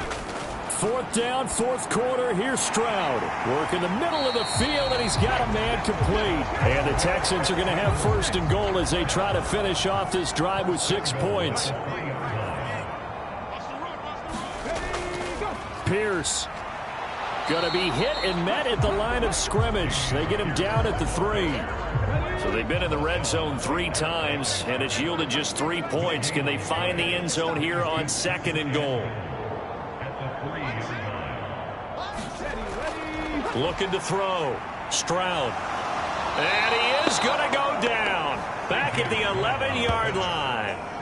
A big win there defensively on 2nd and goal. A loss of 7, and it brings up 3rd. We all know he's one of the better quarterbacks in the league, but definitely not today. His team trailing by multiple touchdowns and a late sack. Just a parting gift from the defense for him to take back to the locker room with him. This likely a must-have. 3rd and goal. Back to throw. Stroud. Now a battle for the football. It's caught. It's a touchdown. Tyreek Hill. His 2nd touchdown of the game. His 3rd on the year. And the Texans have got it back to a 2-score game here in the 4th. Well, they needed 3 scores to have any chance. There's the first of the 3 as they get into the end zone. Yeah, Brandon, I think that our guys at Next Gen Stats in charge of the win probability are probably saying your chances still aren't great. But now, you still got more than 3 minutes to go. You got to focus on the task at hand, which is going to be getting the football back as quickly as possible.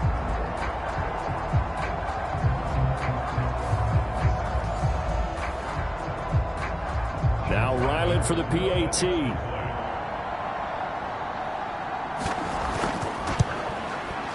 And the lead is trimmed down to 10. And what a drive that was. 16 plays all told. And it ends with a touchdown pass to Tyreek Hill.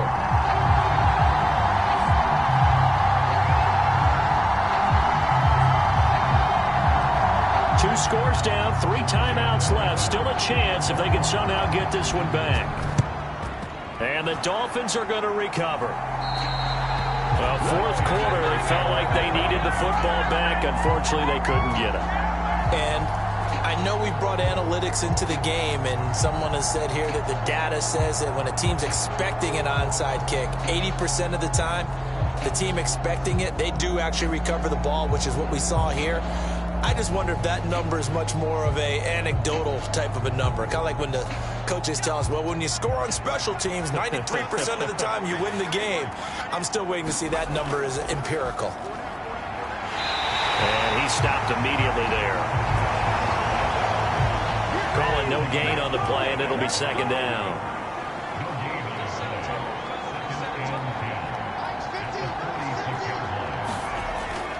Sticking with Walker on second down. Give him 3 yards on the run there. That still leaves him with a difficult 3rd and 8 coming up.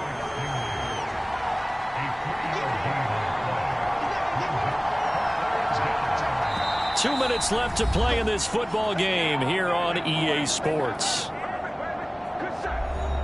So the Dolphins have it as we welcome you back in. This is a big 3rd down, and you'd have to think we'd see a timeout right away if they can't stop him here. And Walker once more. And he'll get this to the 40, but that's still going to be a few yards short of the 1st down. And now we'll see a timeout used on defense as they stop it right out of the break with 1:57 to go in the ball game.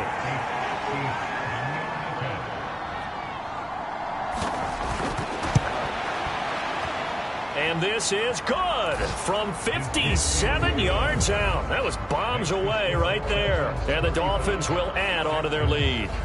So they settle for just the 3, but clearly right now anything helps trying to salt this one away in the 4th. Without a doubt, obviously a touchdown probably would have been the final nail to finish this thing off, but it's still ate up time, got points, so while it's not mission accomplished, it's darn close. So Stroud and the Texans down by 13, a minute 53 remaining. How will this thing pan out? We'll watch as they come up on 1st down. Now Stroud. And that is incomplete. He couldn't hold on through the contact. Brings up 2nd down. Another try, 2nd and 10 now. Here's Stroud. Throwing into traffic there, and that's complete. They'll be dropped after a gain of about 6 across the 30 to the 31. Now the Texans will use one of their 2 remaining timeouts as they'll talk it over here before what will be an important 3rd down. Stroud to throw it. And he knocks the ball away, and it falls incomplete. Here we go. This is 4th down.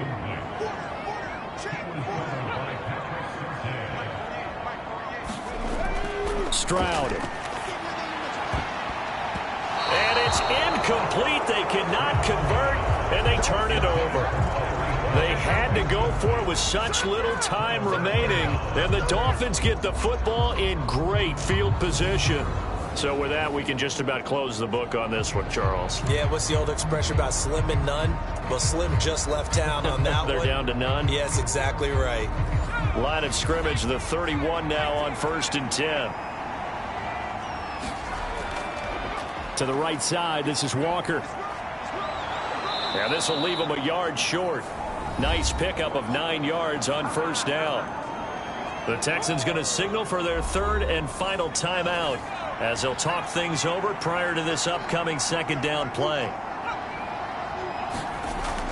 He's going to get it again. Just looking to get forward and protect the ball. And he is going to have a Miami 1st down, and the Dolphins are going to win the football game.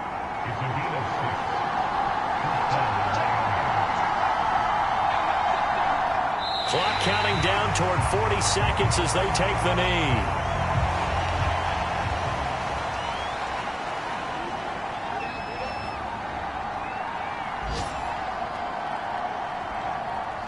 Down to a knee one more time, and that should just about do it. So a victory here for the Miami Dolphins, and even playing on the road, the class of this ball club just too much to overcome. Yeah, deep down, I think even the fans knew how this one was going to turn out. All right, they just came to support their team, hoped they'd see some good football, and they did.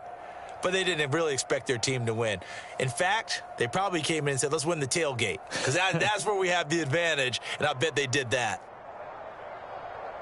So for Miami, they improved to 5-0 now on the young season. And they'll get another road test next week as they head to Big D to take on the Cowboys. Meanwhile, for Houston, the loss will move them back to 3-2 on the year. And they'll look to get back in the winning column next week as they head to Foxborough to face off against the New England Patriots. So for our entire crew, alongside Charles Davis, I'm Brandon Gaudin. Thanks for watching, everybody. We'll see you next time.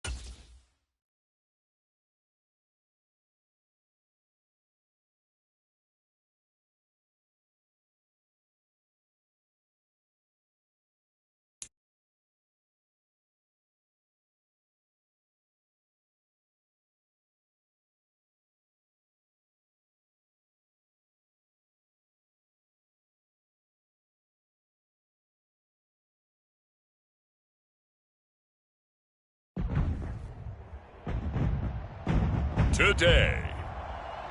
From State Farm Stadium in Glendale, Arizona, it's Week 5 of the NFL on EA Sports.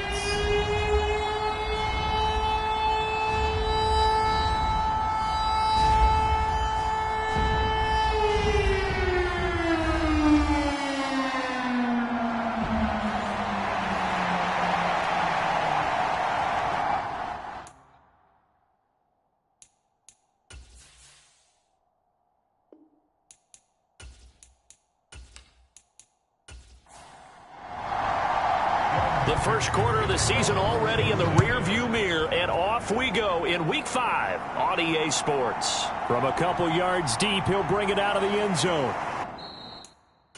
And the decision to come out of the end zone is going to cost him 5 yards as he's taken down right at the 20.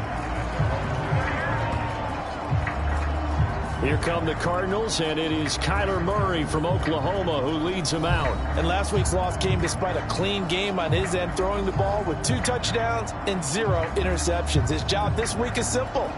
Do it again. Continue to avoid turnovers and hope that what sunk them last week resolves itself this time around.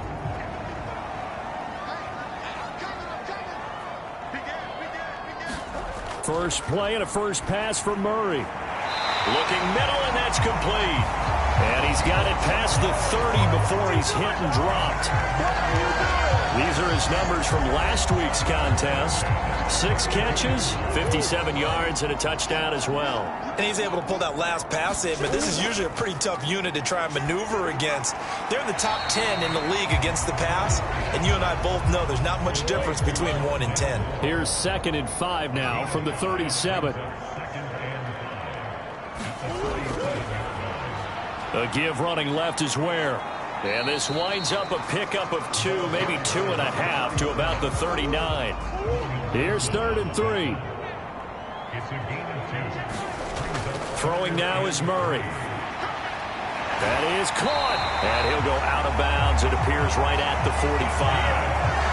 Give him 7 yards on the play as they do pick up the 3rd down conversion. 3rd and 4, he did just enough. I mean, just enough to move the chains. And that's all you're looking for, right? Just want to keep the drive moving. You don't need the big play there. Just get to that marker that you described, and he was able to do just that. So after 2 first downs, they get another here. 1st and 10 at the 45. Murray going to throw. And he'll protect himself at the end here as he winds up getting pretty decent yardage. From the 48-yard line, here's 2nd and 3. Moore, the man in motion. Now Murray off play action. And this one is going to be off the mark, too far out in front. Rondale Moore, the intended target, and it's 3rd and short. You talk about this Bengals defense. They were very strong last week in that win over Cleveland. If I'm playing quarterback against this team, after what I saw on film where they had 5 picks last week, all I'm thinking about is taking care of the football, being very careful with it, and making sure I see my guys open before I throw it. I might curl up in the fetal position. That's not a bad idea. I don't think he's going to do that, though. And he'll be tackled about 2 yards shy of the line to gain. A 1-yard pickup leads to 4th down.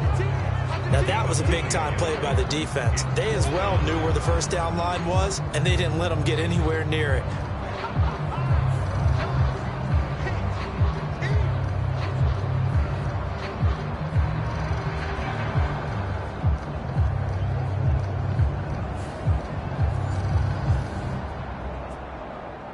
On 4th down, ready to punt, Michael Dixon. Only 2 punts for him last week in the loss as he gets this one away. And this will be out of bounds, and they spotted it at the 15-yard line. Not too bad. Here come the Bengals now to take over. And they will be led out by their 6'3" cornerback. And you and I both know that any win is a good win, and that's what they did last week. But there's also plenty for him to work on in his game, wasn't there? Yeah. 2 touchdowns, an interception. Yeah, you know, he wants to increase that a little bit in terms of ratio. But first and foremost, they did win the game.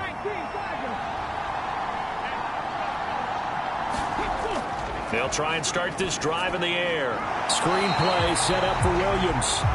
And he'll lose yardage on this one back to the 13. Despite the completion, they're going to wind up losing 3 there. Second down. Got to give some credit there defensively. They snuffed out that screen early on first down. Really read it well, didn't they? Because they didn't bring the pressure that they expected. They covered all the passing lanes. So once you see it break down as the passer, I think in this situation, you're either throwing it at the feet of your back to make sure no one picks it off, or you throw it away. Throw it over the sideline. Don't try and freelance and try and make a bigger play. There's really no one else running a pattern that should be open. Oh, that's into a double team, and it's intercepted. And they will score. It's a pick 6 for the Cardinals touchdown. So, Charles, our first points of the game provided defensively. What a play that was. And I can only imagine that the folks at home watching are thinking to themselves, that's one of those plays where once the ball leaves the quarterback's hands, you just sort of go, uh-oh, and wait for the result. This time, the defense benefited.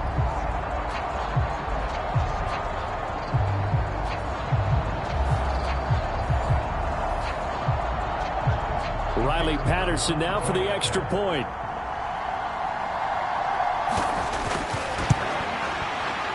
And the Cardinals will go up 7-0. A heck of a play there defensively, getting the interception, navigating his way into the end zone for the touchdown. So they throw the pick 6. They'll get another shot at it now as this one's in the air. And here comes a return from just beyond the goal line. And ultimately cannot get this out to the 25-yard line as he's dropped at the 23. Cincinnati coming back onto the field here for their second drive. Now remember, they were just out here a moment ago through the pick 6, so we'll see if they can take better care of the football this go-around. Yeah, and sometimes, partner, I think it's almost better that you just throw the pick 6 and you come right back out on the field. You're not over on the sidelines dwelling for it for very long. You're not hearing everyone say, oh, hey, you'll get them next time. Hey, don't worry about it. All that stuff just goes right out the window. You're right back out on the field with a chance to atone. The numbers a week ago for Chase. 6 catches, 61 yards, and a touchdown. And he's able to pull that last pass in, but this is usually a pretty tough unit to try and maneuver against. They're in the top 10 in the league against the pass, and you and I both know there's not much difference between 1 and 10. Oh, and his early struggles continue. Here's another one intercepted. And the return this time will go out to the 42-yard line. Well, and I saw the pressure coming at him. That just looked problematic. Hit him as he threw it, and the interception ensued. Let me pay homage to the man who stood in this spot before. He always talked about how much pressure is in the face of a guy, and can he step into a throw. And when you can't do that, oftentimes interceptions result. So the Cardinals offense back onto the field here for their second drive of the game. They've got a 7-0 lead in the football as well as they start out 1st and 10. After the turnover, here's Murray.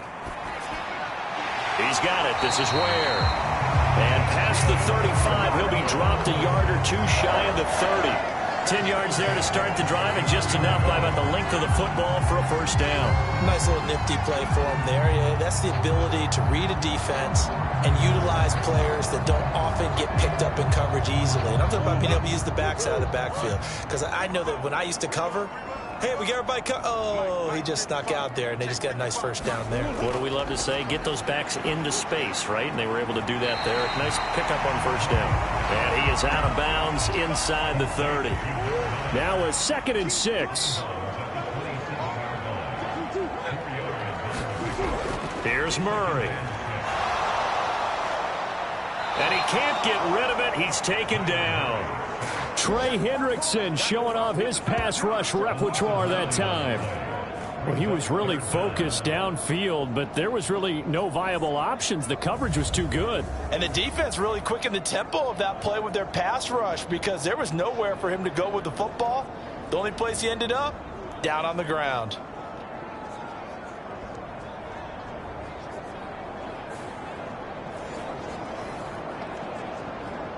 Well, that last sack puts Murray and the Cards in a tough spot, 3rd and long. They'll look to throw here. And this will be broken up and incomplete. Now a penalty flag down, and they may be going backward here. So they decline the hold, and that's going to lead to a 4th down.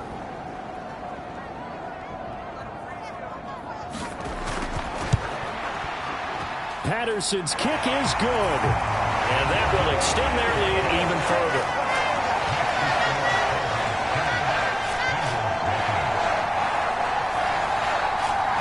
Well, they're able to come away with the interception, Charles. They aren't able to move the ball all that much. However, they do get 3 out of it with a field goal. Yeah, and anytime you do force a turnover, you have to come out of it with points. Everybody wants 6. They'll take the 3 there. Now it's their opportunity to do it again. Been a nightmare of a first quarter for him. 2 interceptions, 1 return for a touchdown. As he starts again here, 1st and 10.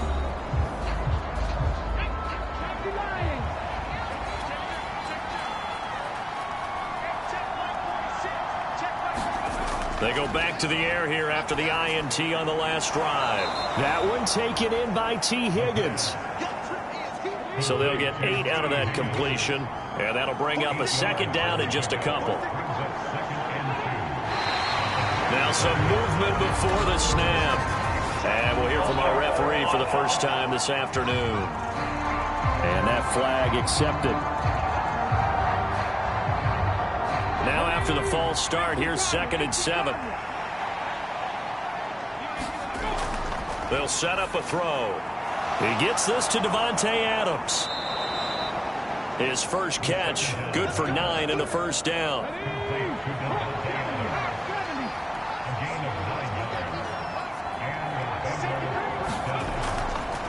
A first carry now. This is Williams. And the reinforcements come in as they're going to stop him behind the line. 2 yards the loss, 2nd and 12. The Bengals at 3-1 here through their first 4 games. And they're hitting their stride of late. Winners of 3 of their last 4. And the way they played last week defensively, when I watched the tape, I had to stop it a couple of times and count to make sure there were just 11 guys on their side of the field because they covered every angle and thoroughly shut down the other side. Hold them just 7 points total. They do that again, that'll get the job done one more time in a big way. Here we go on 2nd and 12. And here's another interception, the 3rd of this first quarter. Jack Campbell with a pick, and the return here will go to the 31-yard line. I'm not sure that the wheels, Charles, are coming completely off, but they're shaking a little bit. That's 3 interceptions, and now interceptions here on back-to-back drives. And I think about what a Hall of Fame coach told me, that he always told his teams, when a mistake happens, just move on to the next play. Let it go. Hard to do when you throw this many interceptions. That's exactly the attitude that has to be adopted.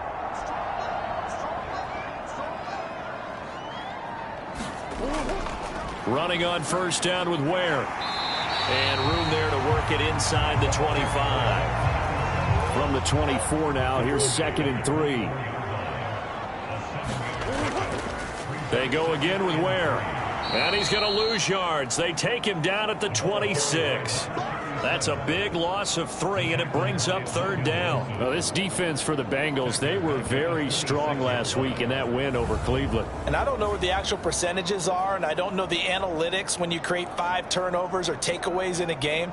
But coaches always say, when you create a number that high, your chances of winning probably up over 98%. I haven't seen that number quantified, but I believe them. They haven't made much of this great starting field position they had. Here's 3rd and 6. And a dangerous throw there as that's knocked down and incomplete.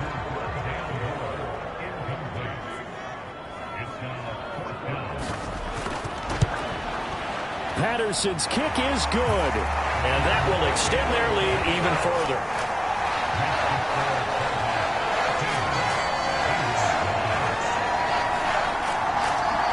So they get the turnover in plus territory. The drive stalls out, but still able to get 3 out of that.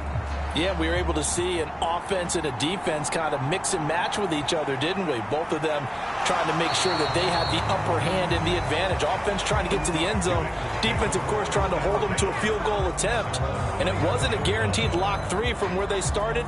So, you know, the offense has to be happy to come away with those 3 points. Now the Cincinnati offense ready to see what they can do here. Well, still early in this one, Charles, but the last time this offense was out there, they threw their first interception of the ball game, so trying to avoid repeating that mistake here on this drive. And to put a positive spin on it, at least it happened in the first half and not in a close game in the fourth quarter, but you're absolutely right, partner. One of the last things this offensive quarterback wants to witness again in this game. Kind of an obvious question, Charles, but anything you try to avoid after your first pick, or you say it's 1 interception, we're still in the first half, I'm going to do the same thing? I think you want to avoid playing scared, you know, and put it into the mind of the quarterback that you've lost confidence in him. Make sure you get some throws that he's going to be able to complete, make him feel good about himself, and continue to run your offense.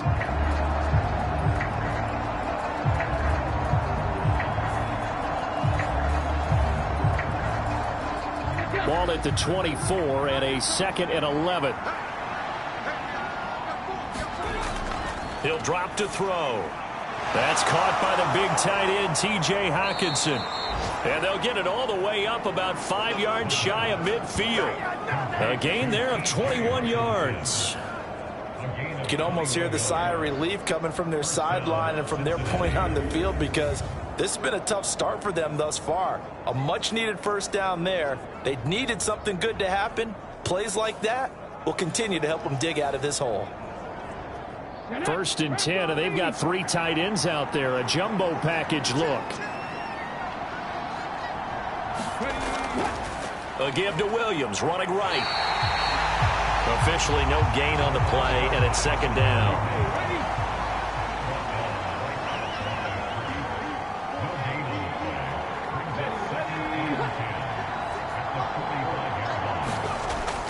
Now back to throw.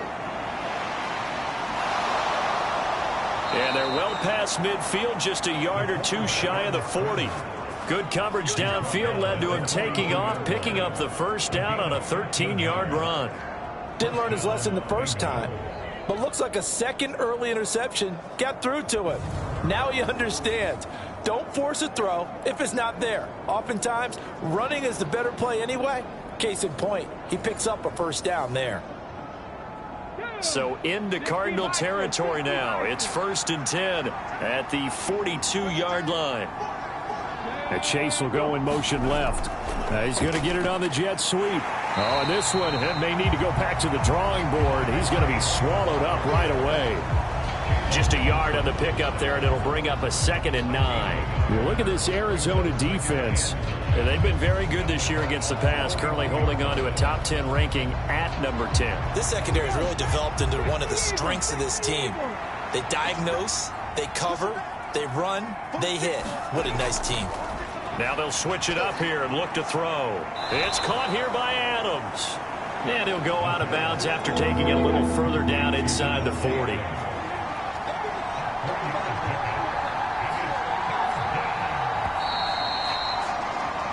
13-0 is the score after 1 on EA Sports. Start of the 2nd quarter, and it's the Bengals in control of the football. If they want it first, they need to get the football to the 32 here on 3rd down. And his pass is intercepted for the 4th time today. And the Cards are going to get the football here at their own 40-yard line. Well, CD, you know, when you mentioned earlier about spreading the ball around in this game, I don't think you mentioned the guys in the other uniform. With 4 interceptions here in the first half, and several different guys have picked him off. Yeah, instead of analyzing what's going wrong with him throwing the football, while we look at the defense, they came in prepared. Had excellent game plan, well scouted, and they're taking it away at almost every turn. They start the drive with Ware. And he still has yet to get on track in this first half as they're going to stop him behind the line. 2 yards the loss, 2nd and 12. The running lanes have definitely not been there for him here in the first half, and I don't think it's all been his fault. His offensive line hasn't given him much space, A loss results there.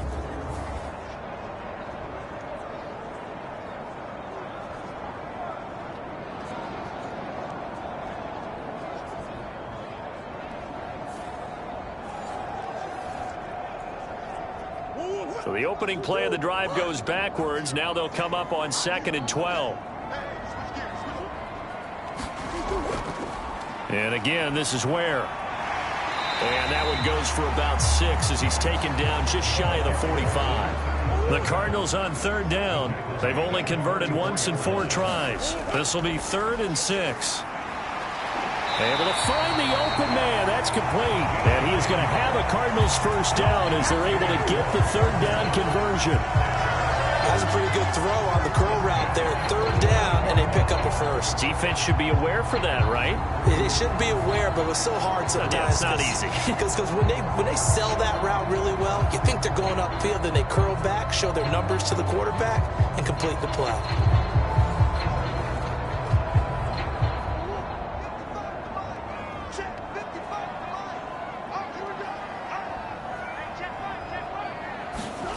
Murray now on 1st down. And avoids the contact by sliding.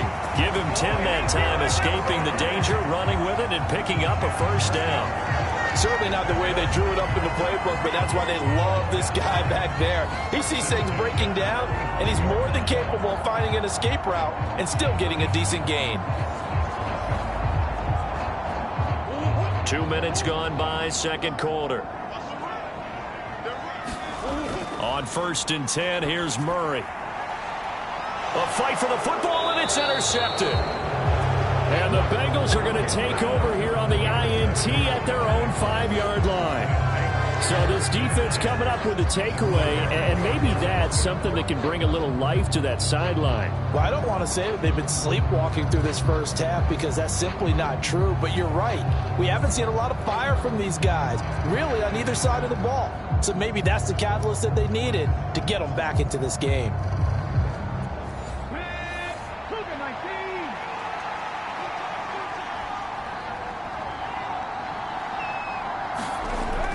They start the drive on the ground. It's Williams. And he'll manage to pick up about 4. It's 2nd down.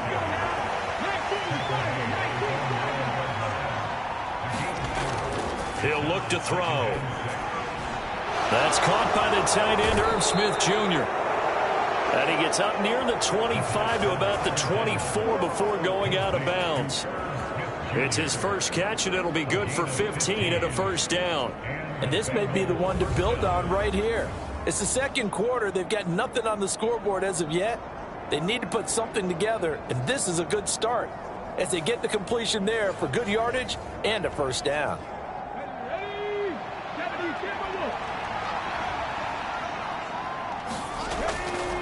Now a 1st down carry. It's Williams. And he's going to take this ahead for right around 3 yards, but no more than that. 2nd down.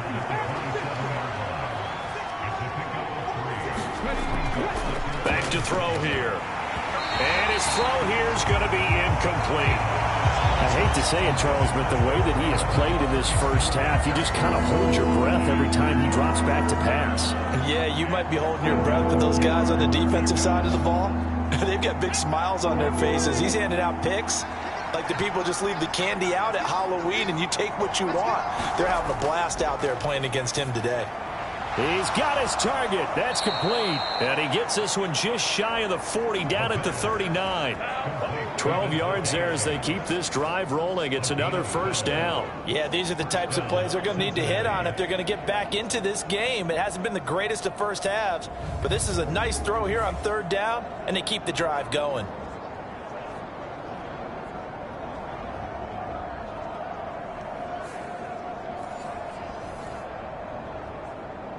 This offense finding its legs now. Here's another 1st and 10.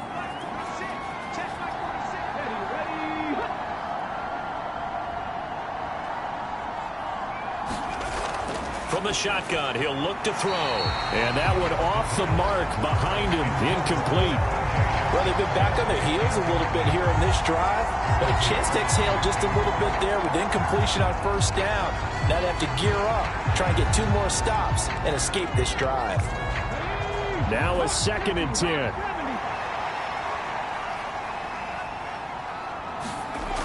Back to throw again. Out of his hands quickly to Higgins.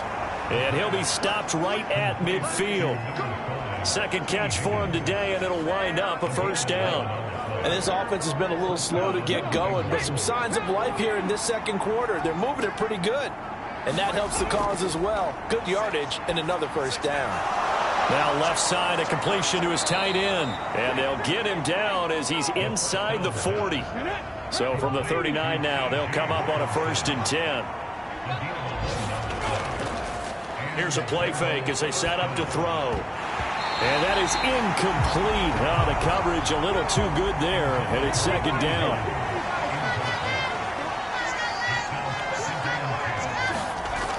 Again, he'll drop to throw. Open man is Higgins. 4 yards the gain, and it'll bring up a 3rd down. When you see zone defense and you know you've got a drag route on as your primary call, you've got to be really careful as a passer about how far you let your guy go because he might wander into some tough coverage. They need to get to the 29 if they want to pick up a 1st here on 3rd down. Back to throw. Short throw to Smith.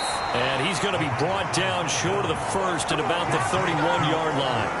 It'll go as a gain of 4. And that's going to bring up a 4th down. If this were baseball, we'd call this small ball. Instead of pushing it downfield, they throw a short pass trying to pick up the 1st down, but the defense rallies to the football and stops him short, bringing up a 4th down.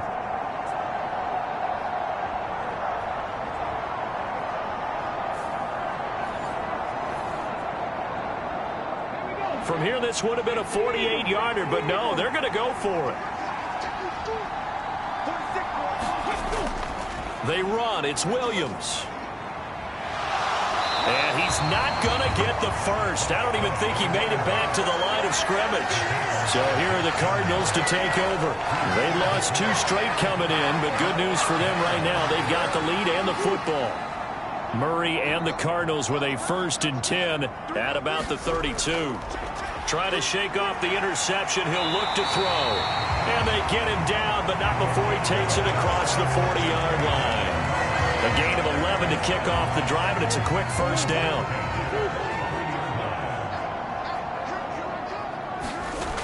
Murray now. Over the middle and into the hands of his receiver, Moore. Ball right on the 50-yard line. Here's 2nd down. Right side here with Ware.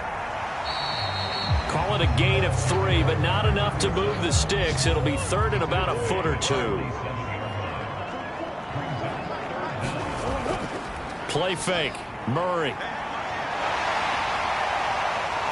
And he's got another 1st down as the tackle's going to be made at the Bengals 35. They give him 13 yards there on the play and a fresh set of downs. They really look comfortable there, scanning the situation, analyzing things, feeling the pressure, and then stepping up right through the middle and sprinting for a 1st down.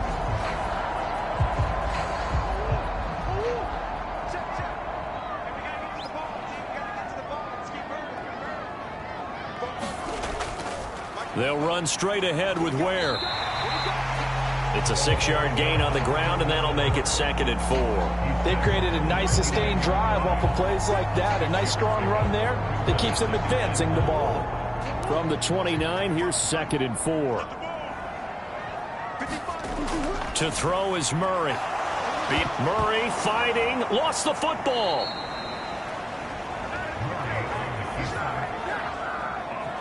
Much like a running back going through the line, quarterbacks have to be aware of protecting the football as well. He left it exposed that time, wound up having it knocked free, but fortunately, had an alert teammate who was able to get it.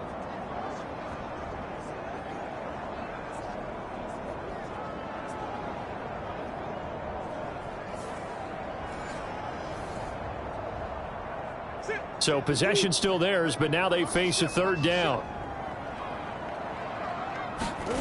To throw, it's Murray. Able to complete this one to Tyler Conklin. And they're going to get him down well short of the first as he can only get this to the 30.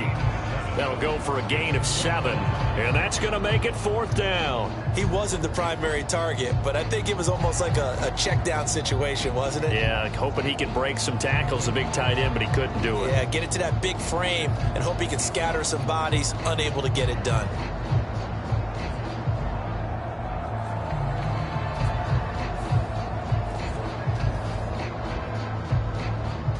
Riley Patterson now on for the field goal. It'll come from the right hash. It's a 47-yard attempt. Patterson's kick is good, and that will extend their lead even further.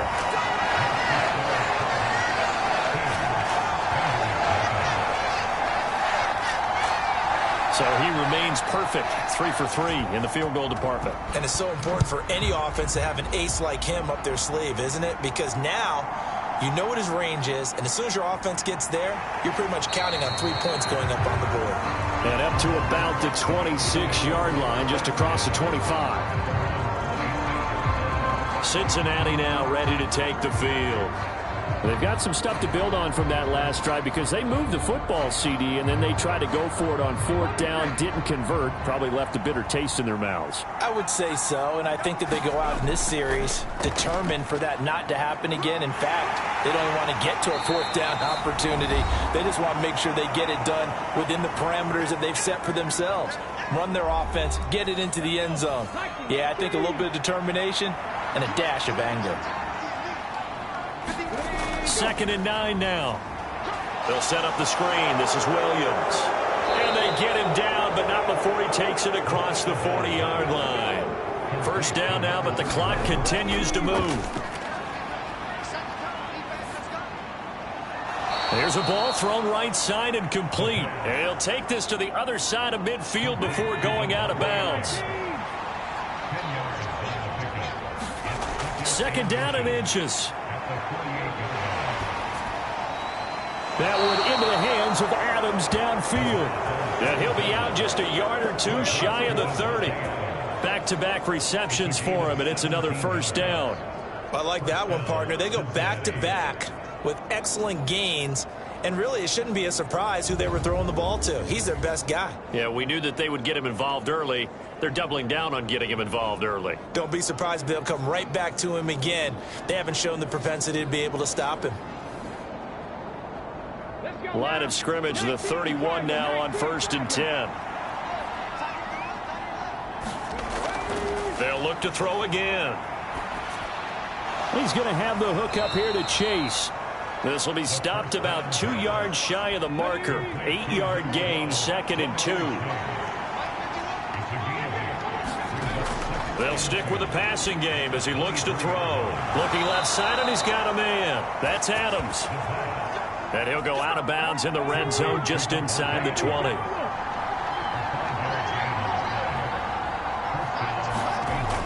On 1st down, he'll drop to throw. Now they go screen. It's complete.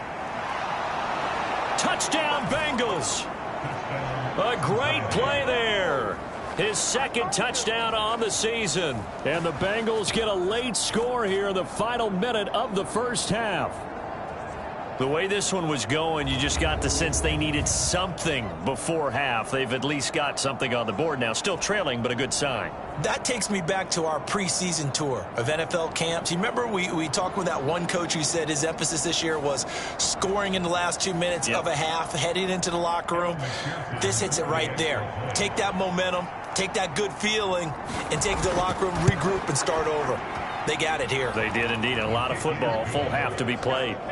Extra point by McPherson, up and good. And that trims the lead down to 9.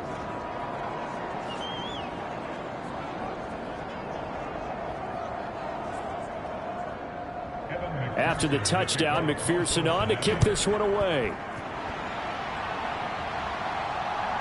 From a yard or 2 deep, here comes a return. And he returns this to the 22.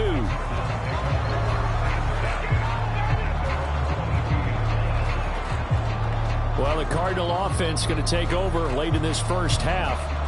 Already enjoying a 2-score lead here late in the second quarter. Not a ton of time left. We'll see if they can work this at least into field goal range and try to get 3 to add on even more to their lead. Throwing on first down is Murray. And he'll get this up to the 34-yard line. The Cardinals going to use the first of their timeouts, as it'll come with 36 ticks to go in half number 1. First down, Murray over the middle into traffic, and that's complete. Now the Cards going to call another timeout, their second. So that means they're down to 1 remaining here as we head toward halftime. They'll come up on a 2nd and 4 now from the 40-yard line. Murray now to throw. And that is incomplete. A lot of force bearing down on him there. He could not hang on. It's 3rd down.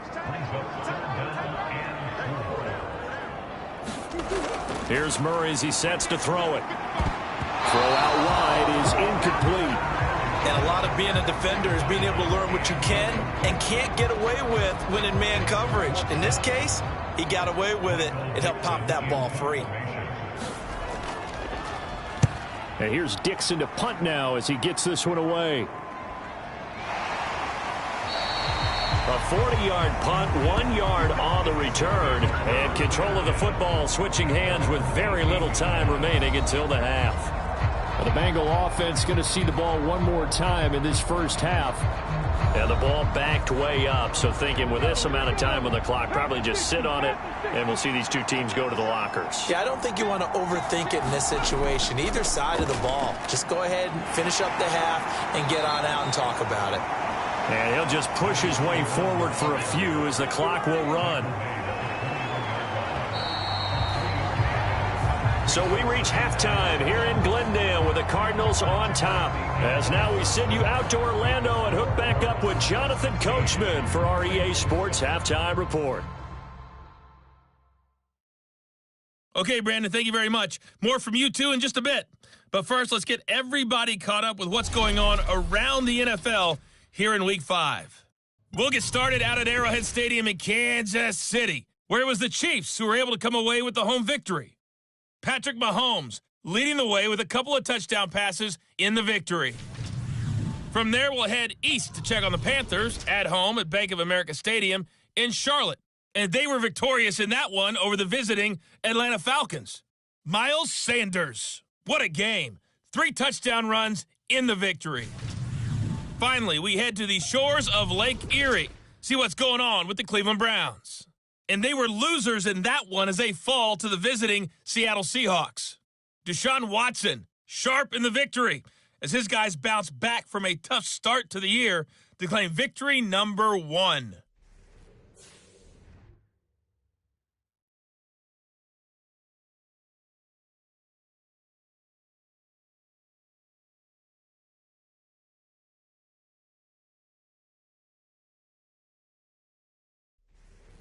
All right, Coach, thank you very much. As we welcome you back for quarter number 3. The Bengals with work to do in this third quarter, but they'll get the football first as we are back underway.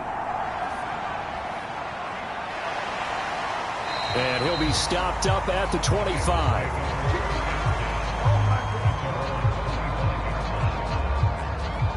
Here again comes the captain of this offense leading his crew back out there now. And, Charles, I mean, look, you don't bench a starter of his caliber, but 4 first-half interceptions. How do you handle it from here? Well, the easy thing is right away you try and run the football, take some pressure off of him. But, you know, the defense understands that as well. My second thing is give him throws that are safer, throws that he's confident in, the ones that he likes to make.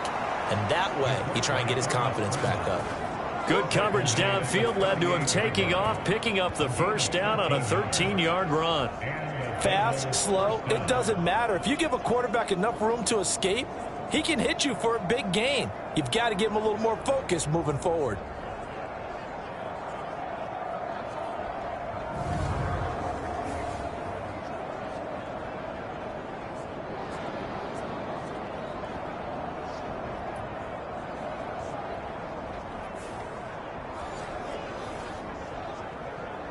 So here's a 1st and 10 at the 38. They'll drop to throw. Over the middle, that's caught by Chase.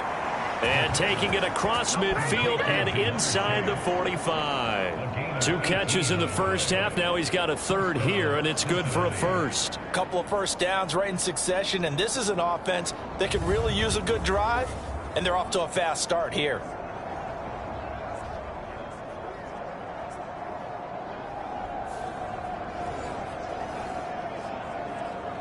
Back-to-back good plays have them on the move on first down. They'll look to throw. His throw incomplete. You get the sense that they're saying we're not playing up to what we're capable of, and we're deep enough into the game that the early jitters are long gone, that they should now have some sense of continuity and be able to make some of these plays that they have not been doing so far. Screen play set up for Williams. And he gets it inside the 35 and just shy of the 30. The Bengals passing game finding a rhythm. They've got another first. Well, they've certainly had their share of troubles running the football in this one, but this play is almost an extension of the running game right here. They set up the screen, let him work out in space on the perimeter, and he turns it into a big pickup. In motion right goes Higgins. He'll get it here on the jet sweep. Oh, and this one may need to go back to the drawing board. He's going to be swallowed up right away. 2nd and 9. Now a give up the middle to Williams. And he'll get about 3 as he's brought down to the 28. The 22 is the line to gain here on 3rd down. Now they'll throw here out of the gun. That is caught. And he'll be taken down, but he does have first down yardage. What a methodical drive this is turning out to be. That time 9 yards, and the sticks move again. And that's one of those where it feels like backyard football in a sense. You say, forget about the route. Just run to the open spot in the middle of the field, and I'll find you. Good throw, good concentration on the catch, and they pick up the first down.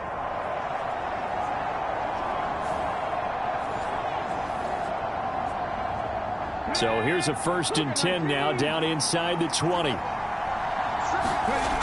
They're going to look to throw. Got a man open. It's Chase. And they'll bring him down at the 13-yard line. Here's 2nd and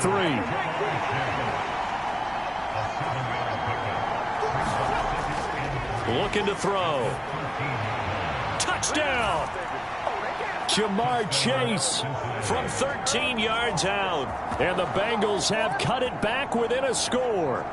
Well, on that connection, it looked like they maybe had some pre-play communication. Maybe one of them noticed an area that was open in the defense to get the pass to. When you put the time in, sometimes you have that great silent communication that you just noticed right there, because the best quarterback-receiver combos in the NFL, they know how to make those adjustments at the line of scrimmage when they see something pre-play, and they got it done there. McPherson on for the point after.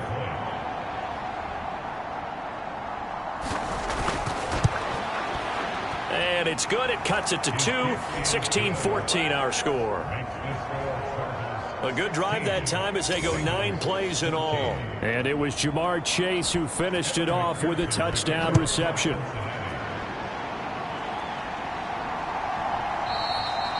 And they'll put up the stop sign there as his guys will get it at the 25. The Cardinals offense now ready to get their first opportunity here in the second half. And maybe some renewed pressure on this unit following the touchdown a moment ago. It's back to a one-score game. And because of that pressure, because it's now a one-score game, they know this is where you need to slow the momentum change, because otherwise that could overrun your team. You got to be careful right here. And he's taken down but able to slip across the 35.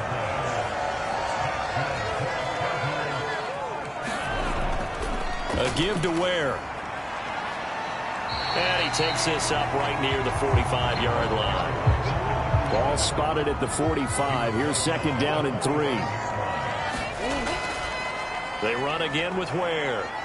And there just continues to be nowhere to run. He's bottled up again at the line of scrimmage. They'll come up now 3rd and 3. Here's Murray. It's a short one here, complete to the tight end. And he's got another first down as the tackle's going to be made at the Bengals' 45-yard line. And they get 10 yards there and convert on third. I like how they work the tight end on a nice little under route there. And if you're going to give him that much space, he's not going to catch the football. He's going to run away from me a little bit, and that's exactly what he just did there, picking up extra yardage.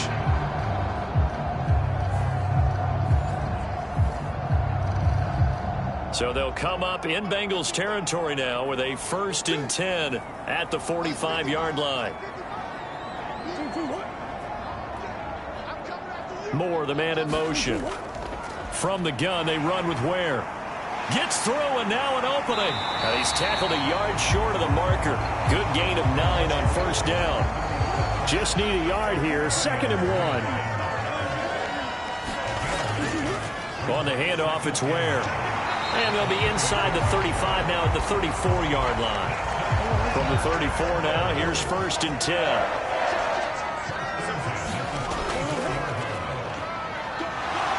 Knifes his way forward here, but just 3 yards on the play. 2nd down. Not a huge carry there on first down, but not all of them will be. But still, all in all, a positive play for the offense. It's all about picking up at least a few to set up what you're going to do here on 2nd down. From the 32-yard line now, here's 2nd down and 7. Throwing now is Murray. It's a short one here, complete to his tight end. They'll wind up getting 7 on the play, and they'll be faced with a 3rd and inches. They'll try and run with Ware, and he will have the first before he's brought down right on the chalk of the 20. And 5 yards on the play there as the drive will continue. Brandon, they're still in the lead, but momentum's certainly been going the opposite direction. So to me, that's a really important pickup there on 3rd down. Try and regain some confidence, and you're right, they need to stem the tide a little bit. That certainly helped.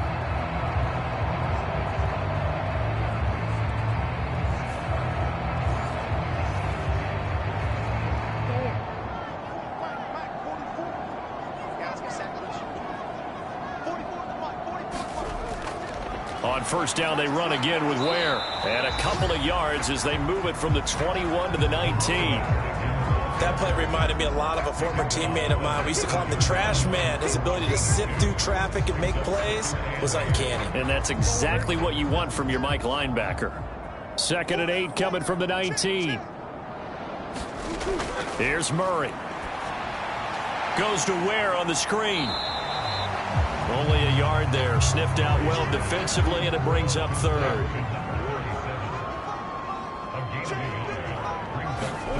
Now Murray. Open man here is Conklin. And he is going to be stopped at the 12, short of the first down. It'll go down as a gain of 6, and that'll bring up 4th down. I thought maybe when he caught it, he'd have a good chance of getting that first down, but that's a nice job of holding him up and preventing him from getting to the sticks.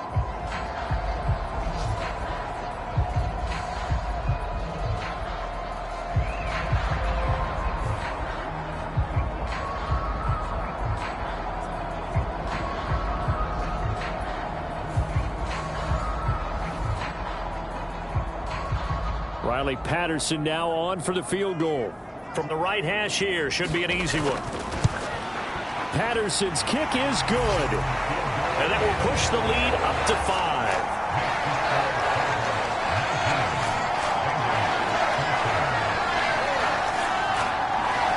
So 3 points, response there to that opening touchdown of this 3rd quarter. And that's an important 3, both in terms of adding to your lead, but also in letting the other guys know you're not going to just come out in the second half and take over. And a nice return sets him up pretty good here right at the 30-yard line.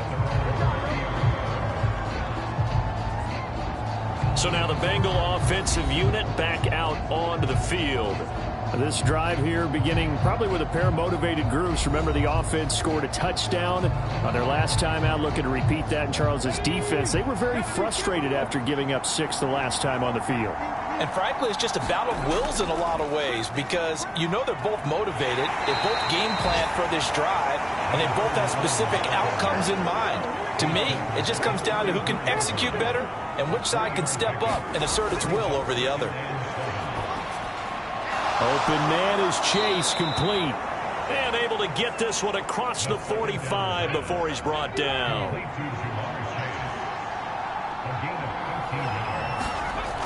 Now on first down, he'll drop to throw it. Over the middle, he finds Higgins. And he is tackled inside the 40, not quite to the 35.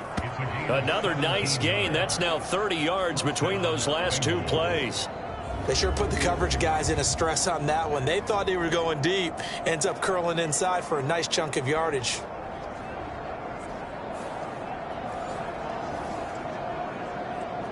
So into Cardinal territory now. It's 1st and 10 at the 37-yard line. The throw over the middle taken in. And inside the 20 before he's brought down. Another big gainer that time. This one goes for 19 yards. So from inside the 20, here's 1st and 10 at the 18.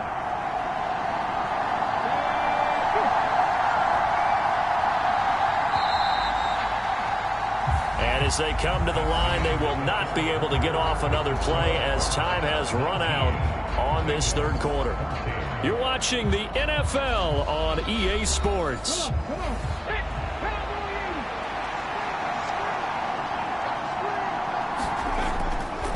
Now a 10th carry. Here's Williams. And they'll get him down right around the 16. This is 2nd and 8.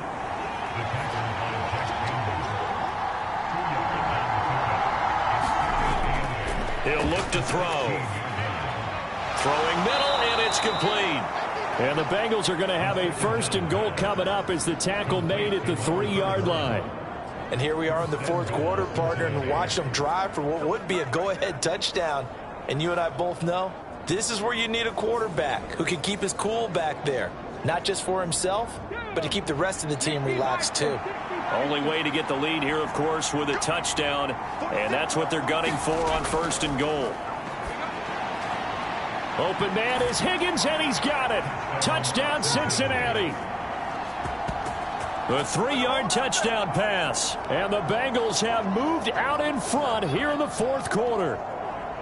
This has definitely been a back-and-forth affair, and now they have the lead here in the fourth quarter. Yeah, and they gave up the field goal on that last drive, as we remember, but it felt like their offense told them, don't worry about it. We've got your backs. We'll come back with a touchdown of our own, and they did. Here we go now as we get set for a big 2-point conversion. They'll look to run for it with Williams. And he will not get there. He comes up short. And they're unable to push this lead to a field goal as it'll remain a 1-point game.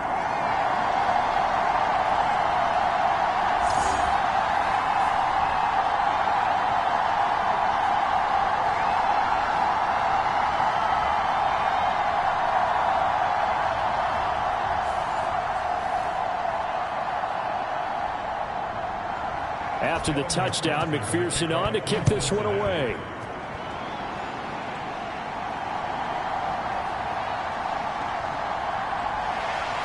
And able to get this across the 20, but not much further as he's dropped at the 23-yard line. Here's the Arizona offense now as they get set to take over. We certainly have a good one on our hands. They're trailing after that last touchdown, but now a chance for this offense to try to snag that lead right back here in the fourth quarter.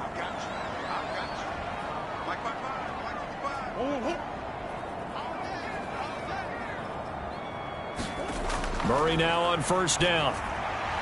That pass complete to Moore. And he's brought down, getting this one up to about the 35. Right off the bat, it's a first down to start the drive, 12 yards. Well, this offense hasn't been at their best here. They've made some mistakes. They've been frustrated. They've been largely shut down. But then you look up and say, wait a second, this is a one-score game. So they're still very much in this, and they're on the move here with a first down. They'll come up 2nd and 7. On the ground, this is Ware. And this is going to be a Cardinals first down as he's got this up to the 45-yard line.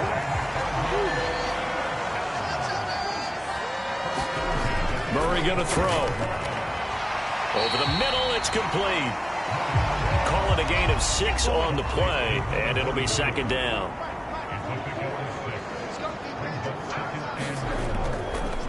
They'll run now with Ware. And he'll get this down only to about the 46. And he got half of what he needed there, 2 yards, and it'll bring up a 3rd and 2 more. Vision is so important for the man in the middle because his ability to look through all the clutter that's happening in front of him, diagnose a play, and then go make it and finish it, that's when the great ones know that they have the goods. On 3rd down, they're going to run for it here. And he's going to have a 1st down as he's brought down at the 44-yard line. 3rd and 2, right? So this is a situation where low man has got to win at the line of scrimmage, but it's not just the low man winning. It's the low man who's winning with some force, and they had that to pick up the 1st down. Barely picking it up, but they did.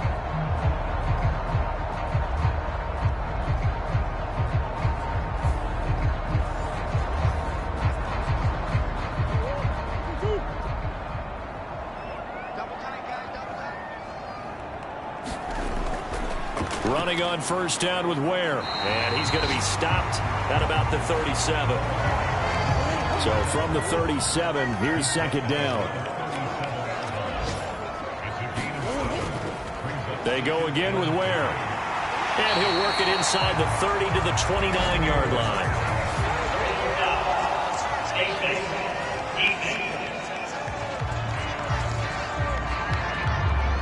Charles, they're trying to protect this lead late. Those are the types of mistakes they could afford to go without. But the last thing you want to give them is help in completing a comeback, which is exactly what that penalty does. Now it's 1st and 10. A big mistake, especially when you factor in the personal foul yardage. From the red zone, here's the Heisman Trophy winner, Murray. And he can't find a receiver, and he's brought down.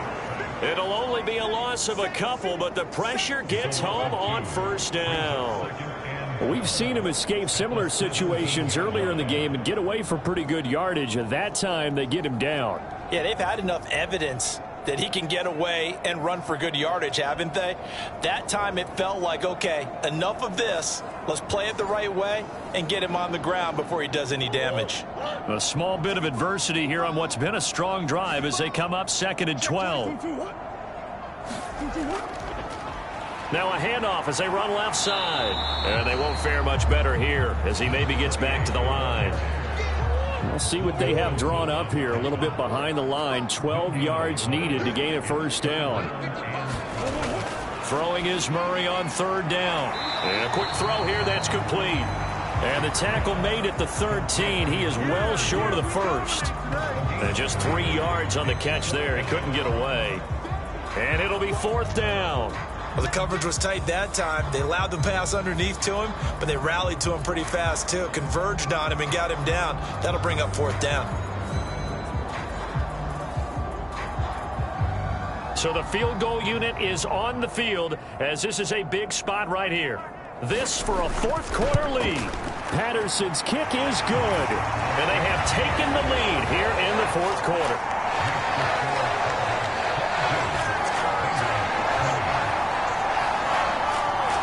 So it's another field goal here. He may need to ice his leg after this one. That's now 5 field goals converted in this game alone. Yeah, get the trainer. They're going to need this guy. And they've needed every single one of the field goals he's made, too. If they're going to get out of here with a win, I say he gets a game ball. Now this Bengals offensive unit ready to see what they can do here.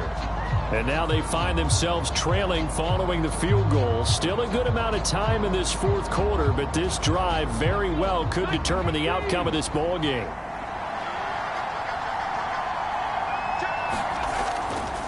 They begin the drive with Williams. And not a whole lot of room to operate there on the 1st down run. He gets maybe 3. Here's 2nd and 7 now from the 28. They'll look to throw here. Going underneath, he's got Hockenson. 7 yards there and a 1st down.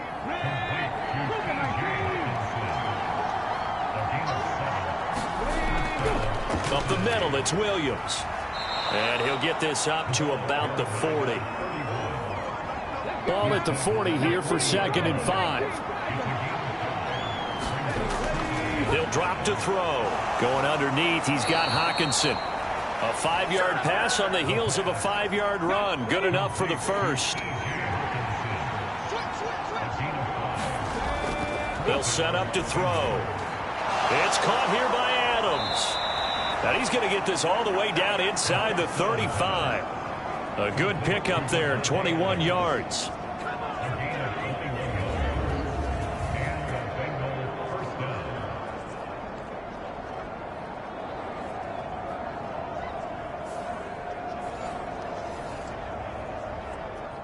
So into Cardinal territory now. It's 1st and 10 at the 34. In motion right goes Adams. And they're going to give it to him on the jet sweep. And he'll get it down inside the 30 to the 29-yard line. That stop made by Jack Campbell. Let's just make this one succinct. Nice job there. All 11 guys on defense diagnosing the jet sweep and putting it down. 2nd and 5. Got a man over the middle. It's Williams. And he'll go down here right around the 23-yard line. All 3 timeouts plus the 2-minute warning. Here's 1st and 10. They'll set up a throw. Finding Williams once more, complete. And he'll be taken down after a pickup of about 7 as the clock will stop here for the 2-minute warning. So the Bengals in possession of the football here as we get your reset. They come up on a 2nd down now in a game that looks like it's going to go down the wire. And brought down, but not before they get it inside the 10 to the 7. Here we go, 1st and goal. This is caught. Touchdown, Bengals. T. Higgins. His 2nd touchdown of the game, his 3rd on the year. And the Bengals are once again back in front. And touchdown and congratulations and 0 relaxation ahead of them, right? Way too much time on the clock for them to start celebrating. Yeah, part 1 is done, but now on the sideline, you can already see them scrambling down there. They're getting those defensive guys ready. Yes, you have to get those guys ready, and you also have to talk to your special teams guys. Make sure the kickoff is exactly what you want and cover it well.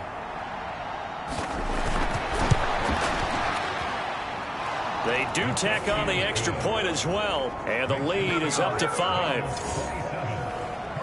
A 10-play drive that time. And it was T. Higgins who capped the drive with the touchdown reception. After the touchdown, McPherson on to kick this one away. From a couple yards deep, he'll bring it out of the end zone. And he's up past the 20 to the 22-yard line.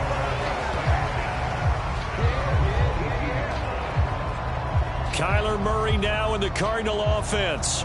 Down by 5. Just over a minute 40 to play. And they're in danger of a 3rd straight loss as they come up on 1st and 10. Murray to throw. Looking middle, and that's complete. And he's going to get this one across the 30-yard line. And his pass incomplete. They'll try again here. 2nd and 10. Now Murray. Pass complete to Green. And he slips up past the 45 before being tackled. Plenty of time. All 3 timeouts still remain. Here's 1st and 10 now. And he gets this inside the 35-yard line. Here's 1st down. Quick hitter here, it's complete. And inside the 20 before he's brought down. The Cardinals going to use the first of their timeouts as they'll stop him with a little over 30 ticks to go in the football game. 2 timeouts still at their disposal. Here's a 1st and 10 now. To throw is Murray. Oh, and that's going to sabotage their comeback plans. It is intercepted. And the Bengals have just about sewn up this football game. Just when you thought this game might be turned on its ear, a late interception pretty much going to seal the deal. Yeah, boy, talking about having your backs to the wall. This defense, they look like they were in danger of surrendering this lead, but they knew they needed that one play, and they got it right there, partner. The Bengals offense getting set and ready to go again here. And still 2 timeouts defensively, but even if they choose to use those, 3 kneel downs should be enough to get out of here with a victory. And that's exactly what's being stated into the head coach's headset. Oftentimes they have a guy upstairs who monitors this at the end of the game. A little clock management 101. Now the Cards going to call another timeout, their second, as they stop it with 22 ticks to go in the 4th.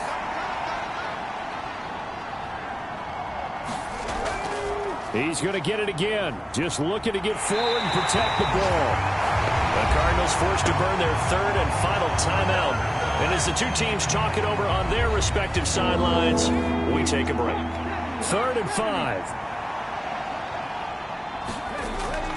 Now a man who's been busy this afternoon, it's Williams. And this won't be enough. Stopped a yard short after a gain of 3. 4th down. So this one in the win column now for the Cincinnati Bengals. And a little bit of a surprise, they lose the turnover battle, but wind up winning the ball game. And this is very unusual because you know all teams stress winning the turnover battle as a key indicator to winning ball games. So when you get something that goes against the grain like the one we saw here, it's quite the oddity. Now, let's face it, they'll be very happy that they pulled this off, but they do know that in the future, they've got work on taking care of the football because this won't happen very often. So for Cincinnati, they boost their record up to a strong 4-1. And they'll get another road test next week as they head to Cleveland to take on the Browns. And for Charles Davis and our entire crew here at EA Sports, I'm Brandon Gaudin saying so long, everybody.